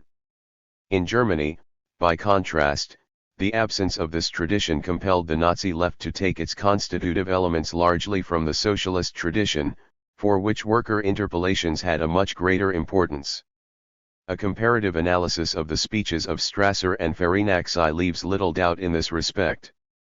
Can it be said that with the coming to power of fascism and with the elimination of its radical sectors there took place a complete fusion between the fascist movement and monopoly capital, that to make the usual distinction any differentiation between the movement and the regime was obliterated? As we know, the response of the Comintern was emphatically in the affirmative, and that of Palances, despite its formal opposition to the Comintern conception, seems to me to move rather in the same direction. In this way an extremely complex phenomenon, which operated differently in Italy and Germany, is greatly oversimplified. In Germany, without doubt, the maximum fusion was produced. But it is necessary to introduce some distinctions at this point.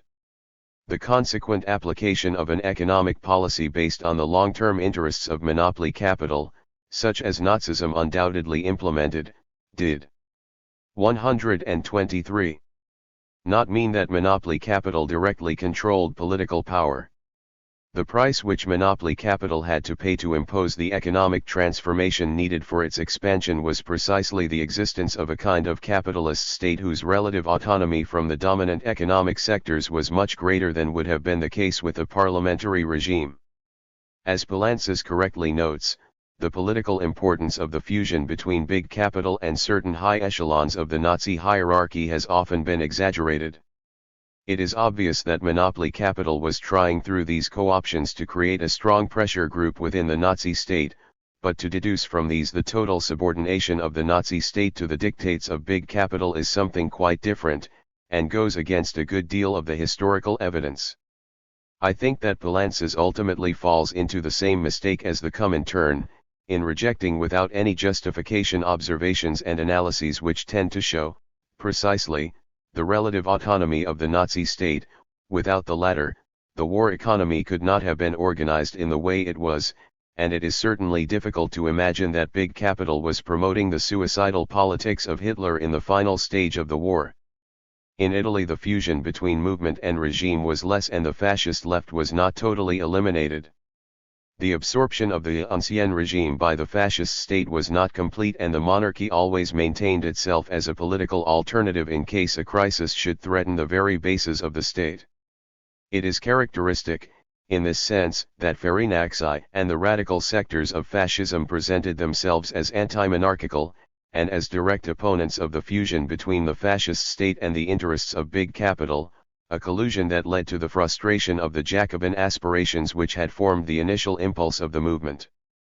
4.3 The fascist right, by contrast, which presented itself as the direct ally of monopoly capital, tended to maintain to the fullest possible extent the traditional institutions and to progressively institutionalize and liberalize the regime.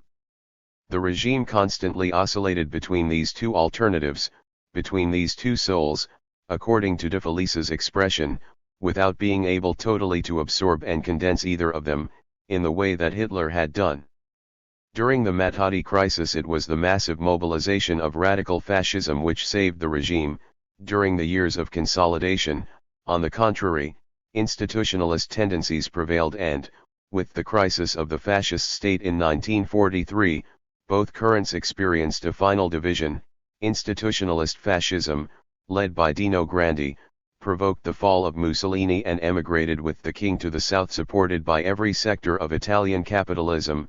Radical fascism attempted on the contrary. The adventure of the Salo Republic, a petty bourgeois utopia based on the adoption without concessions of the radical Jacobin traditions of Mazzini and Garibaldi, with all its links with autochthonous capitalism broken, and based on the massive fact of German occupation. We have shown, then, how the hegemonic crisis of the power bloc led in both Italy and Germany to a fascist solution. A basic point remains to be clarified, however: why was fascism successful in separating people and working class? Why was the Jacobinism of the petty bourgeoisie not absorbed by working class political discourse into a radical confrontation with the power bloc? This leads us to the second aspect of the crisis from which fascism emerged, the crisis of the working class. Our thesis is that if fascism was possible, it was because the working class, both in its reformist and its revolutionary sectors, had abandoned the arena of popular democratic struggle. In his book, Poulantzas analyzes the crisis of the workers' movement which contributed to the emergence of fascism. In studying the errors and deviations which led to the crisis, he summarizes them into one basic error that was at the root of them all: economism. Poulantzas' critique of economism is penetrating and convincing, and it would be difficult to disagree with most of his assertions. However, there is a basic deficiency in his analysis. Poulantzas remains tied to the basic assumptions of his theoretical approach and, consequently, 125 has criticized the economism of the Comintern whilst retaining its class reductionism. That it is possible to maintain class reductionism whilst criticizing economic determinism is something to which the history of 20th century Marxism bears ample witness. We only have to think of Lukács, Korsch, and in general all those tendencies which stress the importance and specificity of superstructures or consciousness, but who assign to them a strict class belonging. In Poulantzas's case, the consequence is, as we have pointed out earlier, that he has ignored the specific autonomy of popular democratic interpellations, without which the fascist phenomenon is unintelligible. Hence his critique of economism is unilateral and inadequate, and cannot go beyond purely and simply asserting the errors of the conceptions he is criticizing. Even if we would agree with Poulantzas that economism is the source of all the errors of the workers' movement in the fascist period, a basic question remains unanswered: why were the workers' movement and the Comintern economist?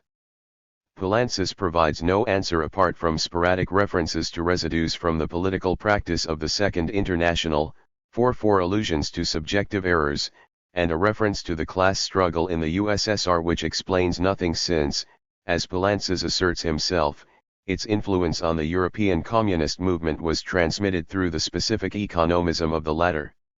The conclusion is obvious: if economism is the manifestation of a crisis of the working class, it is not possible to explain this crisis via a mere critique of economism. It is necessary to deepen the analysis and situate the root and origin of this crisis in the domain of class practices. We can begin by answering our question: why was the Jacobinism of the petty bourgeoisie not articulated with socialist political discourse? The answer is that socialist political discourse had been structured in such a way that it excluded as a matter of principle its articulation with any interpellation which was not a class interpellation. To understand why this was so, we have to remember that in its origins, the workers' movement developed and matured in Europe on the basis of an absolutely intransigent maintenance of the class barrier. The workers' movement was at such an early stage of development and so subjected to the influences of the bourgeoisie, that the only way of assuring its class identity was to transform the class barrier into an absolute criterion of separation between the working class and the rest of society. It was especially necessary to break working class interpellations from diffuse popular interpellations, since the working class had frequently been mobilized and frustrated by the populism of bourgeois politicians. Diffuse popular ideologies had to be exposed so that they did not hinder the construction of a class ideology. The specific mechanism of this exposure was to present any diffuse popular content as an element of the ideology of one of the rival classes, the bourgeoisie, the petty bourgeoisie, the feudal landowners, etc. In this way the revolutionary determination and, at the same time, the historical immaturity of the working class generated political and ideological practices which expressed themselves in class reductionism. Thus the class criterion came to be decisive at all levels: political life, family relations, aesthetics, etc. Intra-party and intra-union relations had to be a microcosm which prefigured future society. In this perspective, any possible autonomy of popular democratic struggles was excluded ab initio. The democratic struggle might, at most, be an index of an unrealized bourgeois task and thus the occasion for a class front with the bourgeoisie for limited objectives. In this initial phase, one task took priority over all the others: the organization of the unions and the economic struggle of the working class. The working class began, then, to organize itself as a pressure group within bourgeois society. Class reductionism functioned around the relations of production and the de facto priority of the economic struggle. How were these pressure group activities linked to the aspirations of the working class to organize a socialist society in the future? This is the point at which economism entered the picture. It was thought that the dynamic of capitalist accumulation led to the proletarianization of the middle sectors and of the peasantry 45, so that, in defending its own class interests, the working class would end by defending the interests of society as a whole. The purely economic contradictions inherent in capitalist accumulation would provoke, by the simple unfolding of its internal mechanism, the crisis of the system. In this way the microcosms represented by the economic struggle held the key to all the secrets of future development. Logical deduction from the premises of Volume 1 of Capital led to the promise of a socialist society. Austro-Marxism, Rosa Luxemburg's demonstration of the impossibility of capital accumulation in a closed system and her consequent theory of collapse, the manipulation of the schemas of expanded reproduction by Henrik Grossman, predicting the exact year when capitalism would perish, are all testimonies to an intellectual style in which economism came to be a basic mechanism of class reductionism. To criticize economism, then, outside the overall ideological context to which it belongs, class reductionism, is like trying to understand the meaning of a piece of machinery in isolation from the engine of which it is a part. Hence, Poulantzas cannot explain why economism was a basic ideological component of the workers' movement in the period of the emergence of fascism, and he tries to overcome this difficulty by the purely additive introduction of political and ideological criteria in the determination of classes. Class reductionism, then, was closely linked to the class practices of the workers' movement before the First World War. In the immediate post-war period it had still not been overcome. The workers' movement remained dominated by a narrow class perspective, and it lacked any hegemonic will in relation to the exploited classes as a whole. For the reformist fraction the question was one of reconstructing the machinery of the bourgeois state as soon as possible, to re-establish the conditions of negotiation which had enabled the working class to obtain increasing benefits. For the revolutionary fraction the aim was to carry out a proletarian revolution and install a Soviet regime. But in both cases, exclusively class policies were pursued, which totally ignored the problem of popular democratic struggles. Hence the radicalization of the middle classes and the crisis of transformism confronted the working class parties with a completely new situation for which they had, in fact, no answer. Consequently, they did not even try to link the radical Jacobinism of the middle classes to socialist discourse. They maintained themselves in a pure class perspective which led to their political suicide. Fascism, in this sense, was the result of a crisis of the working class, a crisis not rooted in the working class's incapability of carrying out a proletarian revolution in Italy or Germany, but in its incapability of presenting itself to the dominated classes as a whole as a hegemonic popular alternative, in the course of the most serious crisis that the system of capitalist domination had experienced until then in Europe. As a result, the popular interpellations of the middle classes were absorbed and neutralized in the way we have described by fascist political discourse, which put them at the service of the new monopoly fraction. But the process also had repercussions at the level of the working class. As we have said, the working class has a dual identity, as class and as the people. The failure of the various class attempts, revolutionary or reformist, to overcome the crisis led to the demoralization and demobilization of the working class. The lack of articulation of popular interpellations with socialist discourse left this flank increasingly exposed to the ideological influence of fascism.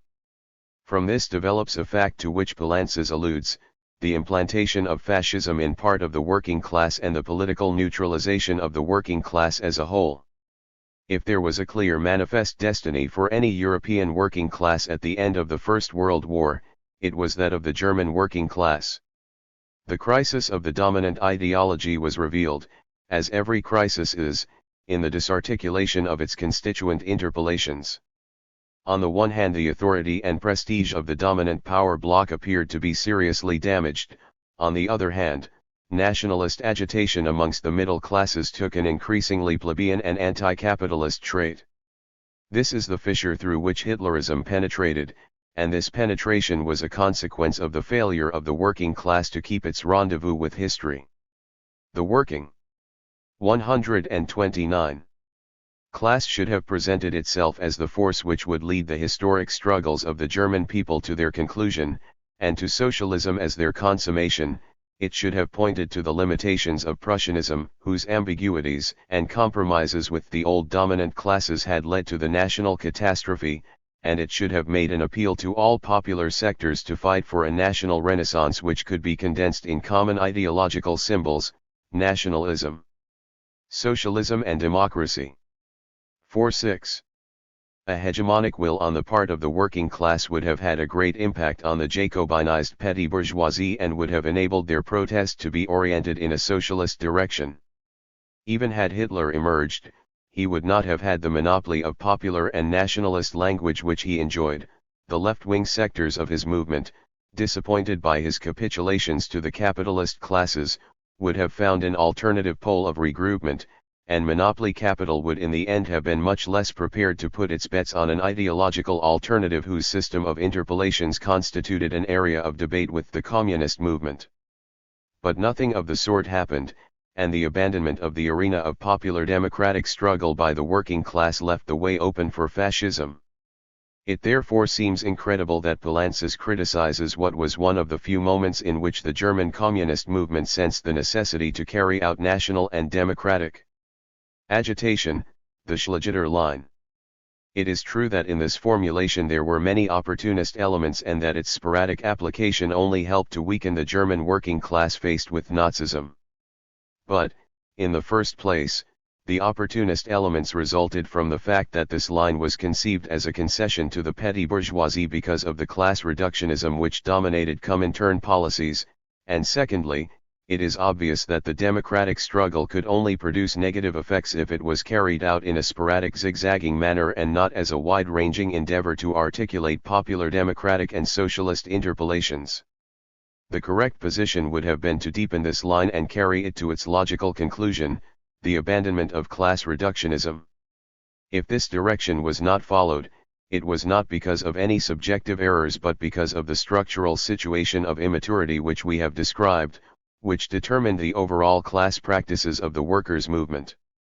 A criticism similar to that of Poulantzas was made, at the time of the rise of Nazism, by Leon Trotsky.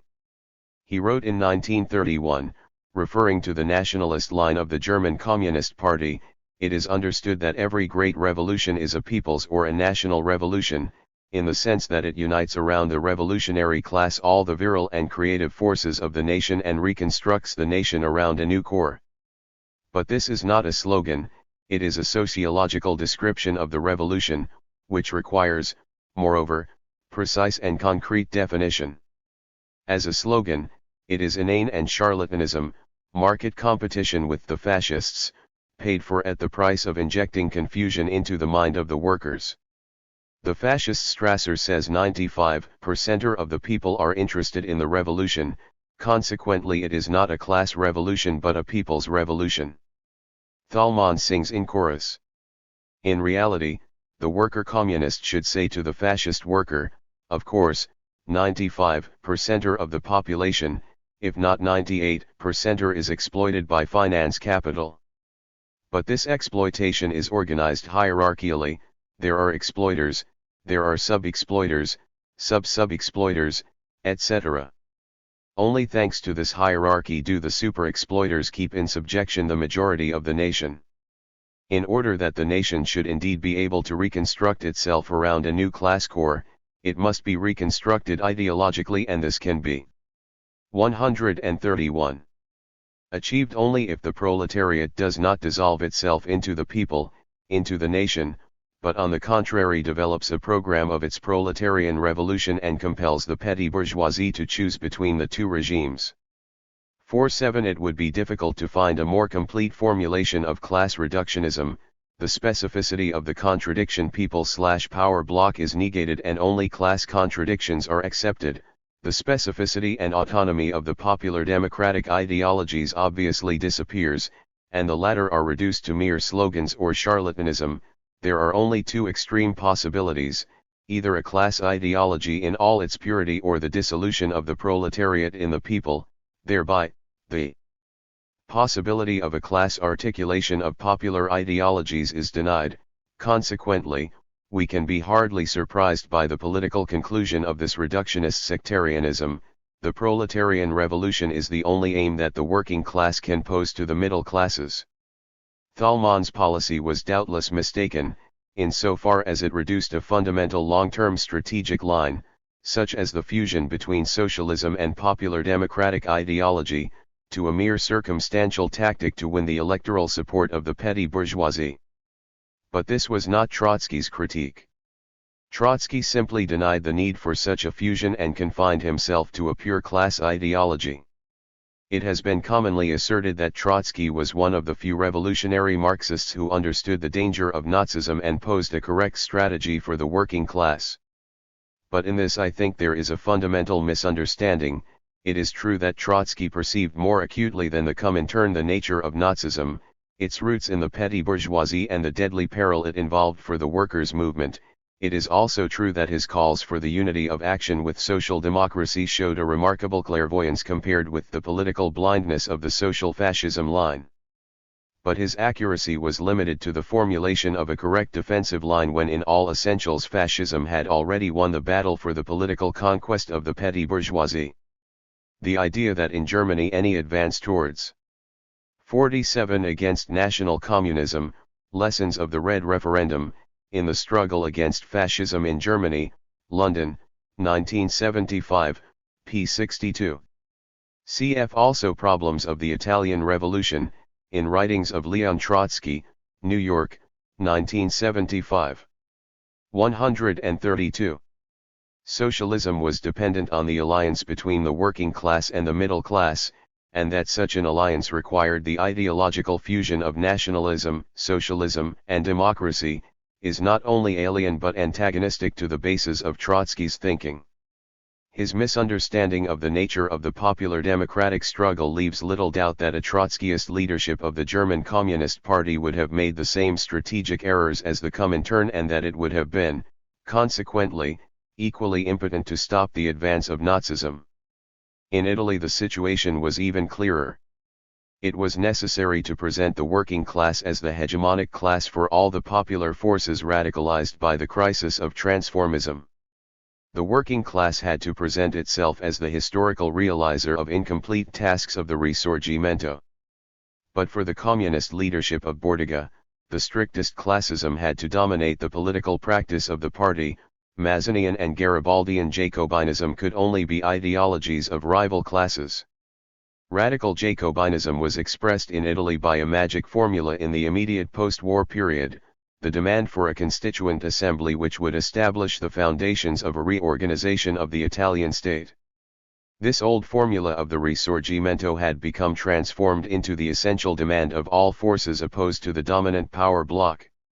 Yet the maximalist sector of the Socialist Party and the Communist Party opposed the Constituent Assembly and counterposed the setting up of Soviets. Naturally, this class isolationism led to the defeat of the workers' movement and the absorption of radical Jacobin interpolations by fascism. 48 Gramsci always consider. 48 Giorgio Amendola has said recently, I would like to call attention to another element which during the war constituted a premise for the development of the political struggle in the post-war period, i.e. the formation around Salandra of the Fascio Nazionale in December 1917.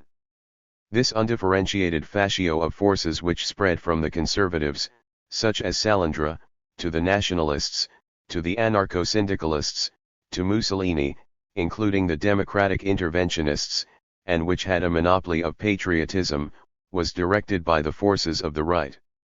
For the neutralist forces did not at that time know how to bring forward the patriotic and the nationalist reasons for their neutralism. This fact, on the one hand, damaged the neutralist forces during the post-war period, preventing them from playing the nationalist card, and on the other hand it presented the patriotic banner to this fascio of heterogeneous forces. Mussolini, at one point, named his journal 133. Ed that the rejection of the Constituent Assembly formula had been a major error of the Communist Party in the pre-fascist period. Already in 1924 he was writing, is it likely that the slogan of the Constituent Assembly will become current again? If it is, what should be our position on this? Briefly, the present situation must have a political solution. What is the most probable form that such a solution will take?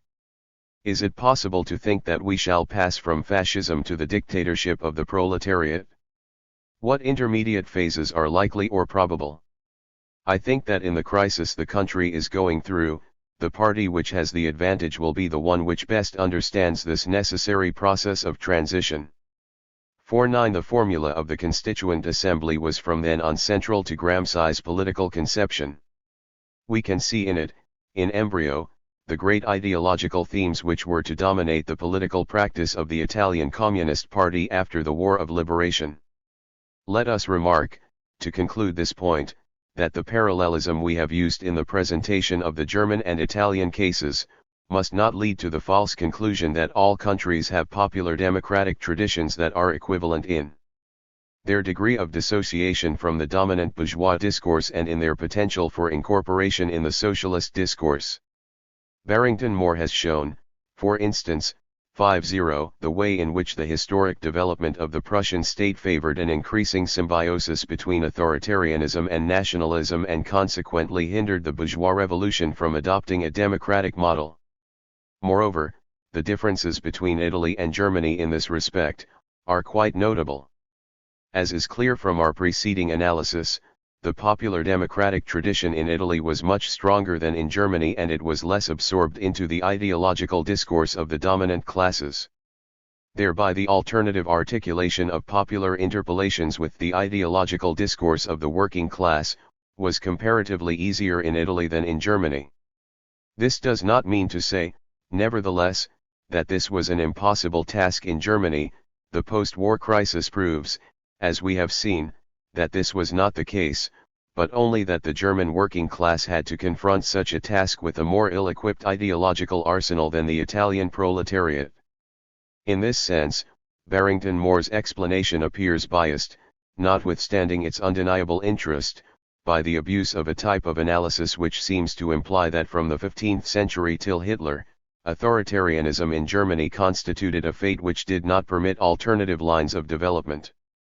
In this way the coherence and degree of condensation of the ideologies of the dominant bloc are overestimated while the role of the popular democratic ideologies is extremely underestimated.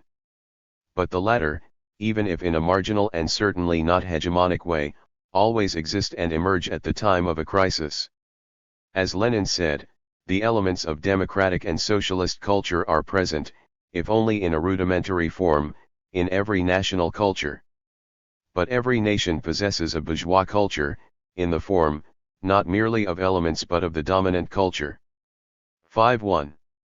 If the foregoing analysis is correct, fascism arose from a dual crisis, a crisis of the dominant sectors who were incapable of neutralizing by traditional methods the Jacobin potential of popular democratic interpellations, a crisis of the working class which was incapable of articulating them in socialist political discourse.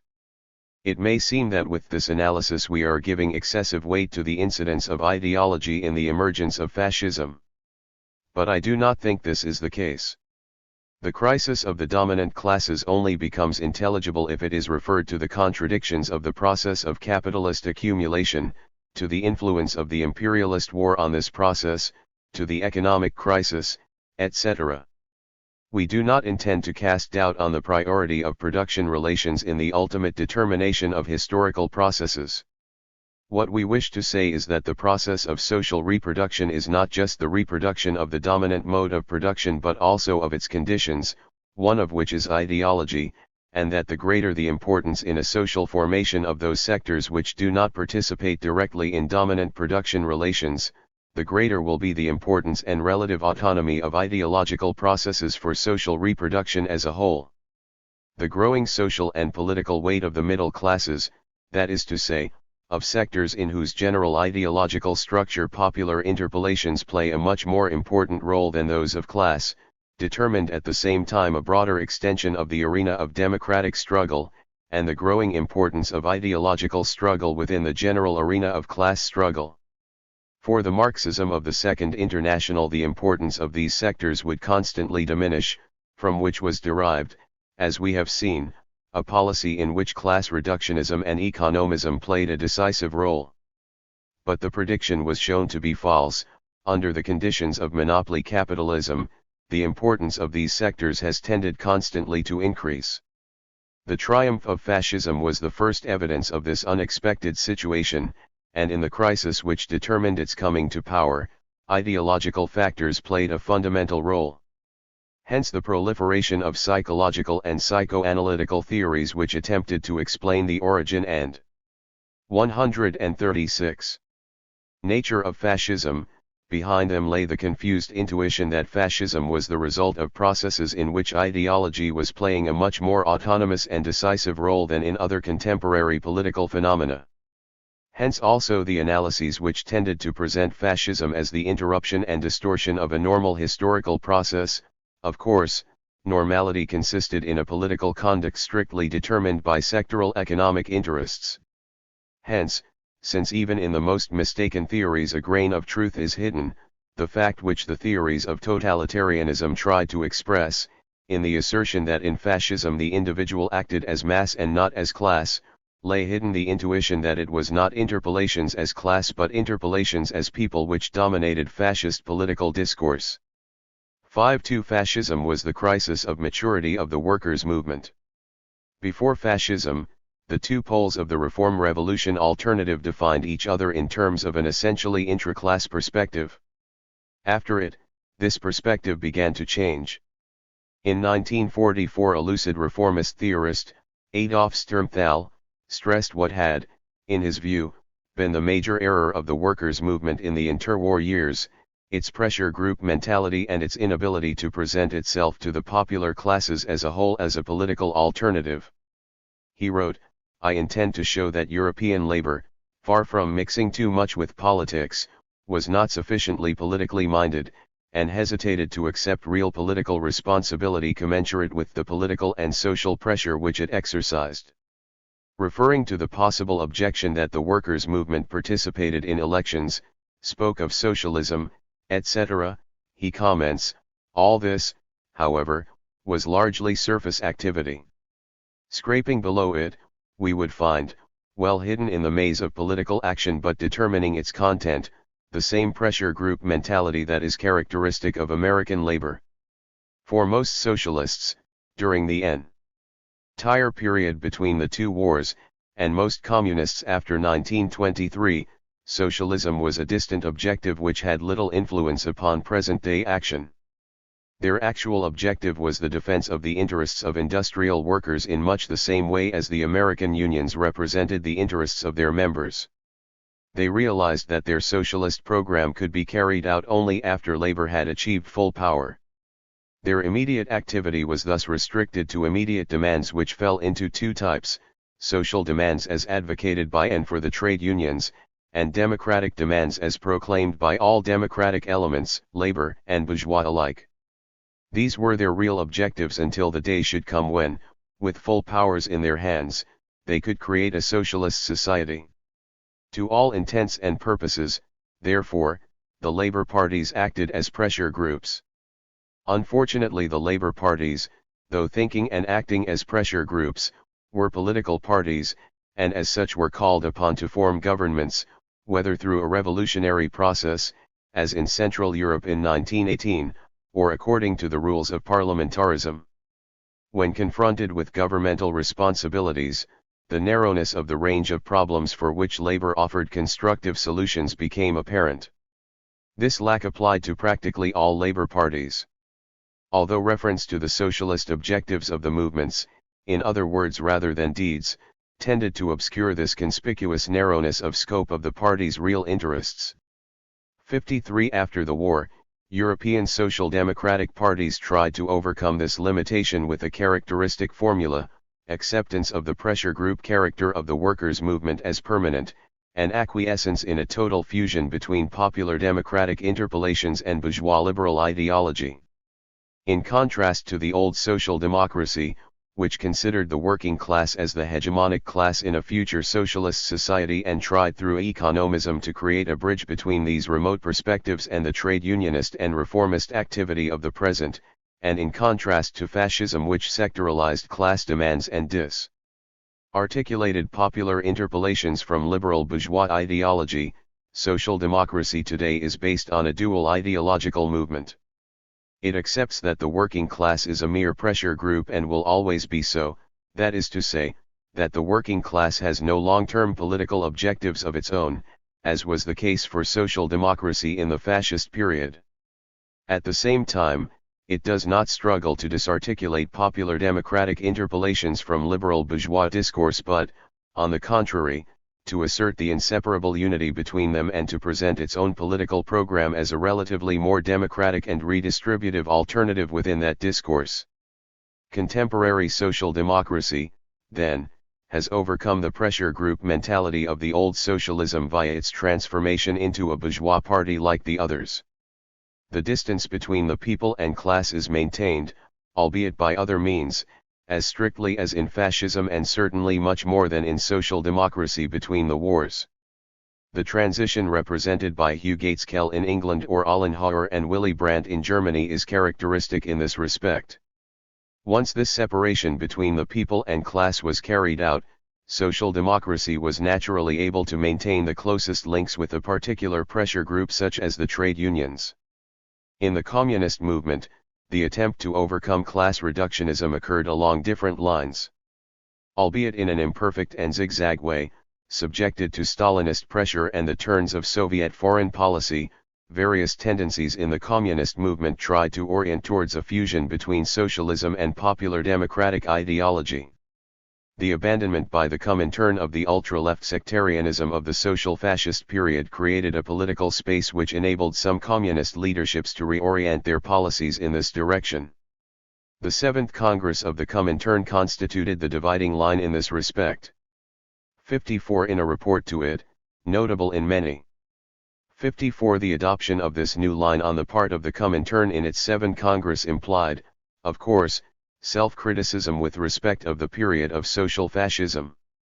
Poulantzas rightly says in his book that such self-criticism was totally insufficient, and from it stemmed a long series of errors and deviations. The problem in fact exceeds the theme of this paper, but I would like in any case to make a few points. To propagate the need for a democratic front, while 139 ways, Dimitrov stated, one of the weakest aspects of the anti-fascist struggle of our parties is that they react inadequately and too slowly to the demagogy of fascism, and to this day continue to neglect the problem of the struggle against fascist ideology. The fascists are rummaging through the entire history of every nation so as to be able to pose as the heirs and continuators of all that was exalted and heroic in its past, while all that was degrading or offensive to the national sentiments of the people they make use of as weapons against the enemies of fascism. Hundreds of books are being published in Germany with only one aim, to falsify the history of the German people and give it a fascist complexion. Mussolini makes every effort to make capital for himself out of the heroic figure of Garibaldi. The French fascists bring to the fore as their heroine Joan of Arc. The American fascists appeal to the traditions of the American War of Independence, the tradition of Washington and Lincoln. The Bulgarian fascists make use of the national liberation movements of the 70s and its heroes beloved by the people, Vasil Lovsky, Stephen Carriage and others. Communists who suppose that all this has nothing to do with the cause of the working class, who do nothing to enlighten the masses on the past of their people, in a historically correct fashion, in a genuinely Marxist, a Leninist Stalinist spirit, who do nothing to link up the present struggle with the people's revolutionary traditions and past, voluntarily hand over to the fascist falsifiers all that is valuable in the historical past of the nation, that the fascist may dupe the masses. No, comrades, we are concerned with every important question, not only of the present and future, but also of the past of our own people. We communists do not pursue a narrow policy based on the craft interest of the workers. We are not narrow-minded trade union functionaries, or leaders of medieval guilds or handicraftsmen and journeymen. We are the representatives of the class interests of the most important, the greatest class of modern society, the working class, to whose destiny it falls to free mankind from the sufferings of the capitalist system, the class which in 1/6 of the world has already cast off the yoke of capitalism and constitutes the ruling class. We defend the vital interests of all the exploited, toiling strata, that is, of the overwhelming majority in any capitalist country. The interests of the class struggle of the proletariat against the native exploiters are not in contradiction to the interests of a free and happy future of the nation. On the contrary, the socialist revolution will signify the salvation of the nation and will open up to it the road to loftier heights. By the very fact of building at the present time its class organizations, by the very fact of defending democratic rights and liberties against fascism, by the very fact of fighting for the overthrow of capitalism, the working class is fighting for the future of the nation. 55. The weakening of political ties with the Soviet Union during the war, and the transformation of various communist parties into mass organizations which put themselves at the head of national resistance movements against Hitlerism, enabled all the potential implicit in this new line to be proved. But the process of theoretical reformulation did not make the necessary advance, and the remnants of class reductionism, strengthened by the Second Stalinist Ice Age and the Cold War, hung like a millstone and hindered for decades the development of the internal potentialities of this line of ideological and political transformation initiated with the resistance. A customary misapprehension was the notion that the priority of the democratic struggle thereby determined the progressive character of a sector of the bourgeoisie, to which was counterposed the apparently antagonistic ultra-left thesis that, given the definitively reactionary character of all sectors of the bourgeoisie, it could be concluded that democratic struggles were now obsolete and that it was necessary to confine the struggle to a pure revolutionary class perspective. As we can see, both theses share a class reductionism, since they both consider that democratic ideology can be nothing but bourgeois ideology. If, by contrast, this assumption is abandoned, and it is accepted that popular democratic ideologies are not class ideologies, the terms of the confrontation are displaced. The basic ideological struggle of the working class consists in linking popular democratic ideology to its discourse, avoiding both class sectarianism and social democratic opportunism. This is a difficult balance to keep, but the working class struggle has always been a difficult struggle and has consisted, according to Lenin, in walking between precipices.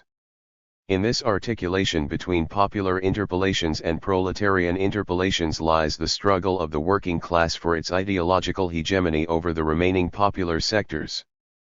5-6 Today, when the European working class is increasing its influence and must conceive its struggle more and more as a contest for the ideological and political hegemony of middle sectors, it is more necessary than ever for Marxism to develop a rigorous theory of ideological practice which eliminates the last taints of class reductionism.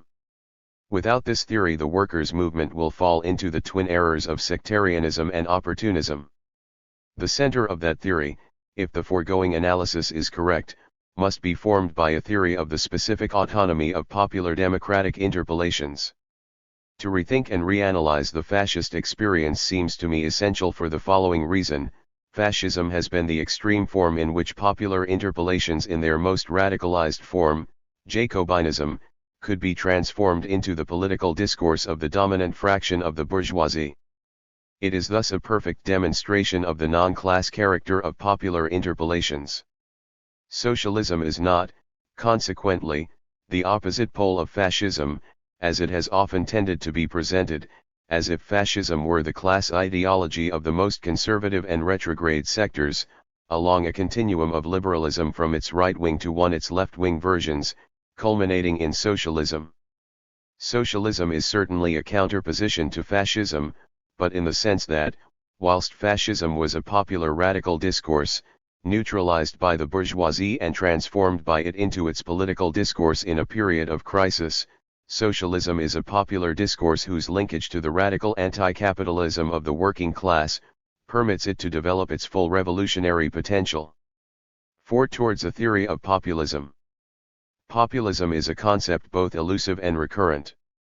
Few terms have been so widely used in contemporary political analysis, although few have been defined with less precision. We know intuitively to what we are referring when we call a movement or an ideology populist, but we have the greatest difficulty in translating the intuition into concepts. This has often led to an ad hoc kind of practice. The term continues to be used in a merely elusive way, and any attempt to ascertain its content is renounced. David Apter, for example, referring to the new political regimes of the Third World, states, "What we are witnessing in the world today is a range of accommodated political systems. Even the toughest of them is weak. Even the most monolithic in forms tends to be divided in its practices and diluted in its ideas. Few are totalitarian. Almost all are populist and, in a real sense, mainly pre-democratic rather than anti-democratic." One throughout his book, despite the fact that the populism of these new regimes plays an important role in their characterization, Apter nowhere seriously tries to determine the content of the concept he uses. To the obscurity of the concept is linked the indeterminacy of the phenomenon to which it alludes. Is populism a type of movement or a type of ideology? What are its boundaries? In some conceptions it is limited to certain precise social bases, in others, populism indicates a trait common to political phenomena as disparate as Maoism, Nazism, Peronism, Nasserism, or Russian Narodnичество. The result is a vagueness, which contributes little to a scientific analysis of any political phenomena. The main object of this essay will be to put forward some propositions that may help us to overcome the traditional imprecision. Our objective, then, will be an essentially theoretical one. Reference to concrete populist movements will be made only for purposes of illustration. Although the concepts to be employed have been developed basically with Latin American experience in mind, their validity is not limited to a determinate historical or geographical context. We will first discuss various theories of populism, especially functionalist accounts, for these have been the most influential and conceptually refined. We will then present an alternative theoretical schema centered upon the concept of popular democratic interpellation. Finally, we will comment on some characteristics of the historical process experienced by Latin American political systems after 1930, which has made them particularly prone to populist mobilization. We can single out 4 basic approaches to an interpretation of populism. 3 of them consider it simultaneously as a movement and as an ideology. A 4th reduces it to a purely ideological phenomenon. For the first approach, populism is the typical expression of a determinate social class and characterizes, therefore, both the movement and its ideology. Populism is deemed to be typical of a distinct social class, whatever the concrete example selected. Thus, for those whose focus of study is 19th-century Russian Narodnичество, populism will be presented essentially as a peasant ideology, or an ideology elaborated by intellectuals that exalts peasant values. If the object of analysis is North American populism, it will be considered an ideology and mobilization typical of a society of small farmers opposed to urban life and big business. Finally, in Latin America, where the mobilization of urban masses has often acquired populist connotations, it will be seen as the political and ideological expression either of a petty bourgeoisie, of marginal sectors, or of a national bourgeoisie seeking to mobilize the masses for a partial confrontation with the local oligarchies. And 145. Imperialism. The problems of this kind of interpretation are obvious. It evades the phenomenon it sets out to explain. If one is to maintain that there is at least one common element between Vargismo, the movement of William Jennings Bryan and Narodnichestvo, and that this element is populism, it is obvious that its specificity must be sought outside, not within the social bases of those movements, since they are totally dissimilar. If, on the other hand, the use of the concept is restricted to movements with a similar social base, the area of analysis is illegitimately displaced. The object of explanation is now another phenomenon, the something in common present in many different social movements. Yet it was the definition of this specificity which constituted the original problem. As we shall see, this has been typical procedure by which the specificity of populism has been conjured out of existence. The operation is normally carried out in 3 steps: an initial intuitive perception of populism as constituting a common feature shared by quite distinct political movements, which then determines a priori that this feature must find its explanation in the social basis of those movements. Concrete populist movements are therefore studied, and in the course of research a peculiar transfer of meaning occurs. Populism ceases to be considered a common feature of various movements and is transformed into a synthetic concept which defines or symbolizes the complex of features characteristic of the concrete movement under investigation. Henceforth, when it is necessary to provide a definition of what is specific about populism, the analyst, rather than isolating a common feature of various movements, is driven to compare these movements as such and to try and determine what they have in common via a typically empiricist procedure of abstraction/generalization. But, as we said, this attempt cannot get very far, since the so-called populist movements differ fundamentally from each other. Consequently, what is generally done in such cases, is to continue talking of populism without defining it, which brings us back to our starting point. The difficulties of establishing the class connotations of populism have often led to a second conception which we might call a kind of theoretical nihilism. According to this, populism is a concept devoid of content. It should therefore be eliminated. 146. From the vocabulary of the social sciences, and replaced by a direct analysis of the movements which up to now have been called populist, according to their class nature. Hence an analysis of the class basis of DNY movement is the key to a discovery of its nature. But, we may ask, is that all? Does class analysis really eliminate the problem of populism? It is surely obvious that this is not so. Because at least one unresolved enigma remains, for populism is not just an analytical category but a datum of experience. It is that something in common which is perceived as a component of movements whose social bases are totally divergent. Even if it were a pure illusion or appearance, we would still have to explain the illusion or appearance as such.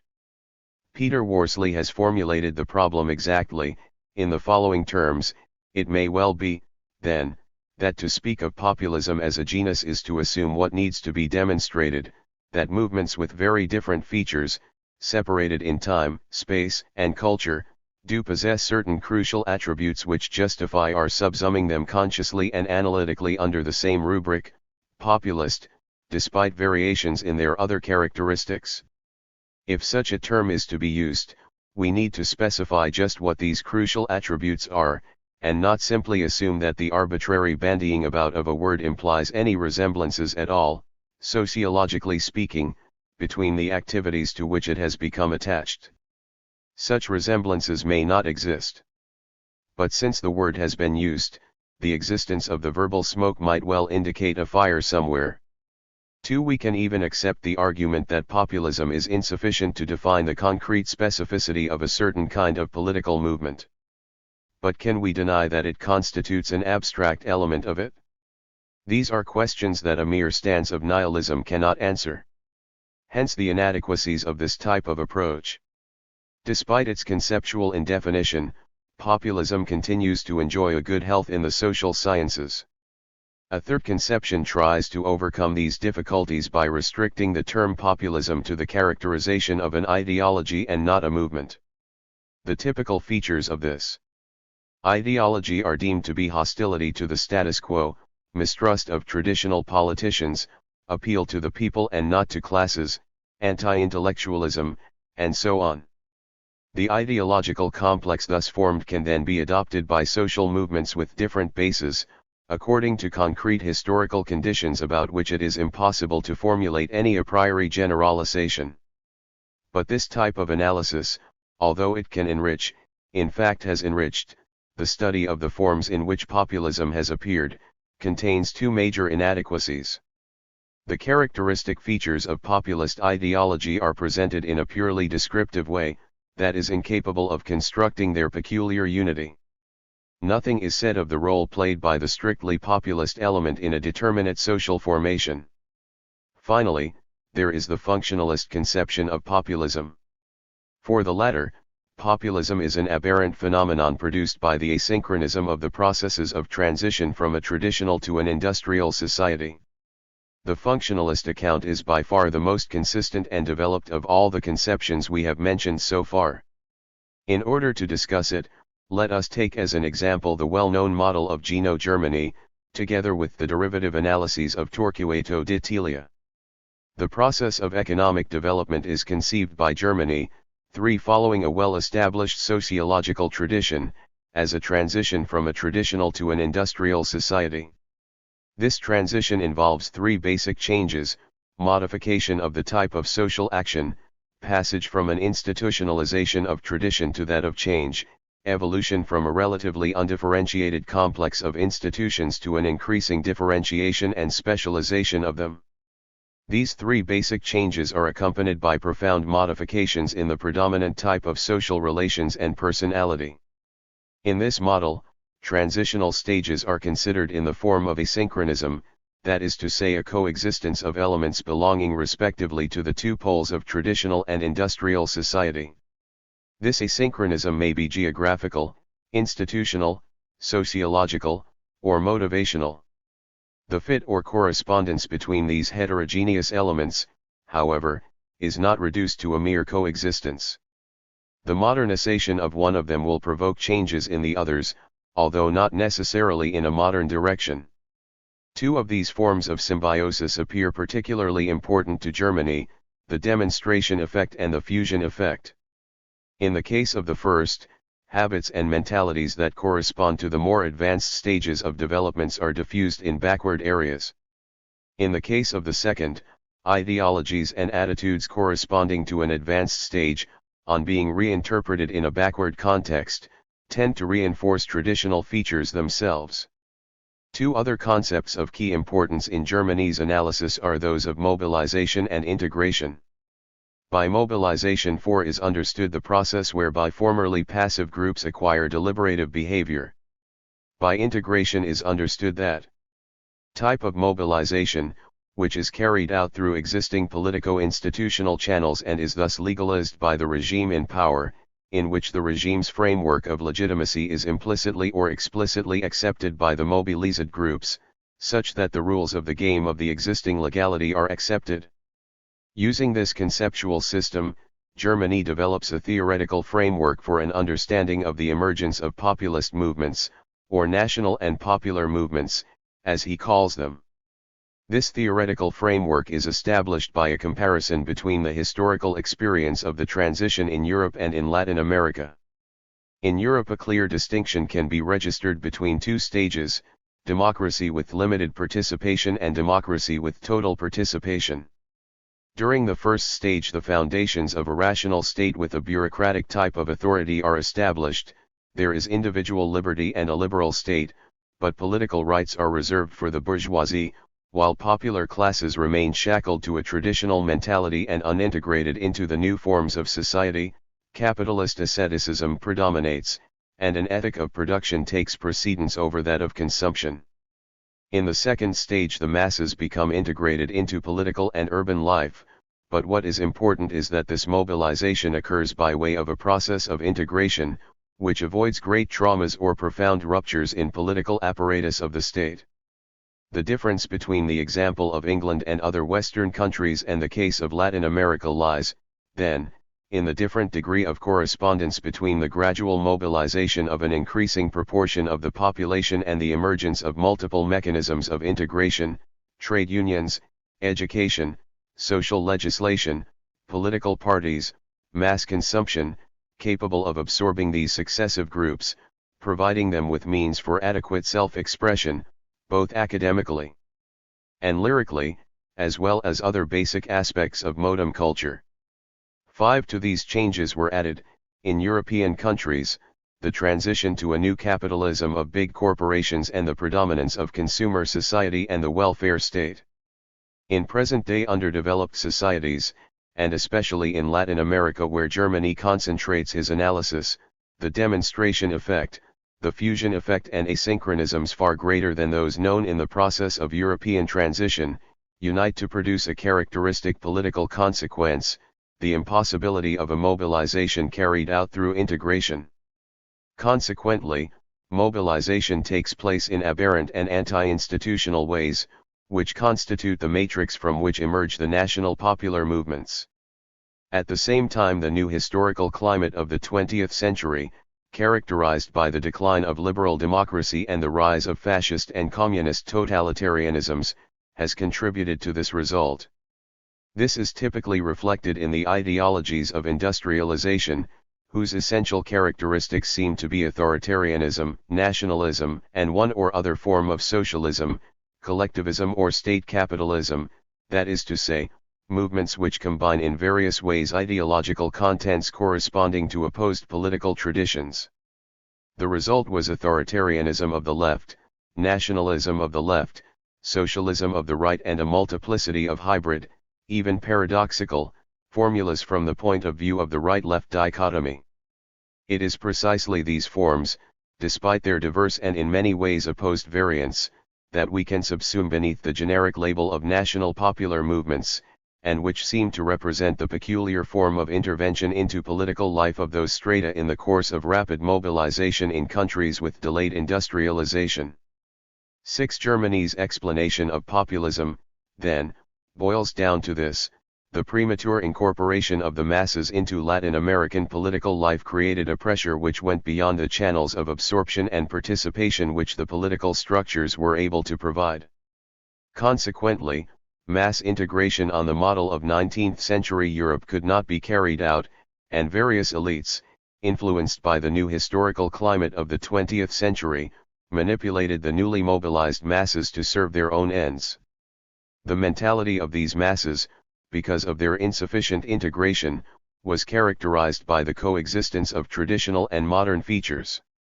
Hence populist movements constitute a haphazard accumulation of fragments corresponding to the most dissimilar paradigms. Note the following paragraph of Germany, reminiscent of the chaotic enumeration of surrealist poetry: we have here something difficult to understand within the experience of 19th-century Europe. Quite different political groups, nationalists of the extreme right, fascists or Nazis, Stalinist communists, all the variations of Trotskyism, and the most diverse sectors, intellectuals, modernist workers, professionals, and politicians of petty bourgeois origin, military men, sectors of the old Landowning oligarchy in economic and political decline, no less than the most bizarre combinations between them, have tried to base themselves upon this human support in order to achieve their political aims. Obviously, these aims do not always coincide with the aspirations of the mobilized layers themselves, although there can sometimes be an identity of aspirations and objectives between elites and masses. 7. A more detailed analysis of populism and its variants, in a similar theoretical perspective to that of Germany, is to be found in a well-known essay by Torquato di Teglia.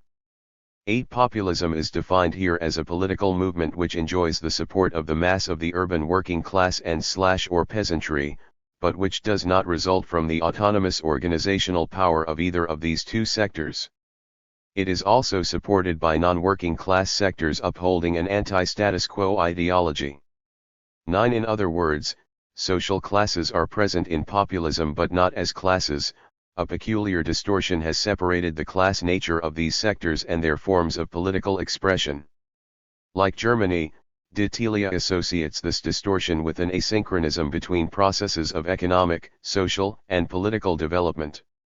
In the case of populism, it is the revolution of rising expectations and the demonstration effect that is responsible for the asynchronism. The mass media raise the levels of aspirations of their audience, particularly in the towns and among the educated.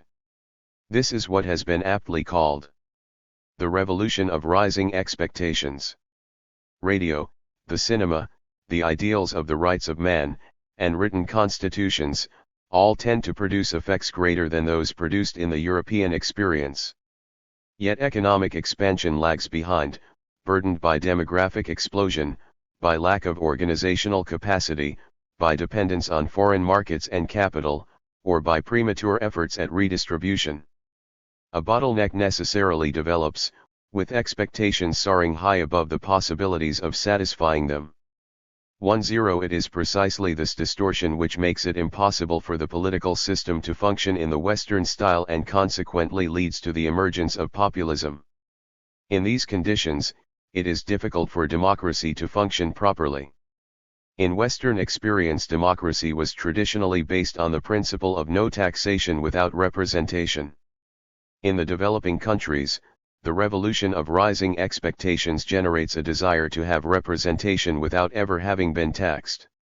Groups lacking sufficient economic or organizational national power demand a share in both the goods and decision-making process of society. They no longer know their place as European workers knew theirs until recently. They form a disposable mass of supporters, larger and more demanding than any Louis Napoleon would have dreamed of. However, a further element is necessary for this mass to be mobilized in a populist direction, the appearance of an elite committed to the process of mobilization. D'Itlia explains the emergence of an elite to lead the populist movement by a new aberrant phenomenon, the existence among these sectors of a status incongruence between aspirations and job satisfaction. The essential features of populism must therefore be sought, in an elite imbued with an anti-status quo ideology, in a mobilized mass generated by a revolution of rising expectations, in an ideology with a widespread emotional appeal. Within this theoretical framework, D'Itlia develops a classification of populist movements according to whether or not the leading elite belongs to the upper levels of the social stratification system, and to the degree of acceptance or rejection which these elites experience in their groups of origin. As we can see, D'Itlia's conception is as teleological as that of Germany. At one pole is traditional society, at the other, fully developed industrial society. The roots of populism are to be sought in the asynchronism between the processes of transition from one to the other. Populism thus constitutes the form of political expression of popular sectors when they are unable to establish an autonomous organization and class ideology. To a higher degree of development would correspond more of a class and less of a populist organization. Peronism, for example, occupies an intermediate position on this continuum. From the point of view of the working class, Western-style trade unionism would constitute the paradigmatic form of representation of its interests congruent with a highly developed society. The first objection that the Germany D'Itlia analysis prompts is whether populism can be assigned to a transitional stage of development.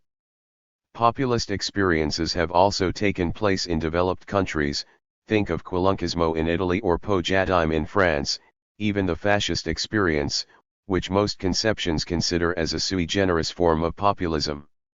To link populism to a determinate stage of development is to make the same mistake as many interpretations in the 1920s, including that of the Comintern, which regarded fascism as an expression of Italy's agrarian underdevelopment, that could not therefore be repeated in advanced industrialist countries such as Germany. It is true that populist experiences in the capitalist metropoles are less frequent than in peripheral countries, but can we therefore conclude that this is due to the different levels of development of the two? The argument implies highly questionable assumptions.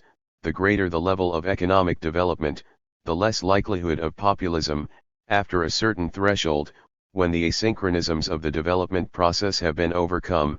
Industrial societies 154 are immune from the populist phenomenon.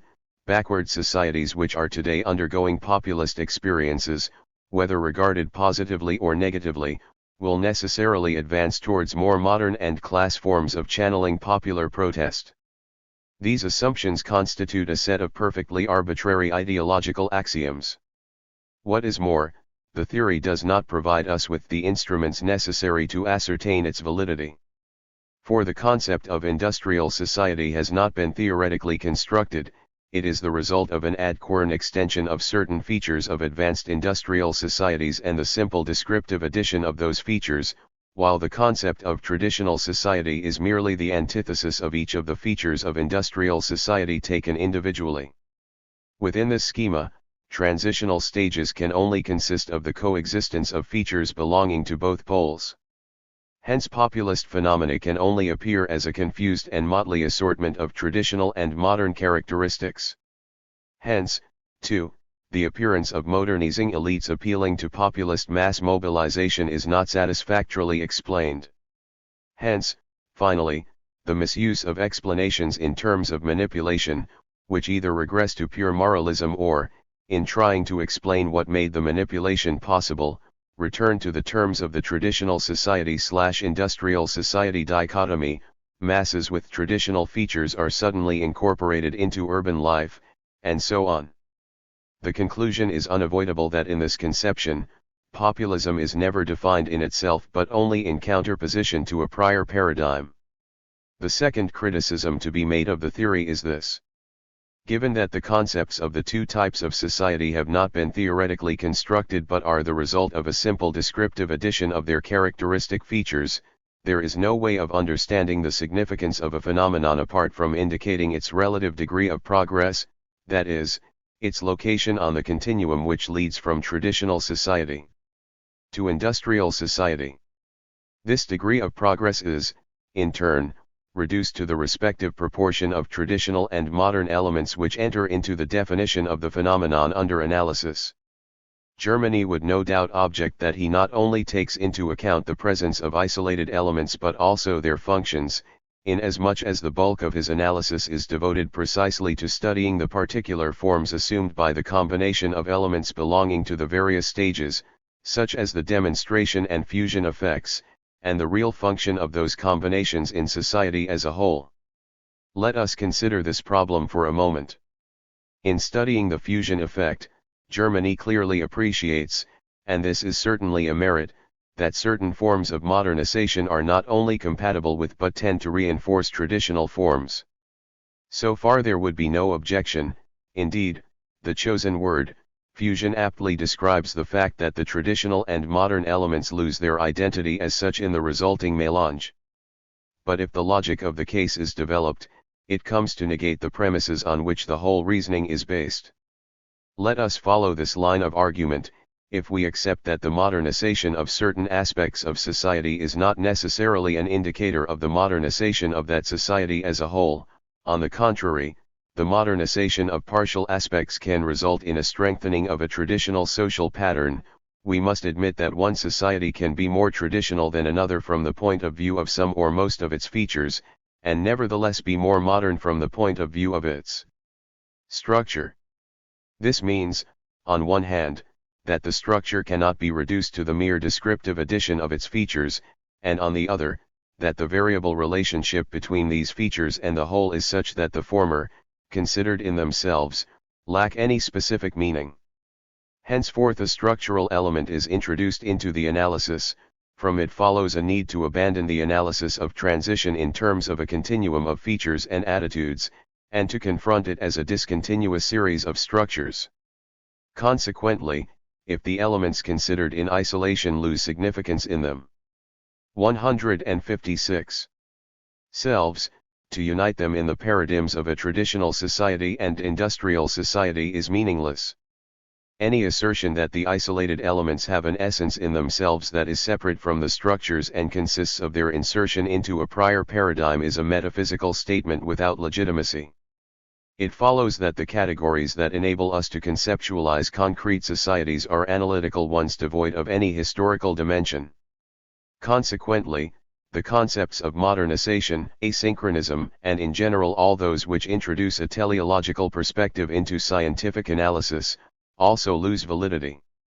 Germany has incorporated a structural dimension into his analysis with concepts like demonstration effect and fusion effect, but he has not taken the consequence of this incorporation to its logical conclusion.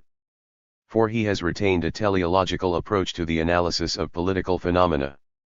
The elements which fuse are either absolutely traditional or absolutely modern. In what, then, does this process of fusion consist? On this point Germany avoids constructing a concept that would enable us to understand it. Fusion is an elusive or metaphorical name, but not a concept, and he substitutes for this construction an explanation in terms of origins. Fusion is the result of asynchronism. That is to say, in the fusion effect is only explained what is intelligible within the terms of our two paradigms, the elements which fuse. As generally occurs with explanations in terms of paradigms, all we know at the end of the analysis is what we already knew at the beginning. Paradigms only explain themselves. Whether or not a teleological perspective and an explanation in terms of paradigms is retained has important consequences for the analysis of concrete political processes. Let us take a common example in the literature on populism, that of the new migrant. This is often cited in order to explain why social sectors coming from backward rural areas on entering the labor force of newly expanding urban industries, have difficulty in developing European-style trade unionism and are easily won over by mobilizations of a populist kind. Germany and others tend to explain this phenomenon as essentially the result of two processes: politically inexperienced masses bring with them from rural areas a traditional type of mentality and ideology, which they have not had time to surpass, towards a modern ideology and style of political action similar to that of the European working class. Asynchronisms in the development process prematurely throw these masses into political action, whereupon the absence of a developed class consciousness yields deviant forms of mobilization and does not result in an autonomous organizational activity of the class as such. It is obvious that recently arrived migrants bring with them a rural type of mentality. It is also obvious that this mentality is transformed in contact with an urban milieu and industrial activity. The problems begin when we try to measure the degree of modernity of these ideologies according to a paradigm constituted by the experience of the European working class. They are multiplied if we consider that any deviation from this paradigm is an expression of the perpetuation of traditional elements. Let us look at this more closely. Having arrived at an urban center, the migrant starts to experience a complex of pressures: class exploitation in new places of work, transforming him into a proletarian; multiple pressures of urban society, problems of housing, health, education, through which he enters into a dialectical and conflictual relationship with the state. Under these circumstances, a natural reaction would be to assert the symbols and ideological values of the society from which he has come, in order to express his antagonism towards the new society which exploits him. Superficially this would seem to be the survival of old elements, but in reality, behind this survival is concealed a transformation. These rural elements are simply the raw materials which the ideological practice of the new migrants transforms in order to express new antagonisms. In this sense, the resistance of certain ideological elements to their articulation in the dominant discourse of older urban sectors can express exactly the opposite of traditionalism, a refusal to accept capitalist legality which in this sense, reflecting the most radical of class conflicts, expresses a more advanced and modern attitude than European-style trade unionism. The scientific study of ideologies presupposes precisely the study of this kind of transformation, which consists in a process of articulation and disarticulation of discourses, and of the ideological terrain. 158. Which gives them meaning. But this process is unintelligible so long as ideological elements are pre-assigned to essential paradigms. The conclusion to be drawn from the foregoing analysis is unequivocal: the meaning of the ideological elements identified with populism must be sought in the structure of which they are a moment, and not in ideal paradigms. These structures seem to refer, again unmistakably, to the class nature of populist movements, to their roots in modes of production and their articulation. Therewith, however, our exploration of theories of populism seems to become circular. We started by pointing out the impossibility of linking the strictly populist element to the class nature of a determinate movement. We then analyzed theories which present it as the expression of situations in which classes cannot fully express themselves as such. Now we conclude that the ideological features which result from these situations only make sense if we refer them to the structures of which they are part, that is, to class structures. 2. There would appear to be no way out of a vicious circle. On the one hand, the strictly populist element only finds its specificity if we leave aside consideration of the class nature of concrete populist movements. Yet on the other hand, we must refer to class contradictions as a fundamental structural moment in order to discover the principle of unity of various isolated political and ideological features. However, if we look more closely at the problem, we can see that this vicious circle is in reality the result of a confusion. This confusion arises from a failure to differentiate two aspects: the general problem of class determination of political and ideological superstructures, and the forms of existence of classes at the level of these superstructures. Note that these are two distinct problems. To assert the class determination of superstructures does not mean establishing the form in which this determination is exercised. To regard these two problems as identical can be justified only if social classes at the ideological and political level are conceived by way of a process of reduction. In effect, if every ideological and political element has a necessary class belonging, it is obvious that a class is also expressed necessarily through each such element. Therewith, the political and ideological forms of existence of a class are reduced, as necessary moments, to an unfolding of its essence. Classes then no longer determine political and ideological superstructures, but absorb them as a necessary moment in their process of self-unfolding. This kind of interpretation can, as is well known, be lent an economist perspective, common in the Marxism of the Second or Third Internationals, that theorizes superstructures as a reflection of relations of production, or a superstructuralist perspective that makes class consciousness the basic, constitutive moment of class as such.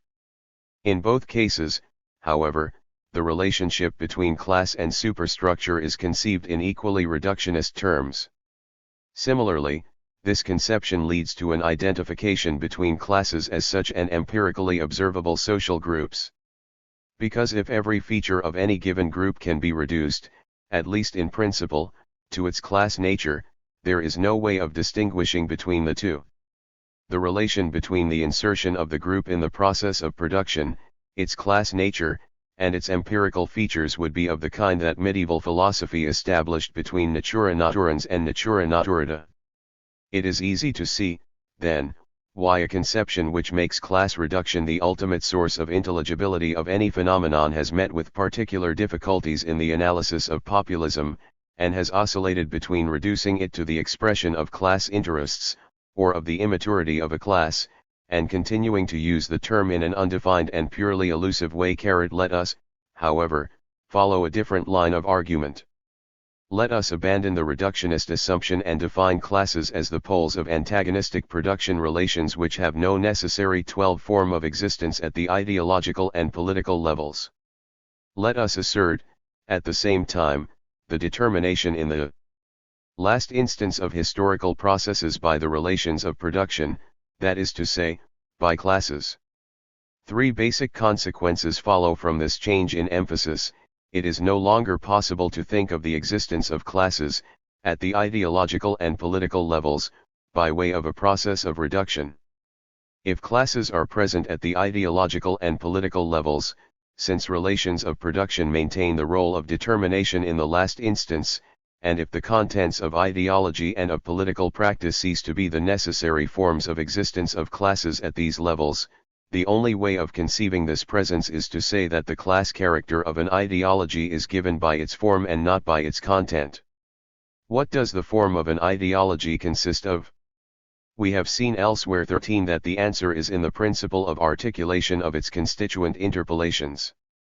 The class character of an ideological discourse is revealed in what we could call its specific articulating principle. Let us take an example: nationalism. Is it a feudal, bourgeois, or proletarian ideology? Considered in itself, it has no class connotation. The latter only derives from its specific articulation with other ideological elements. A feudal class, for example, can link nationalism to the maintenance of a hierarchical authoritarian system of a traditional type. We need only think of Bismarck's Germany. A bourgeois class may link nationalism to the development of a centralist nation-state in fighting against feudal particularism, and at the same time appeal to national unity as a means of neutralizing class conflicts. Think of the case of France. Finally, a communist movement can denounce the betrayal by capitalist classes of a nationalist cause and articulate nationalism and socialism in a single ideological discourse. Think of Mao, for example. One could say that we understand by nationalism something distinct in the three cases. This is true, but our aim is precisely to determine where this difference lies. Is it the case that nationalism refers to such diverse contents that it is not possible to find a common element of meaning in them all? Or rather, is it that certain common nuclei of meaning are connotatively linked to diverse ideological articulatory domains? If the first solution were accepted, we would have to conclude that ideological struggle as such is impossible, since classes can only compete at the ideological level if there exists a common framework of meaning shared by all forces in struggle. It is precisely this background of shared meanings that enables antagonistic discourses to establish their difference. The political discourses of various classes, for example, will consist of antagonistic efforts of articulation in which each class presents itself as the authentic representative of the people, of the national interest, and so on. If, therefore, the second solution, which we consider to be the correct answer, is accepted, it is necessary to conclude that classes exist at the ideological and political level in a process of articulation and not of reduction. Articulation requires, therefore, the existence of non-class contents 1-4, interpolations and contradictions, which constitute the raw material on which class ideological practices operate. These ideological practices are determined not only by a view of the world consistent with the insertion of a given class in the process of production, but also by its relations with other classes and by the actual level of class struggle.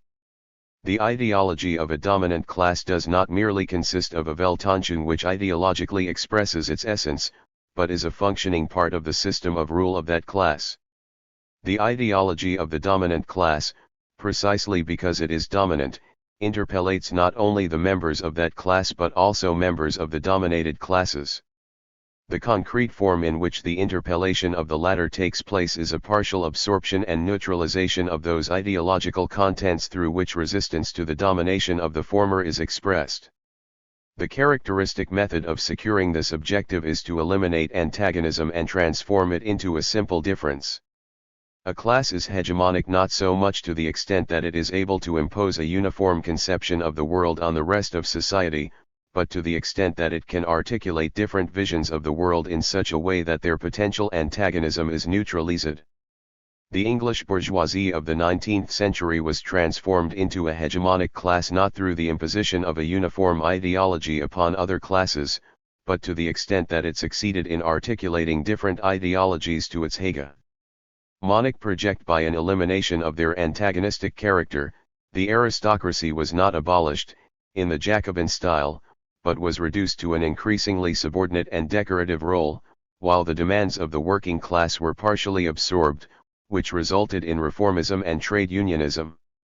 The particularism and ad hoc nature of dominant institutions and ideology in Great Britain does not, therefore, reflect an inadequate bourgeois development but exactly the opposite, the supreme articulating power of the bourgeoisie. 15. Similarly, ideologies of dominated classes consist of articulating projects which try to develop the potential antagonisms constituting a determinate social formation. What is important here is that the dominant class exerts its hegemony in two ways: through the articulation into its class discourse of non-class contradictions and interpolations, through the absorption of contents forming part of the ideological and political discourses of the dominated classes. The presence of working class demands in a discourse, the 8-hour day, for example, is insufficient to determine the class nature of that discourse. The political discourse of the bourgeoisie also came to accept the 8-hour day as a just demand, and to adopt advanced social legislation. This is a clear proof that it is not in the presence of determinate contents of a discourse but in the articulating principle which unifies them that we must seek the class character of politics and ideology. Can a dominant class, through the successive accumulation of elements from ideological discourses of dominated classes, reach a point at which its very class articulating principles are called into question? This is the thesis argued by C.B. Macpherson, for example. He wrote of the dilemmas of liberal democratic theory in the 20th century, that it must continue to use the assumptions of possessive individualism, at a time when the structure of market society no longer provides the necessary conditions for deducing a valid theory of political obligation from those assumptions. 1-6 Class struggle determines changes. 15. On this point we disagree with Perry Anderson's view that the persistence of British institutional and ideological particularism is the expression of an incompletely consummated bourgeois revolution. Cf. Perry Anderson, Origins of the Present Crisis, New Left Review, No. 23. 16. C.B. Macpherson, The Political Theory of Possessive Individualism. 163. In the ideological articulating capacity of classes.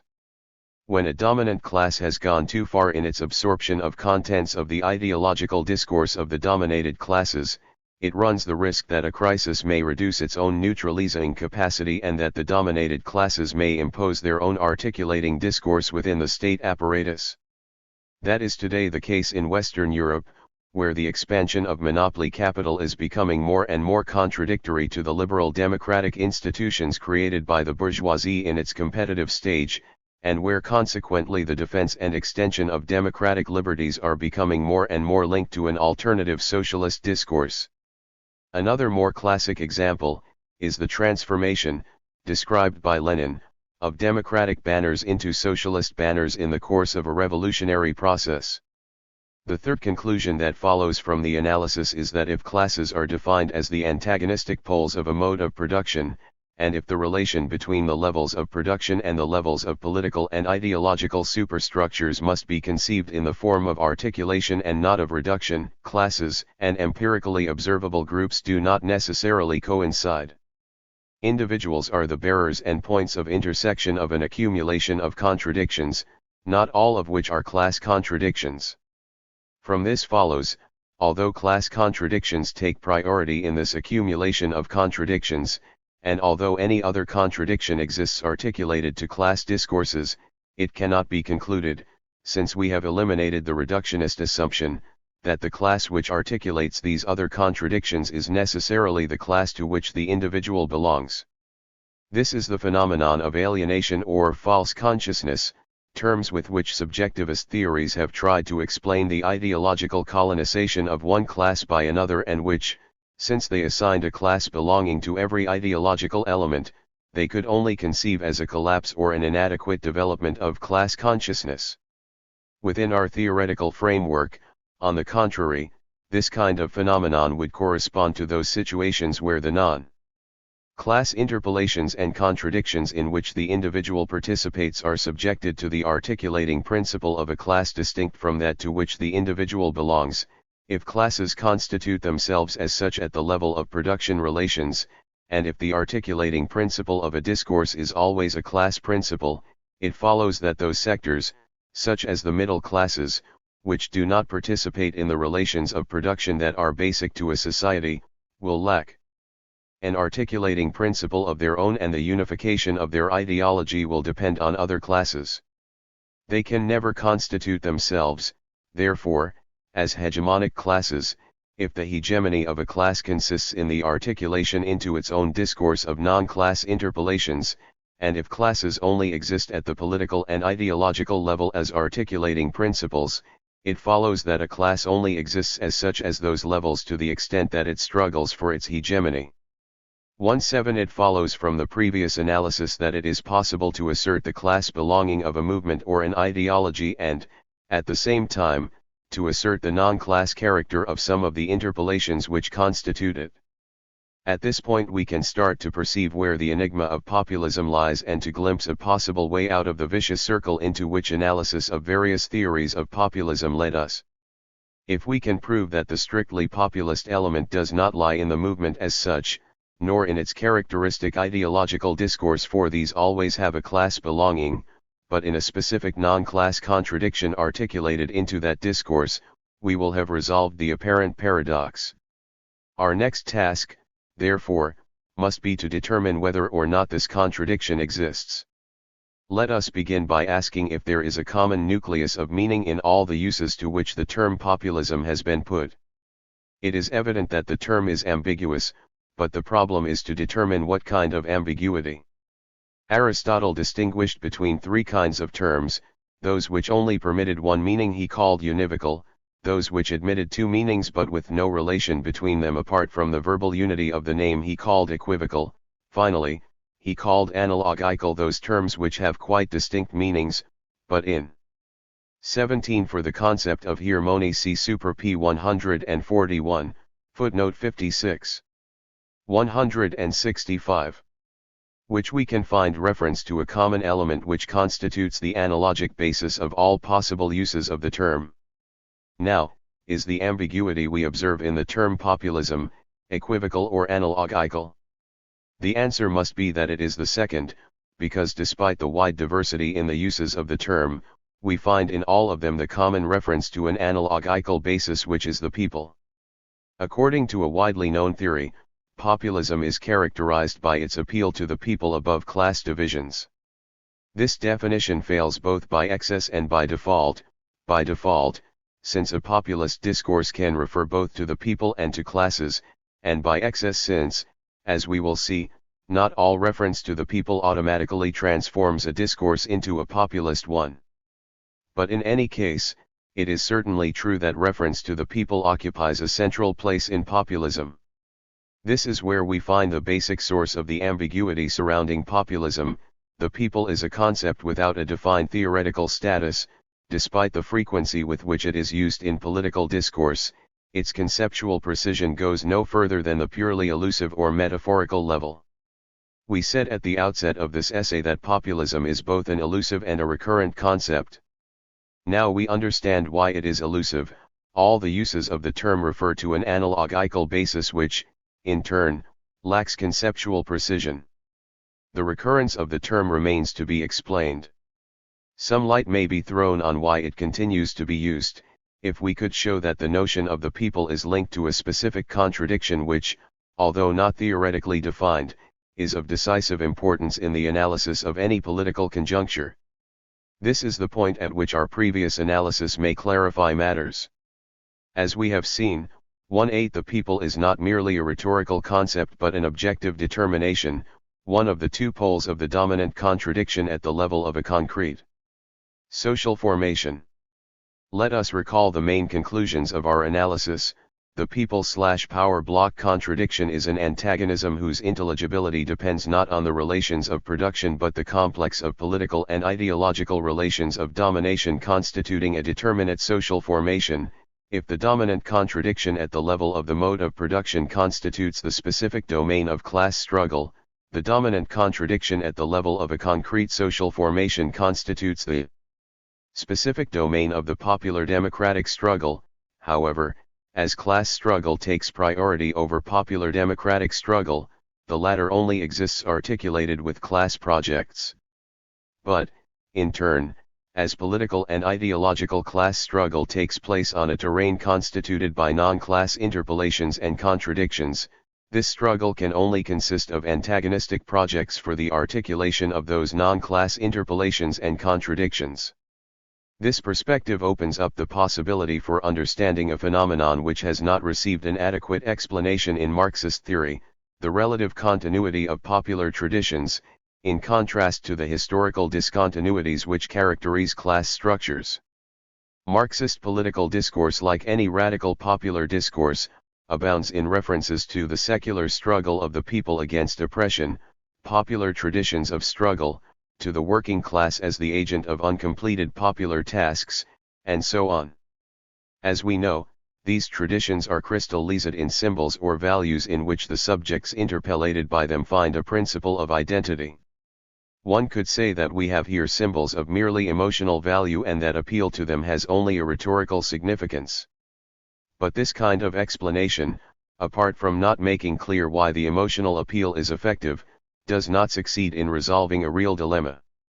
If we accept the universality of the class criterion, and at the same time speak of the secular struggle of the people against oppression, the ideology in which that secular struggle is crystallized can only be that of a class other than the working class, since the latter only arises with modern industrialism. But in that case, the appeal to this tradition in socialist discourse would constitute crass opportunism, since it taints the ideological purity of proletarian ideology with the injection of ideological elements characteristic of other classes. If we 167 take the opposite course and accept that these traditions do not constitute class ideologies, we are confronted with the problem of determining their nature. The theoretical perspective previously outlined enables us to overcome this impasse. Popular traditions constitute the complex of interpellations which express the people/power block contradiction as distinct from a class contradiction. This enables us to explain two things.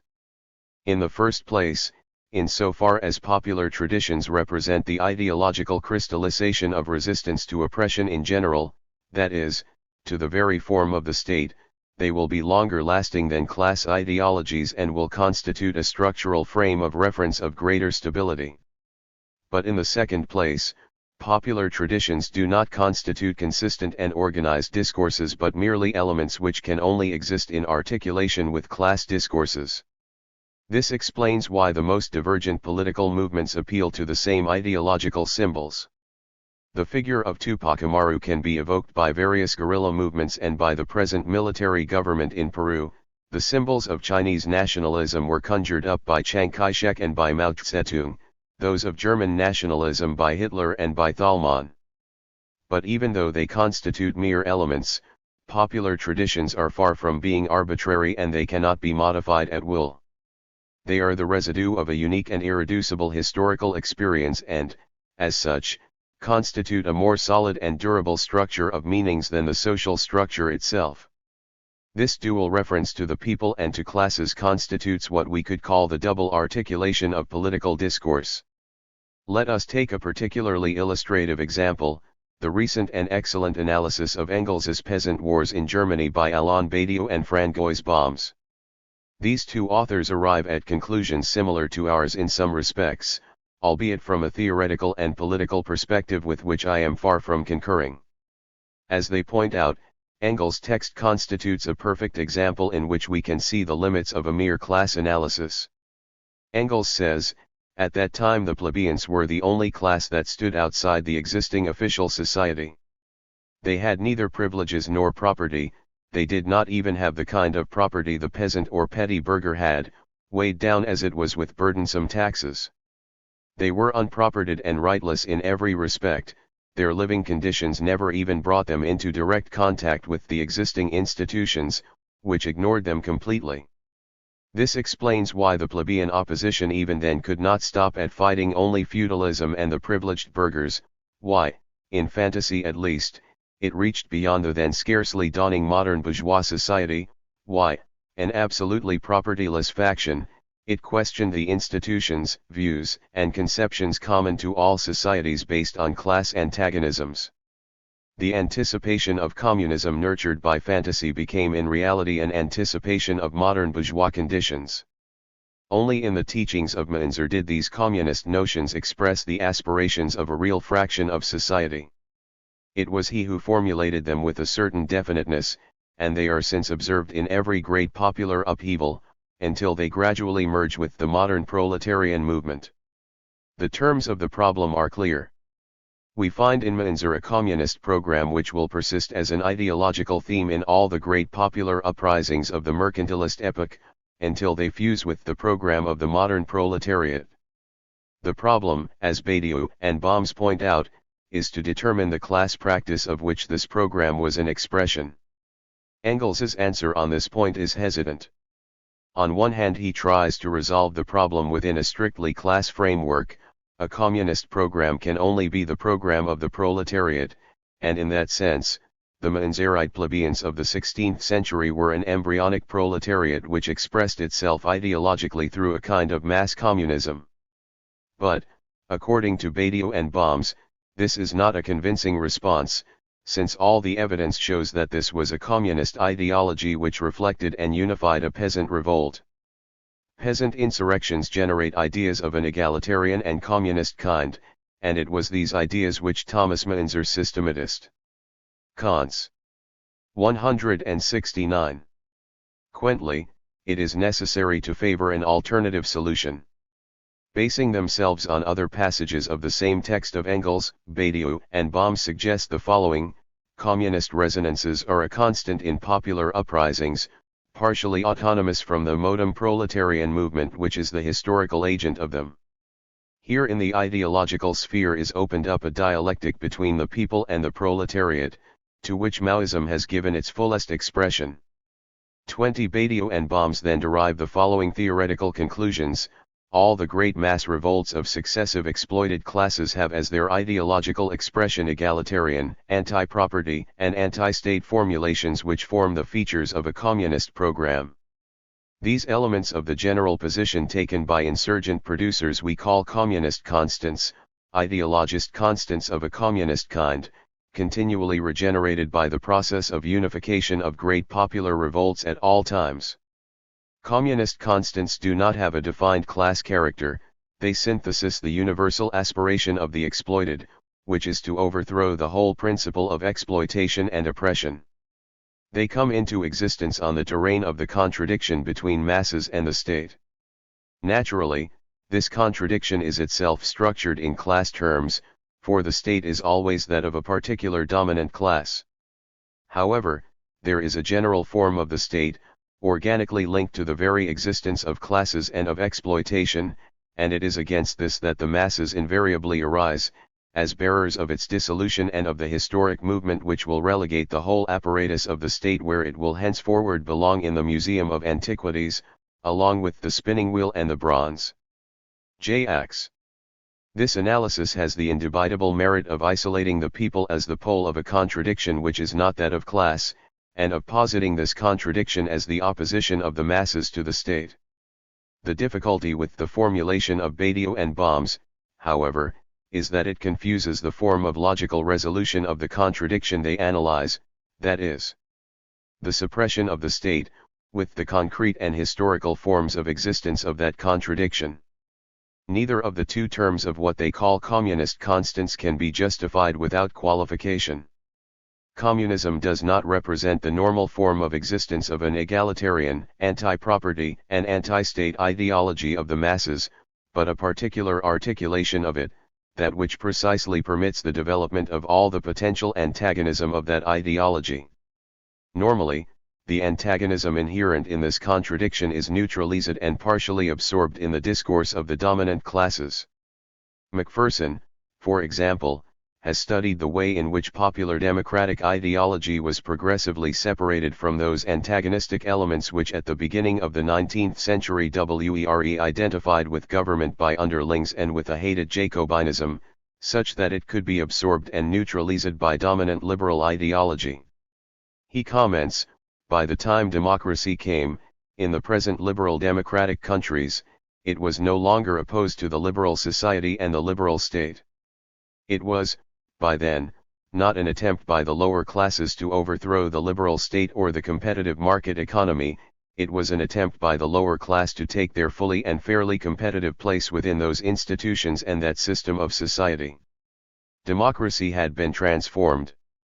From a threat to the liberal state it had become a fulfillment of the liberal state. The liberal state fulfilled its own logic. In so doing, it neither destroyed nor weakened itself, it strengthened both itself and the market society. It liberalized democracy while democratizing liberalism.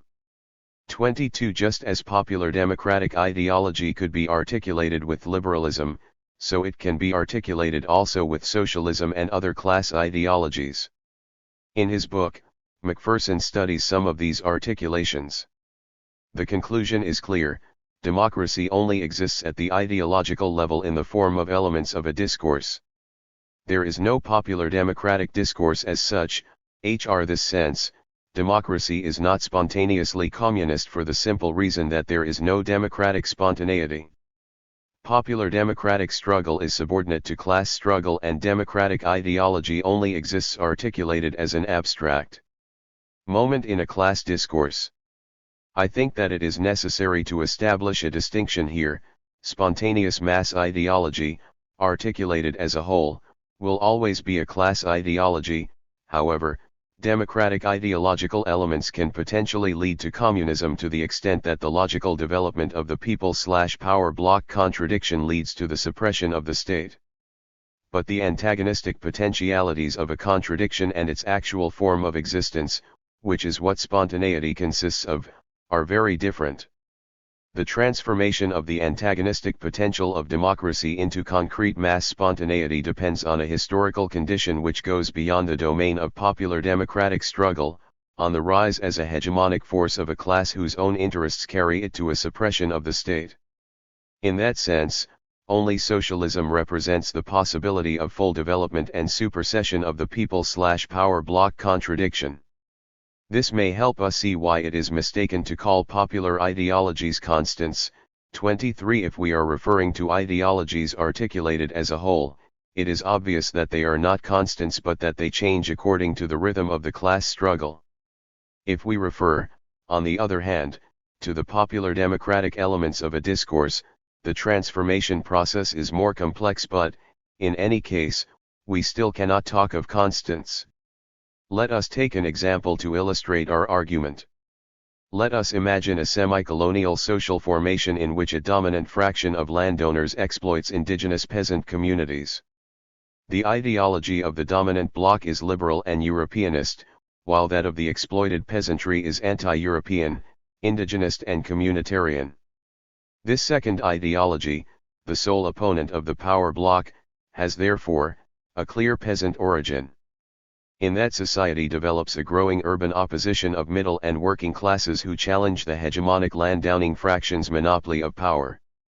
In these circumstances, the organic intellectuals of these new groups, trying to make their political opposition consistent and systematic, increasingly appeal to the symbols and values of peasant groups. Because they constitute the only ideological raw materials which, in this social formation, express a radical confrontation with the power bloc. But in the urban reformulation of those symbols and values, they become transformed, they lose their reference to a concrete social base and are transformed into the ideological expression of the people/power bloc confrontation.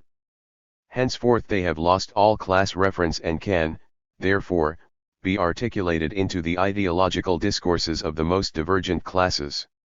What is more, no political discourse can do without them, dominant classes to neutralize them, dominated classes to develop their potential antagonism. These ideological elements are always present in the most varied articulations.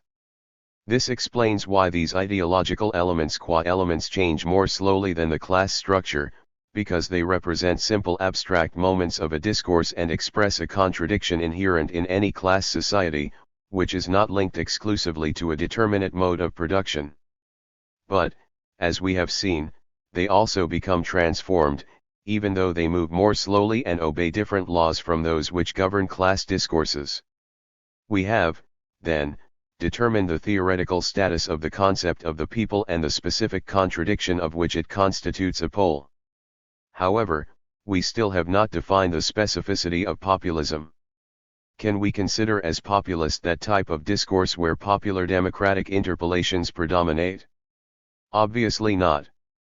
Numerous ideological discourses make reference to the people which we would not think of calling populist. If, therefore, it is not the mere presence of popular democratic interpellations in a discourse which transforms it into a species populism, and if, however, we know that populism is directly linked to the presence of the people in this discourse, we must conclude that what transforms an ideological discourse into a populist one is a peculiar form of articulation of the popular democratic interpellations in it. Our thesis is that populism consists in the presentation of popular democratic interpellations as a synthetic antagonistic. 173. Complex with respect to the dominant ideology. Let us look at this in detail. As we have seen, the ideology of dominant classes not only interpellates dominant subjects but also dominated classes, with the effect of neutralizing their potential antagonism. As we have also said, the basic method of this neutralization lies in a transformation of all antagonism into simple difference. The articulation of popular democratic ideologies within the dominant discourse consists in an absorption of everything in it which is a simple differential particularity and a repression of those elements which tend to transform the particularity into a symbol of antagonism. It is in this sense that the presence of popular elements in a discourse is not sufficient to transform it into a populist one. Populism starts at the point where popular democratic elements are presented as an antagonistic option against the ideology of the dominant bloc. Note that this does not mean that populism is always revolutionary. It is sufficient for a class or class fraction to need a substantial transformation in the power bloc in order to assert its hegemony, for a populist experience to be possible. We can indicate in this sense a populism of the dominant classes and a populism of the dominated classes, when the dominant bloc experiences a profound crisis because a new fraction seeks to impose its hegemony but is unable to do so within the existing structure of the power bloc. One solution can be a direct appeal by this fraction to the masses to develop their antagonism towards the state. As I have pointed out elsewhere, 24, this was the case with Nazism.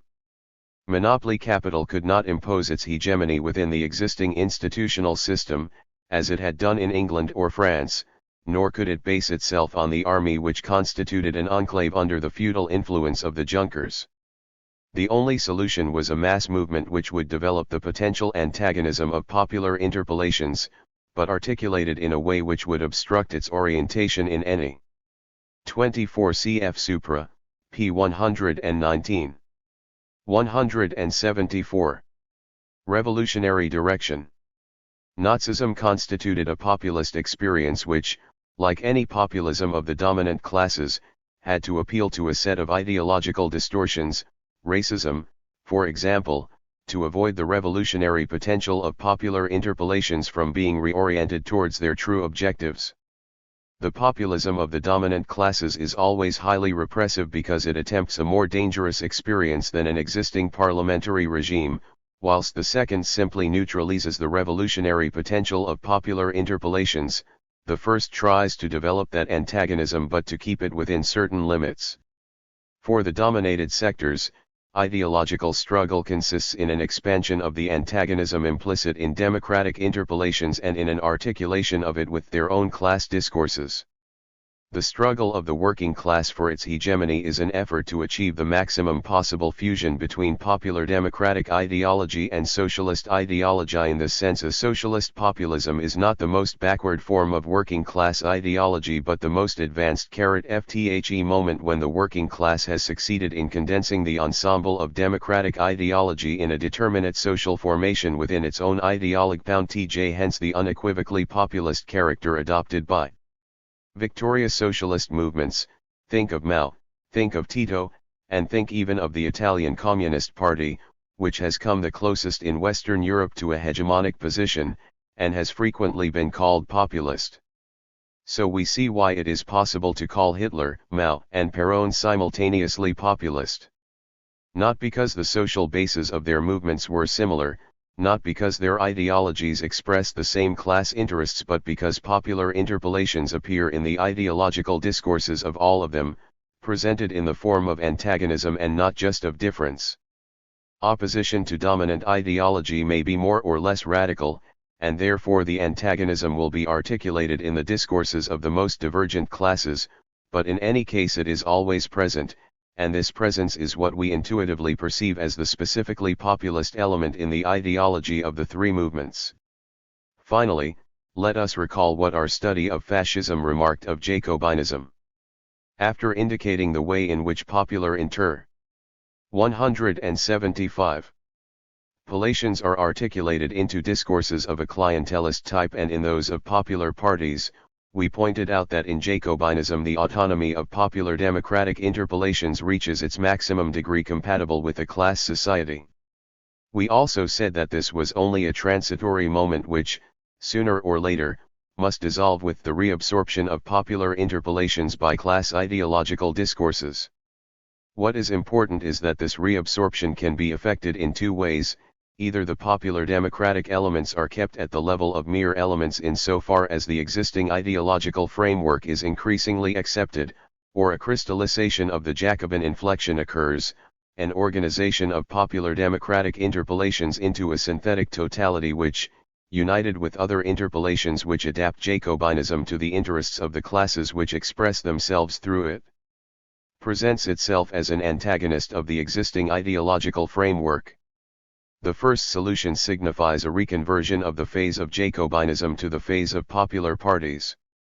The second solution is populism. It is clear, then, that what is populist in an ideology is the presence of popular democratic interpellations in their specific antagonism, that the ideological complex of which populism is a moment consists in the articulation of this antagonistic moment within divergent class discourses. It cannot therefore be said that concrete populist ideologies are above classes, but neither can the strictly populist moment be linked to the discourse of a determinate social class. If the argument so far is correct, the emergence of populism is historically linked to a crisis of the dominant ideological discourse, which is in turn part of a more general social crisis. This crisis can either be the result of a fracture in the power block, in which a class or class fraction needs, in order to assert its hegemony, to appeal to the people against established ideology as a whole, or of a crisis in the ability of the system to neutralize the dominated sectors, that is to say, a crisis of transformism. Naturally, an important historical crisis combines both ingredients. What should be clear, however, is that the causes of populism have little to do with a determinate stage of development, as functionalist theses suppose. It is true that the long process of expansion of the forces of production 176, which characterized Europe in the stage of monopoly capitalism, increased the system's ability to absorb and neutralize its contradictions. But it is also true that each time the capitalist system has experienced a serious crisis in Western Europe, various forms of populism have flourished. We need only think of the crisis after the First World War, which produced the triumph of fascism, the world economic crisis which led to the ascent of Nazism, and the world recession today that is accompanied by the multiplication of regionalisms that tend to be expressed in ideologies which make of populism a central moment. Let us take, as an example of a populist articulation of democratic interpellations, a case which is particularly illustrative because of the multiple metamorphoses which it underwent: Peronism. No other Latin American populist movement was constituted from the articulation of more disparate interpellations, no other achieved such success in its attempt to transform itself into the common denominator of mass popular democratic language, no other, finally, was articulated into such varied class discourses. Peronism, together with Vargism, has been considered one of the two typical examples of a Latin American populist movement. From the previous argument we may deduce that this expression, populist movements, contains an ambiguity which needs clarification. It is certainly inexact if we wish to characterize the nature of those movements, but it is correct if we use it to allude to the presence of populism as a moment in their ideological structure. An ideology is not populist in the same sense that it is conservative, liberal, or socialist, for the simple reason that, whilst these three terms allude to the articulating principles of the respective ideologies considered as a whole, Populism alludes to a kind of contradiction which only exists as an abstract moment of an ideological discourse. Hence the problem of the reasons for the proliferation of populist movements in Latin America after 1930 can be more exactly reformulated in the following terms: why did the ideological discourses of political movements with quite 177 distinct orientations and social bases have to have increasing recourse to populism, that is to say, to develop the potential antagonism of popular democratic interpellations? A fairly generalist opinion tends to link populism with import substitution industrialization. Francisco Weffert and Octavio Ianni have produced the best studies of Latin American populism from this perspective. It follows from what has been said that we cannot share this criterion. Populism is not the necessary superstructure of any social or economic process. Populist phenomena can present themselves in the most varied contexts to the extent that certain conditions for them are met. If, therefore, we try to explain why movements with populist ideologies flourished in Latin America between 1930 and 1960, this explanation must show how the conditions necessary for the emergence of populist phenomena were united in this period and were, on the other hand, much less frequent before and after it. We have already established what these conditions are: a particularly serious crisis of the power bloc which results in a fraction of it seeking to establish its hegemony through mass mobilization, and a crisis of transformism. To understand the specificity of the populist rupture, from which Peronism emerged, it is necessary to understand the nature of the previous dominant ideological system in Argentina, and its characteristic articulating principles.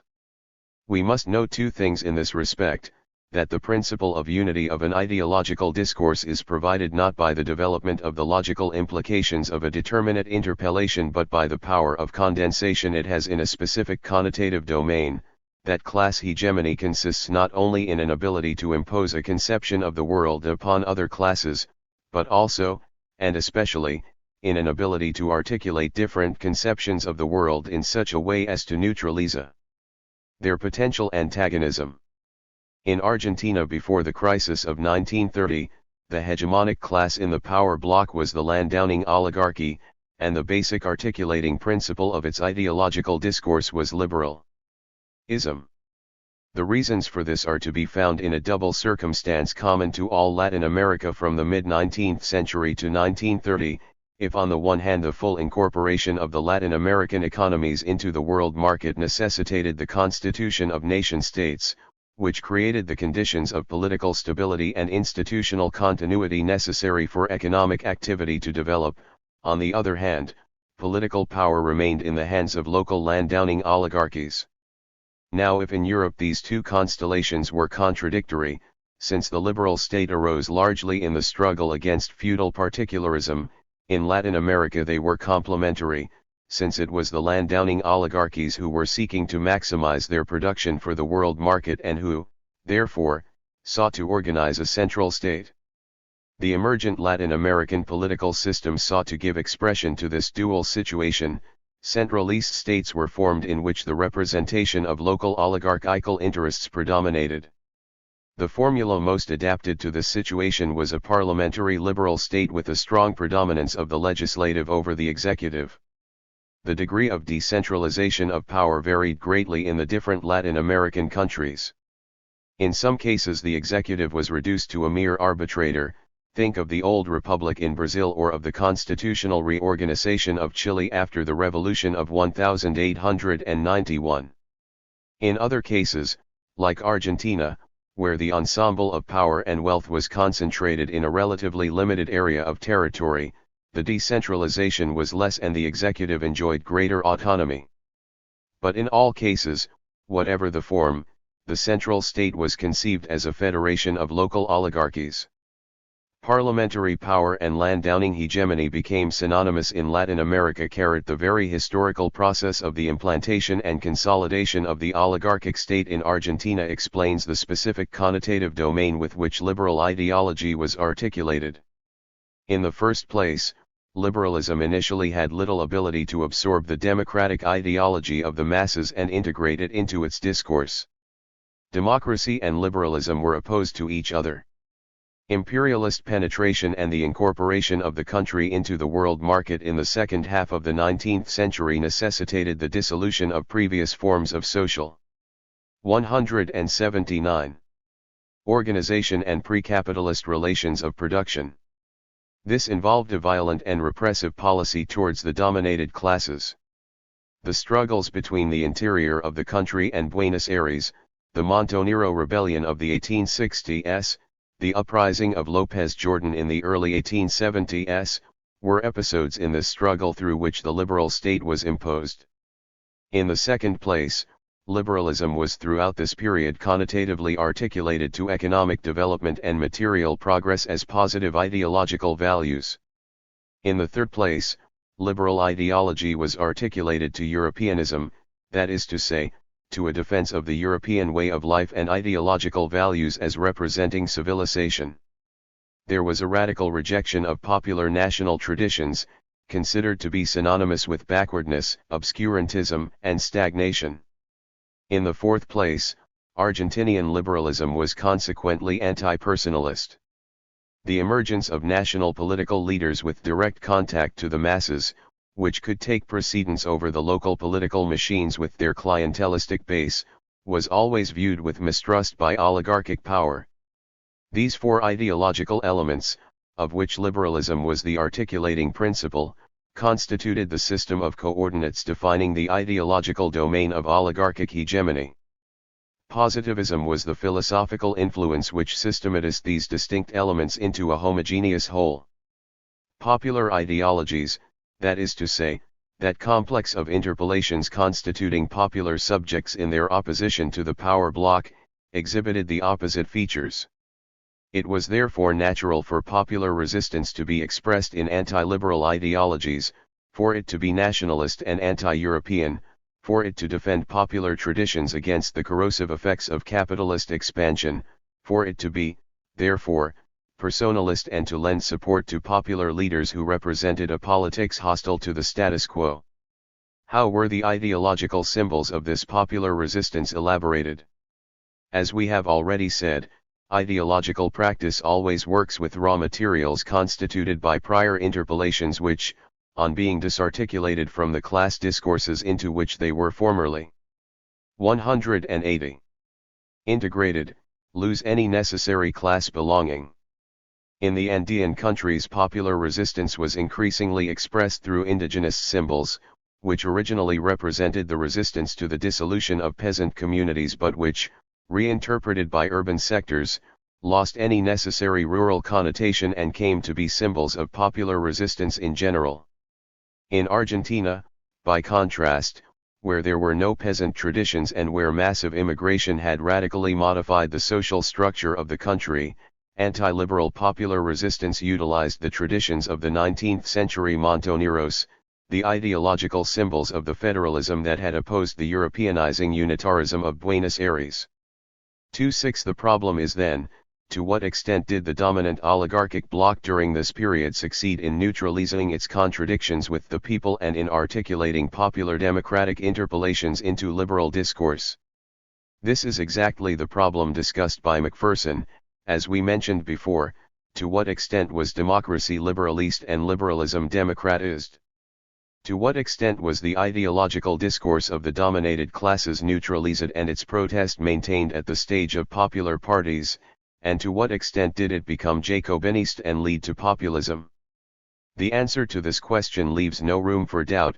The Landowning oligarchy was completely successful in neutralizing democratic interpolations, and in no case did popular resistance reach the point of populist radicalization. The reason lies in the success of the incorporation of Argentina into the world market and the great redistributive capacity of the Landowning oligarchy during the expansive cycle of differential rent. I have discussed economic aspects of this process elsewhere. 27 What is important for the present purpose is that two basic consequences followed from this process. The power bloc was highly cohesive, since no sector of it either opposed the agricultural and livestock orientation of the country or was in a position to dispute oligarchic hegemony. The redistributive capacity of the oligarchy enabled it to include nascent middle and working classes within its expansive cycle and to co-opt their respective leaderships into the power bloc. That is to say, there took place neither a crisis at the level of the power bloc nor a collapse of transformism, both of which are, as we have seen, preconditions for the emergence of populism. It remains, however, important to describe the ideological forms through which oligarchic hegemony was imposed. As we have said, this hegemony was secured in two ways: the absorption of popular interpellations into its discourse and the articulation of the ideologies which were formally in opposition to it in a peculiar form which neutralized them. Let us consider four ideological ensembles: oligarchic ideology as such, the ideology of the Radical Party, ideologies of non-liberal oligarchies, working class ideologies. The ideology of the oligarchy as such. To the extent that liberalism, as the oligarchic ideology, progressively asserted its hegemony, it increased its capacity for absorbing within its discourse popular democratic interpellations which had initially been completely excluded from it. The most complete ideological expression of liberalism in its pure state, that is to say, insofar as it presented only the four previously defined coordinates and included no mass popular democratic interpellations in its discourse, was Mitrism. This was the political discourse of the Buenos Aires oligarchy at a stage when its ideological hegemony over the rest of the country was minimal, when it had to assert its power by means of straightforward repression. Later, when the country was pacified and its economic transformation was underway, liberalism asserted its hegemony via a constant widening of the social basis of the power bloc and an increasing absorption and neutralization of the popular. 182. Democratic ideology of the masses. The first stage of this broadening of its social base was the co-option into the power bloc of the oligarchies of the interior of the country. This process culminated in 1880 with the accession of Roca to the presidency of the Republic. It is significant that Roca, in his partial confrontation with the Mitrism of Buenos Aires, had to incorporate into his discourse elements of the federal ideological tradition in order to differentiate himself from the latter. "I have my traces of federalism," he said. This is a constant that was to persist throughout the history of liberal Argentina. Each time the social bases of the system were widened, the new sectors co-opted into the power bloc asserted their relatively more democratic character, through ideological symbols deriving from popular federal tradition. 28. Liberalism, precisely because of its increasing hegemony, could present itself as an articulating alternative to those popular interpellations it originally had excluded. Finally, the installation of electoral machines with a clientelist base definitively consecrated the new method of incorporating the masses into the system. Popular traditions were accepted as a specific subculture of the dominated classes, as a sermo humilis disconnected from the language of power. The link between the two was provided by the local caudillo, who, presenting himself as the intermediary between the masses and the state, established at once the unity and the chasm between them.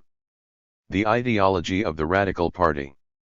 The experience of Rocaism presents us with this apparent paradox: liberalism was the more hegemonic to the extent that the ideological discourse of which it constituted the articulating principle was less exclusively liberal. The reason is, as we have said, that hegemony does not consist in the imposition of a uniform ideology but in the articulation of dissimilar ideological elements. 29. This is even clearer in the case of Irigoyen and the Radical Party, in which there was a perfect synthesis between liberalism and democracy. With their co-option into the power bloc, the highest point of oligarchic transformism, popular democratic interpellation ceased to be a subculture mediated by clientelistic machines and became incorporated into national political life. The sermo humilis took possession of the language of power. It was precisely this violation of the rule of the separation of styles that oligarchic liberalism felt as an outrage, hence the numerous invectives against Irigoyen, which ranged from derogatory references to the bully boy of Balvanera to Mazorquero or even fascist. Was this, therefore, a populist experience? It seems clear that it was not. The most noticeable feature of Irigoyen's political discourse, In common with other middle-class reformers in Latin America during this period, Batlle y Ordóñez in Uruguay, Alessandri in Chile, Madero in Mexico, Rui Barbosa in Brazil and Alfonso López in Colombia, was undoubtedly the increasing presence within it of popular democratic elements, but these elements remained at the emotional or rhetorical level and were never articulated as a coherent totality in opposition to liberal ideology. As we have seen, it is only this kind of articulation which gives a populist character to the presence of democratic interpellations in any given discourse. The general proposals of the middle-class reformers of this period, on the contrary, never went beyond institutional demands that accepted the liberal framework of the regime. My program is the national constitution, effective suffrage and no re-election. This kind of articulation of democratic ideology is characteristic of the stage of popular parties and in no circumstance does it lead to populist Jacobinization. 30. Non-liberal oligarchic ideologies.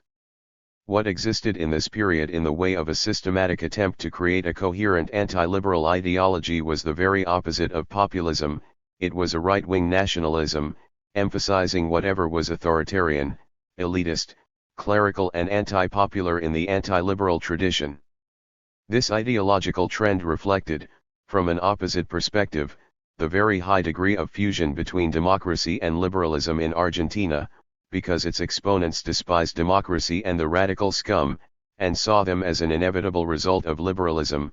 They defended an authoritarian state which found its source of inspiration in Moras. Later, on the eve of the 1930 revolution, a new element was incorporated into this tradition. Militarism, for the role of the army was now to transform itself, in the theories of right-wing nationalism, into the historical agent of an anti-liberal revolution.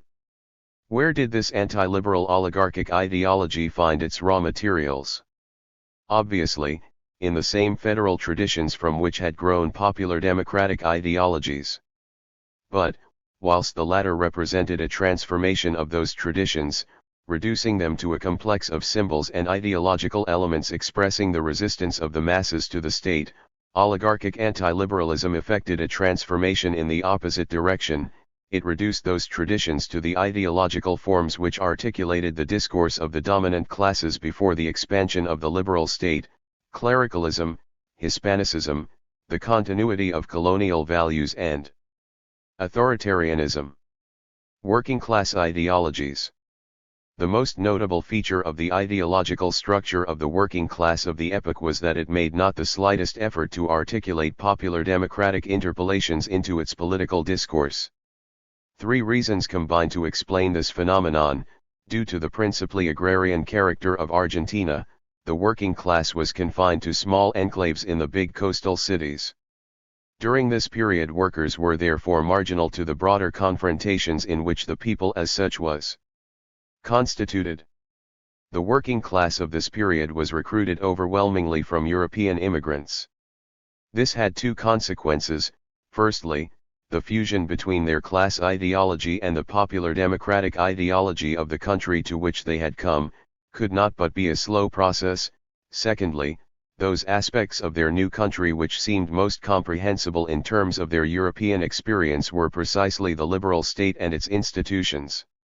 Hence their tendency to interpret any incomprehensible element in terms of European paradigms as the residue of a more primitive cultural stage which material progress, the expansion of the liberal state and the progressive Europeanization of the country, would finally eliminate.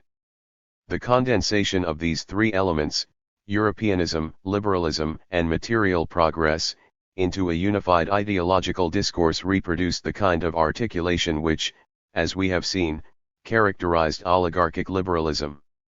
To this it is necessary to add the specific way in which the strictly populist element was integrated into this ideology. As we know, the most characteristic structural feature of socialist ideology at the end of the 19th century and the beginning of the 20th was class reductionism, which confined the proletariat to a pure class ideology that viewed any popular interpellation as the ideology of a class enemy. Naturally, this obstructed any form of socialist populism. What is important is that this class reductionism, applied by the immigrant working class in Argentinian society, came to identify the diffuse democratic ideology of the masses as pre-capitalist residues which the progressive Europeanization of Latin American societies would finally eliminate. Hence the close and increasing unity between hegemonic liberal ideology and socialist ideology. The Socialist Party reasoned in the following way: the full development of a capitalist society is the precondition for the full development of the working class, therefore, the expansion of the liberal state, considered as the necessary political superstructure of capitalism, was a progressive process and must be supported. In turn, it was thought that the immigration process was casting onto Argentinian shores an ever greater number of immigrants, who would in the end eliminate the ideological residues of Federal and Montonera Argentina. In this way, socialist ideology accepted the articulative ensemble. 186. Characteristic of liberal discourse, and added only one element: working class reductionism. This element did not significantly alter the picture, however, since the working class was regarded as the social force which would carry liberal society to its democratic consummation. The Communist Party, for its part, effected an equally liberal reading of Argentinian politics, if with a different terminology. During the period of the popular fronts, it was to measure the progressive character of different bourgeois political forces according to the degree of their adherence to liberal ideology, while denouncing as fascist any attempt to incorporate elements of popular nationalist tradition into political discourse. If we compare Argentinian socialism and communism, we have to conclude, therefore, that the alternative of reform/revolution did not provide a measure of the degree of progressiveness of either ideology, since all variants of that alternative occurred within an ideological discourse which accepted all the constitutive articulations of oligarchic liberalism. An analysis of these four ideological ensembles, which of course were not the only ones present, enables us to understand the system of ideological alternatives in pre-Peronist Argentina, an increasing unity between liberalism and democracy in the dominant discourse, a marginal authoritarian ideology, both anti-democratic and anti-liberal, class reductionism in working class ideologies. These three aspects, taken as a whole, expressed oligarchic hegemony. The decade of the 1930s saw important changes in this ideological crystallization, presaging the decline of oligarchic hegemony and the emergence of new contradictions in the power bloc. In the first place, the power bloc experienced a deep crisis. The World Depression led to a process of import substituting industrialization that created new antagonisms between nascent industrial sectors and the landowning oligarchy. Secondly, there was a crisis of transformism. As a result of the economic depression, the oligarchy could no longer tolerate the generous redistributive policies characteristic of the radical governments, and had to ban the middle classes from access to political power. In order to do this, it established a parliamentary system based on electoral fraud. The democratic demands of the masses and the ideological 187 symbols which represented them were less and less absorbed by the liberal regime, to a point where the schism between liberalism and democracy became complete. This was reflected in an increasing division within the Radical Party. The official party leadership, in the hands of Alvear, hoped for an impossible return of the unity between liberalism and democracy, and to this end negotiated with the now fraudulent liberal regime. It accepted subordinate positions within it to such a point that, towards the end of the period, official radicalism was to all intents and purposes indistinguishable from the conservative coalition in power. On the other hand, a minority nationalist current tried to develop within radicalism all the antagonism implicit in popular interpellations, to accentuate the incompatibility of liberalism and democracy, and to indict the liberal regime as a whole. English imperialism was denounced for the first time as a dominant structural force in Argentinian history. Liberalism was perceived as the political superstructure necessary for the subjection of the country to the agrarian oligarchy and foreign interests.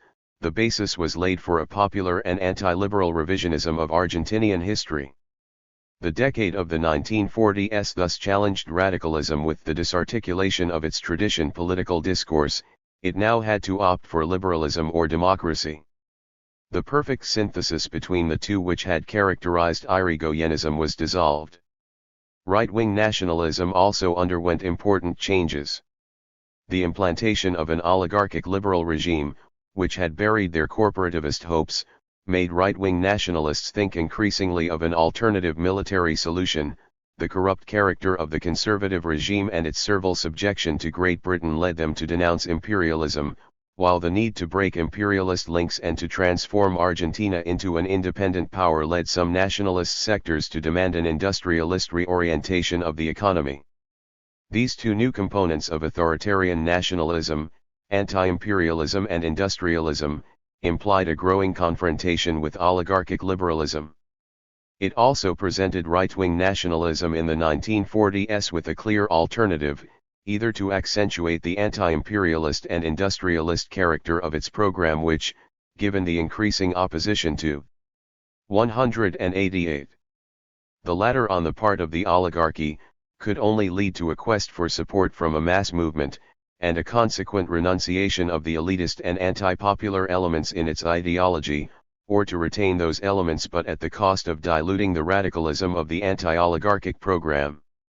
Finally, working-class ideologies also underwent a process of crisis in this period. Internal migrations had incorporated into industrial activity a new proletariat from the interior of the country, whose ideology was not based on the class reductionism of the old proletariat of European origin, but on a particular type of discourse in which popular democratic interpellations were central. Meanwhile, industrialization was now transforming the role of the proletariat in the political process, from being a relatively marginal sector, as it had been in the Argentina of agriculture and livestock, it came to be the most concentrated social sector, and the backbone of all those forces interested in the expansion of the internal market and opposed to the continuation of oligarchic rule.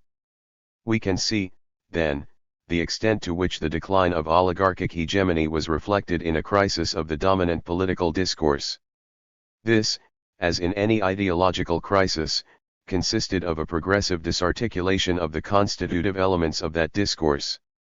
Liberalism and democracy ceased to be articulated, democratic interpellations could less and less be integrated into liberal ideology. For authoritarian nationalism, the possibility of a simultaneous anti-democratic and anti-liberal posture became increasingly problematic. There arose, particularly after anti-imperialist and industrial components had been incorporated into its discourse, a possibility previously non-existent: democratic authoritarianism. Finally, class reductionism and proletarian ideology ceased to be necessarily correlated and the possibility arose of a working-class populism. This disarticulation meant, among other things, that the power block's ability to neutralize its contradictions with the people had diminished. In the mirror of liberal ideological forms, now broken and murky, new and unforeseen combinations were possible. This was a breach opened at the ideological level, and with it the possibility of populism.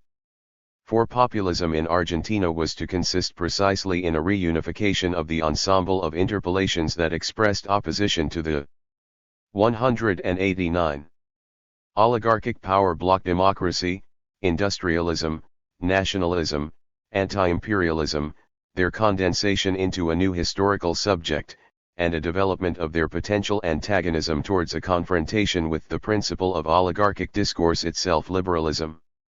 The whole effort of Peronist ideology at this stage was bent towards the aim of detracting liberalism from its last links with a democratic connotative domain and presenting it as a straightforward cover for oligarchic class interests. Perón declared, in a revealing speech during the electoral campaign of 1946, "I am, then, much more democratic than my adversaries, because I seek a real democracy whilst they defend an appearance of democracy, the external form of democracy. I seek a higher standard of living to protect the workers, even the poorest, from capitalist coercion, while the capitalists want the misery of the proletariat and its abandonment by the state to enable them to carry on their old tricks of buying and usurping ballot papers." In conclusion, Argentina cannot stagnate in the somnolent rhythm of activity to which so many who have come and lived at her expense have condemned her.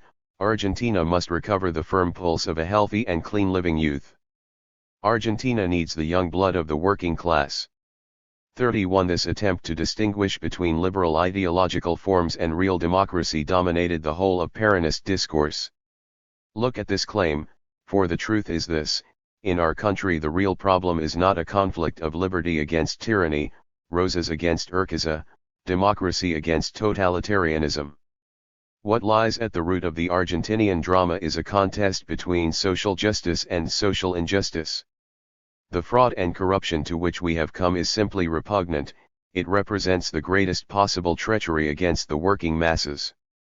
The communist and socialist parties, which hypocritically present themselves as workers' parties whilst serving capitalist interests, have no qualms about carrying out electoral propaganda with the aid of cash handed over by the bosses. To use a word of which they are very fond, we could say that they are the true representatives of continuism, but a continuism in the policy of workers' slavery and misery. 32 It is not our intention to study the evolution of Peronism as a movement, since we wish only to point out how the strictly populist moment in its ideology was constituted. But in any case we should note certain significant facts.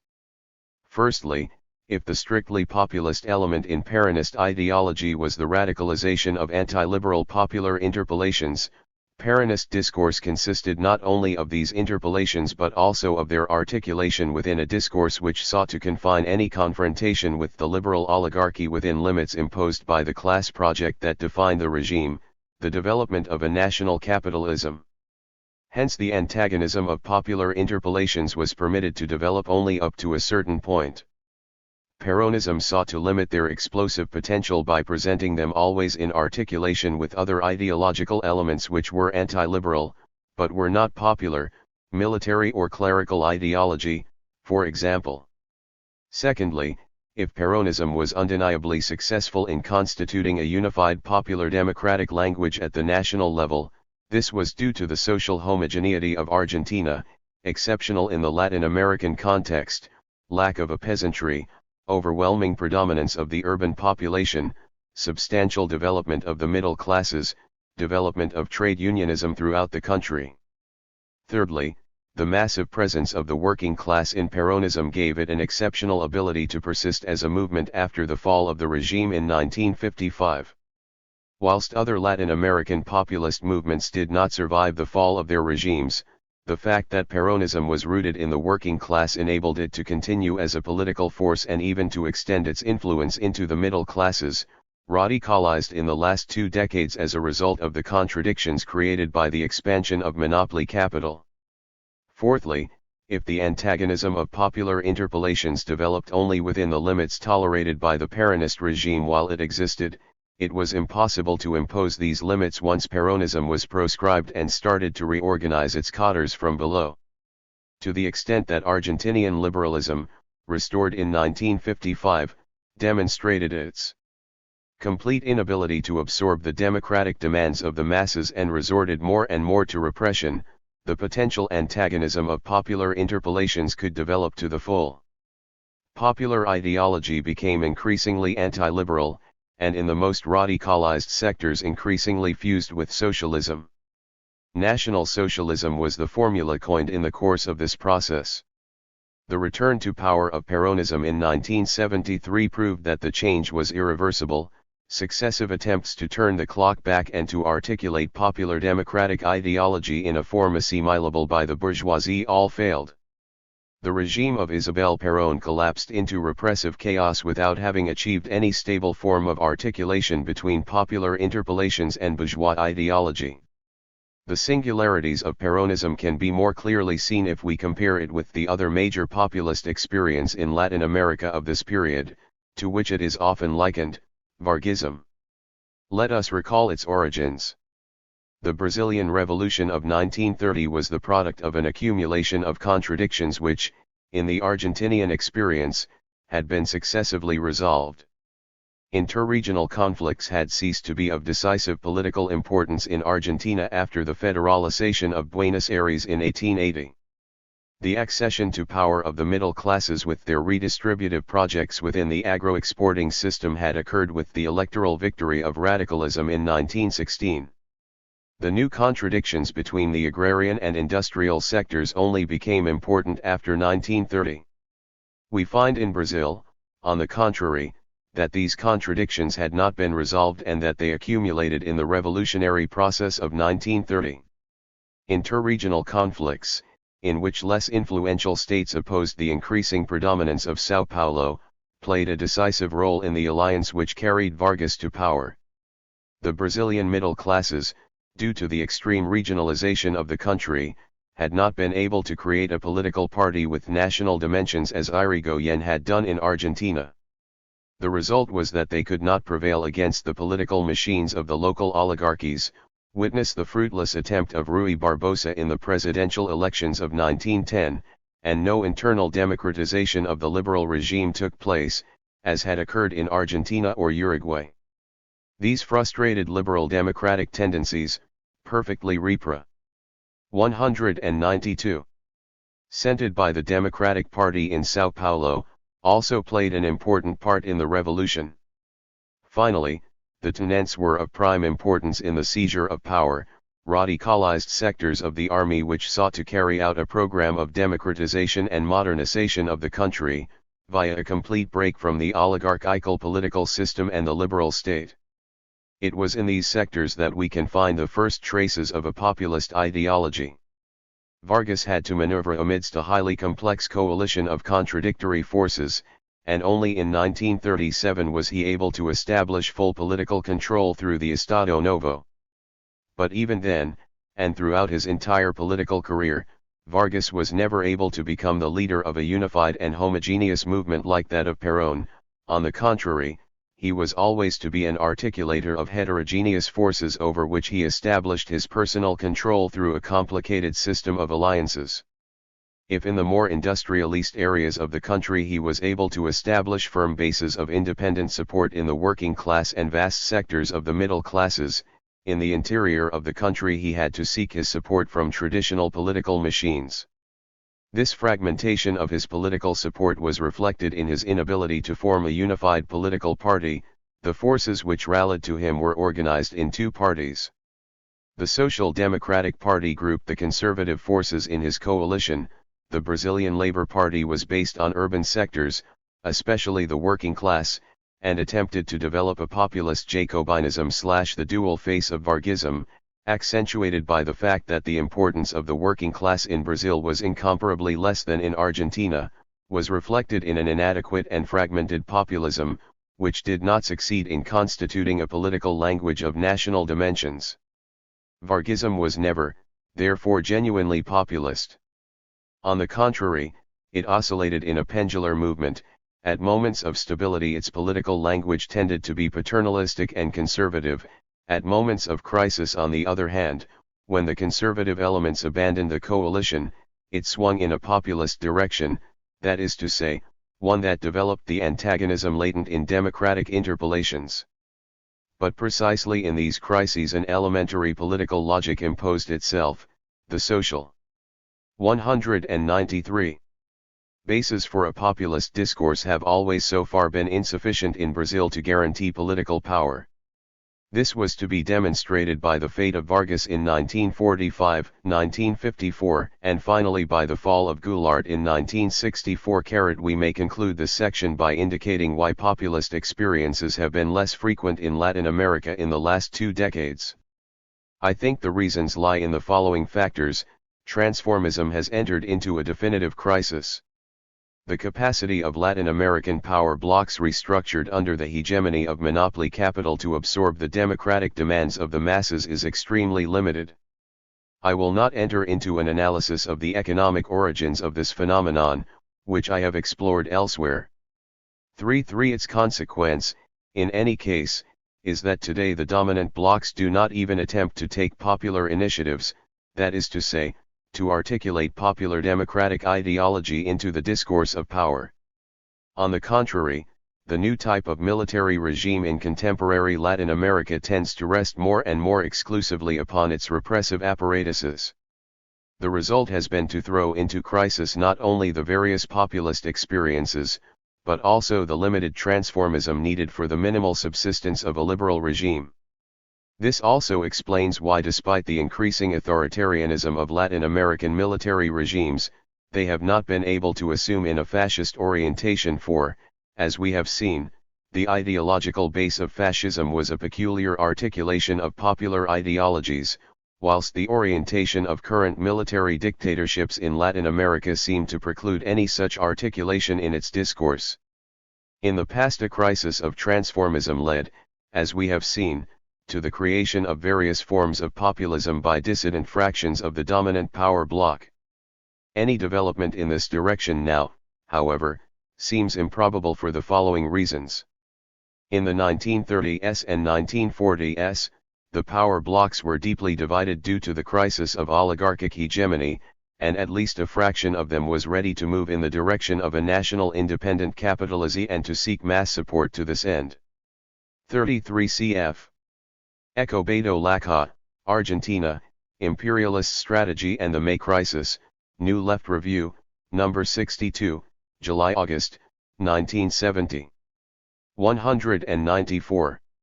Today, on the contrary, the nationalist experiences have collapsed and the power blocs have been reunited under the control of monopoly capital.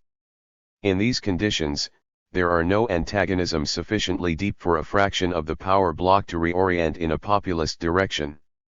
The second reason for thinking that a new populism of the dominant classes is unlikely is that, in the course of the experiences of the last 25 years, the Latin American masses have developed the antagonism inherent in democratic interpellations to a point where it is very difficult for any fraction of the bourgeoisie to absorb and neutralize them.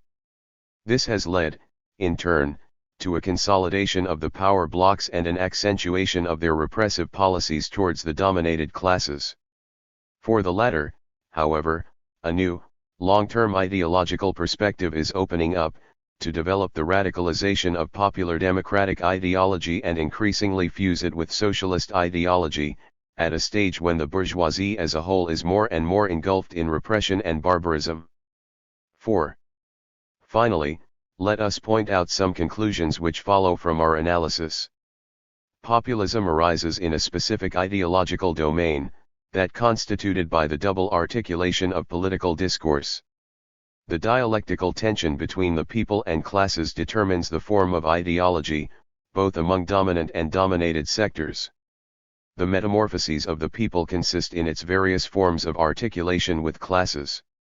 To the extent that the people and classes constitute poles of contradictions which are different but equally constitutive of political discourse, they are both present in it. But whilst the class contradiction determines the articulating principle of that discourse, lending it its specific singularity in a determinate ideological domain, the first contradiction represents an abstract moment which can be articulated to the most divergent class discourses. Populism, as a particular inflection of popular interpellations, can never constitute the articulating principle of a political discourse, even when it constitutes a feature present in it. It is precisely this abstract character of populism which permits of its presence in the ideology of the 195 most varied of classes. The same can be said of a concept such as market economy, which does not define the articulating principle of an economic system. This always lies in its dominant mode of production, but which is an abstract element present in many modes of production, from slavery to capitalism, that yet constitute an indispensable component for understanding the functioning of the system as a whole. It might be asked why, if popular democratic ideologies do not exist separately from but are articulated within class discourses, we cannot proceed directly to a study of the latter as such, and leave aside an analysis of the former. The answer is that such an emphasis would eliminate what is most specific to the ideological class struggle, the attempt to articulate the same interpellations in antagonistic discourses. It is precisely because the people can never be totally absorbed by any class discourse, because there is always a certain openness in the ideological domain, whose structuring is never complete, that the class struggle can also occur as ideological struggle. To suppose, on the contrary, that class ideologies constitute a closed and perfectly consistent block is to reduce the conflict between them to a purely mechanical clash which could hardly be characterized as ideological struggle. To deny the dialectic between the people and classes would be, then, to deny the ideological class struggle. Let us consider more closely this characteristic dialectic between the people and classes. Classes only exist as hegemonic forces to the extent that they can articulate popular interpellations to their own discourse. For the dominant classes this articulation consists, as we have seen, in a neutralization of the people. For the dominated classes to win hegemony, they must precipitate a crisis in the dominant ideological discourse and reduce its articulating principles to vacuous entelechies without any connotative power over popular interpellations. For this, they must develop the implicit antagonism of the latter to the point where the people is completely unassimilable by any fraction of the power block. But, to present popular interpellations in the form of antagonism is, as we know, a characteristic of populism. If therefore a dominated class is to impose its hegemony through a confrontation with the power block, and if this confrontation 196 necessitates the development of the antagonism implicit in popular interpellations, it can be deduced that the more radical is its confrontation with the system, the less possible will it be for that class to assert its hegemony without populism. Populism is therefore not an expression of the ideological backwardness of a dominated class but, on the contrary, an expression of the moment when the articulating power of this class imposes itself hegemonically on the rest of society. This is the first movement in the dialectic between the people and classes. Classes cannot assert their hegemony without articulating the people in their discourse, and the specific form of this articulation in the case of a class which seeks to confront the power block as a whole, in order to assert its hegemony, will be populism. Now let us look at the process from the other angle. The people/power block contradiction cannot be developed without classes.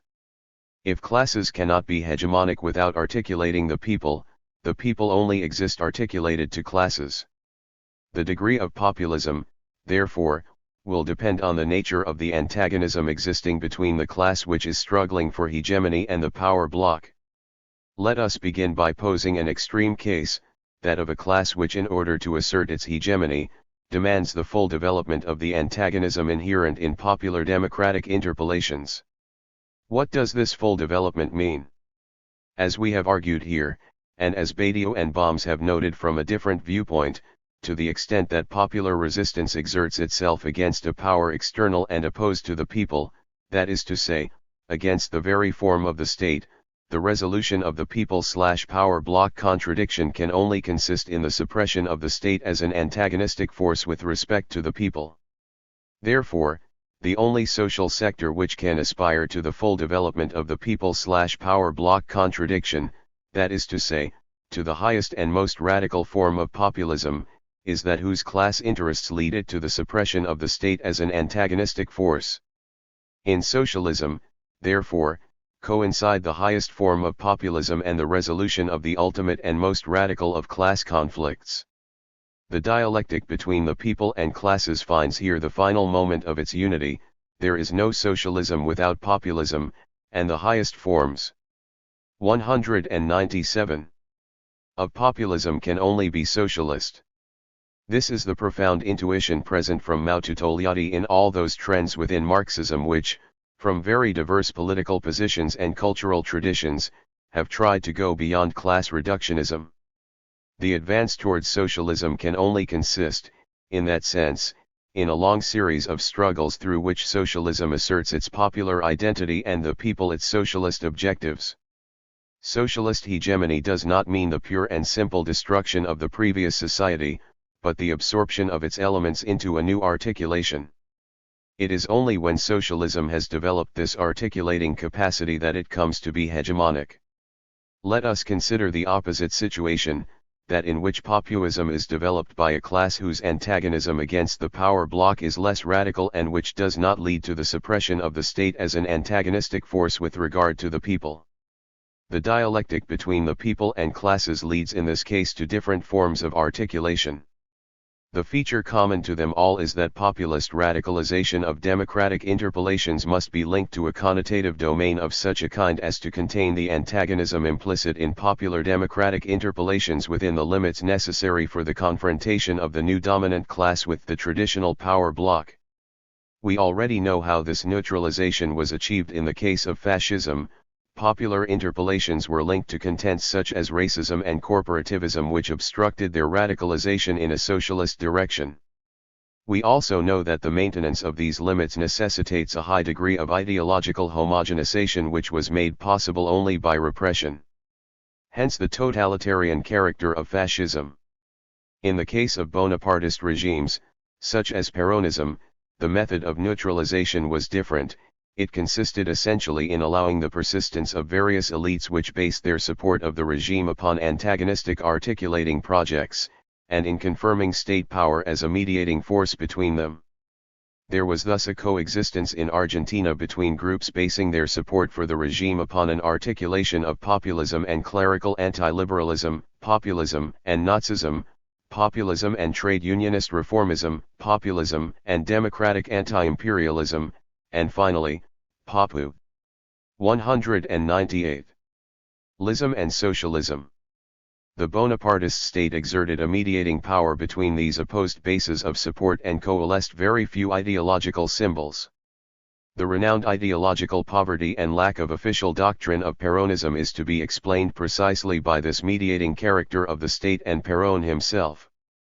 Fascism, on the other hand, could develop a more precise official doctrine and a more defined ideological structure to the extent that it was a less mediating and more totalitarian experience. Bonapartist regimes, by definition, do not seek a unification or assimilation of ideological apparatuses, since it is precisely in their mediating capacity between opposing forces that their source of power is to be found. It is for this reason that, as we have pointed out, the radicalization of Peronist political language beyond the limits tolerable to Bonapartism was a process that occurred after the fall of Peronism in 1955. To conclude, we must answer the following question: why not limit the use of the term populism to the second case we have analyzed, and adopt a different terminology to refer to those experiences where radicalized popular interpolations have been articulated with socialism? This would apparently be the most sensible course. Given the pejorative connotations generally associated with the term populism, I do not think, however, that such a decision would be appropriate, for it would obscure the universality of the basic premise constituted by the dual articulation of political discourse, and could lead to the illusion that popular interpolations within socialist discourse were created by this discourse and were absent from the ideology of dominant classes. This would be the surest way of falling into class reductionism. On the contrary, to assert the relative continuity of popular interpolations by contrast with the discontinuous articulations of class discourses, is the only valid starting point for a scientific study of political ideologies.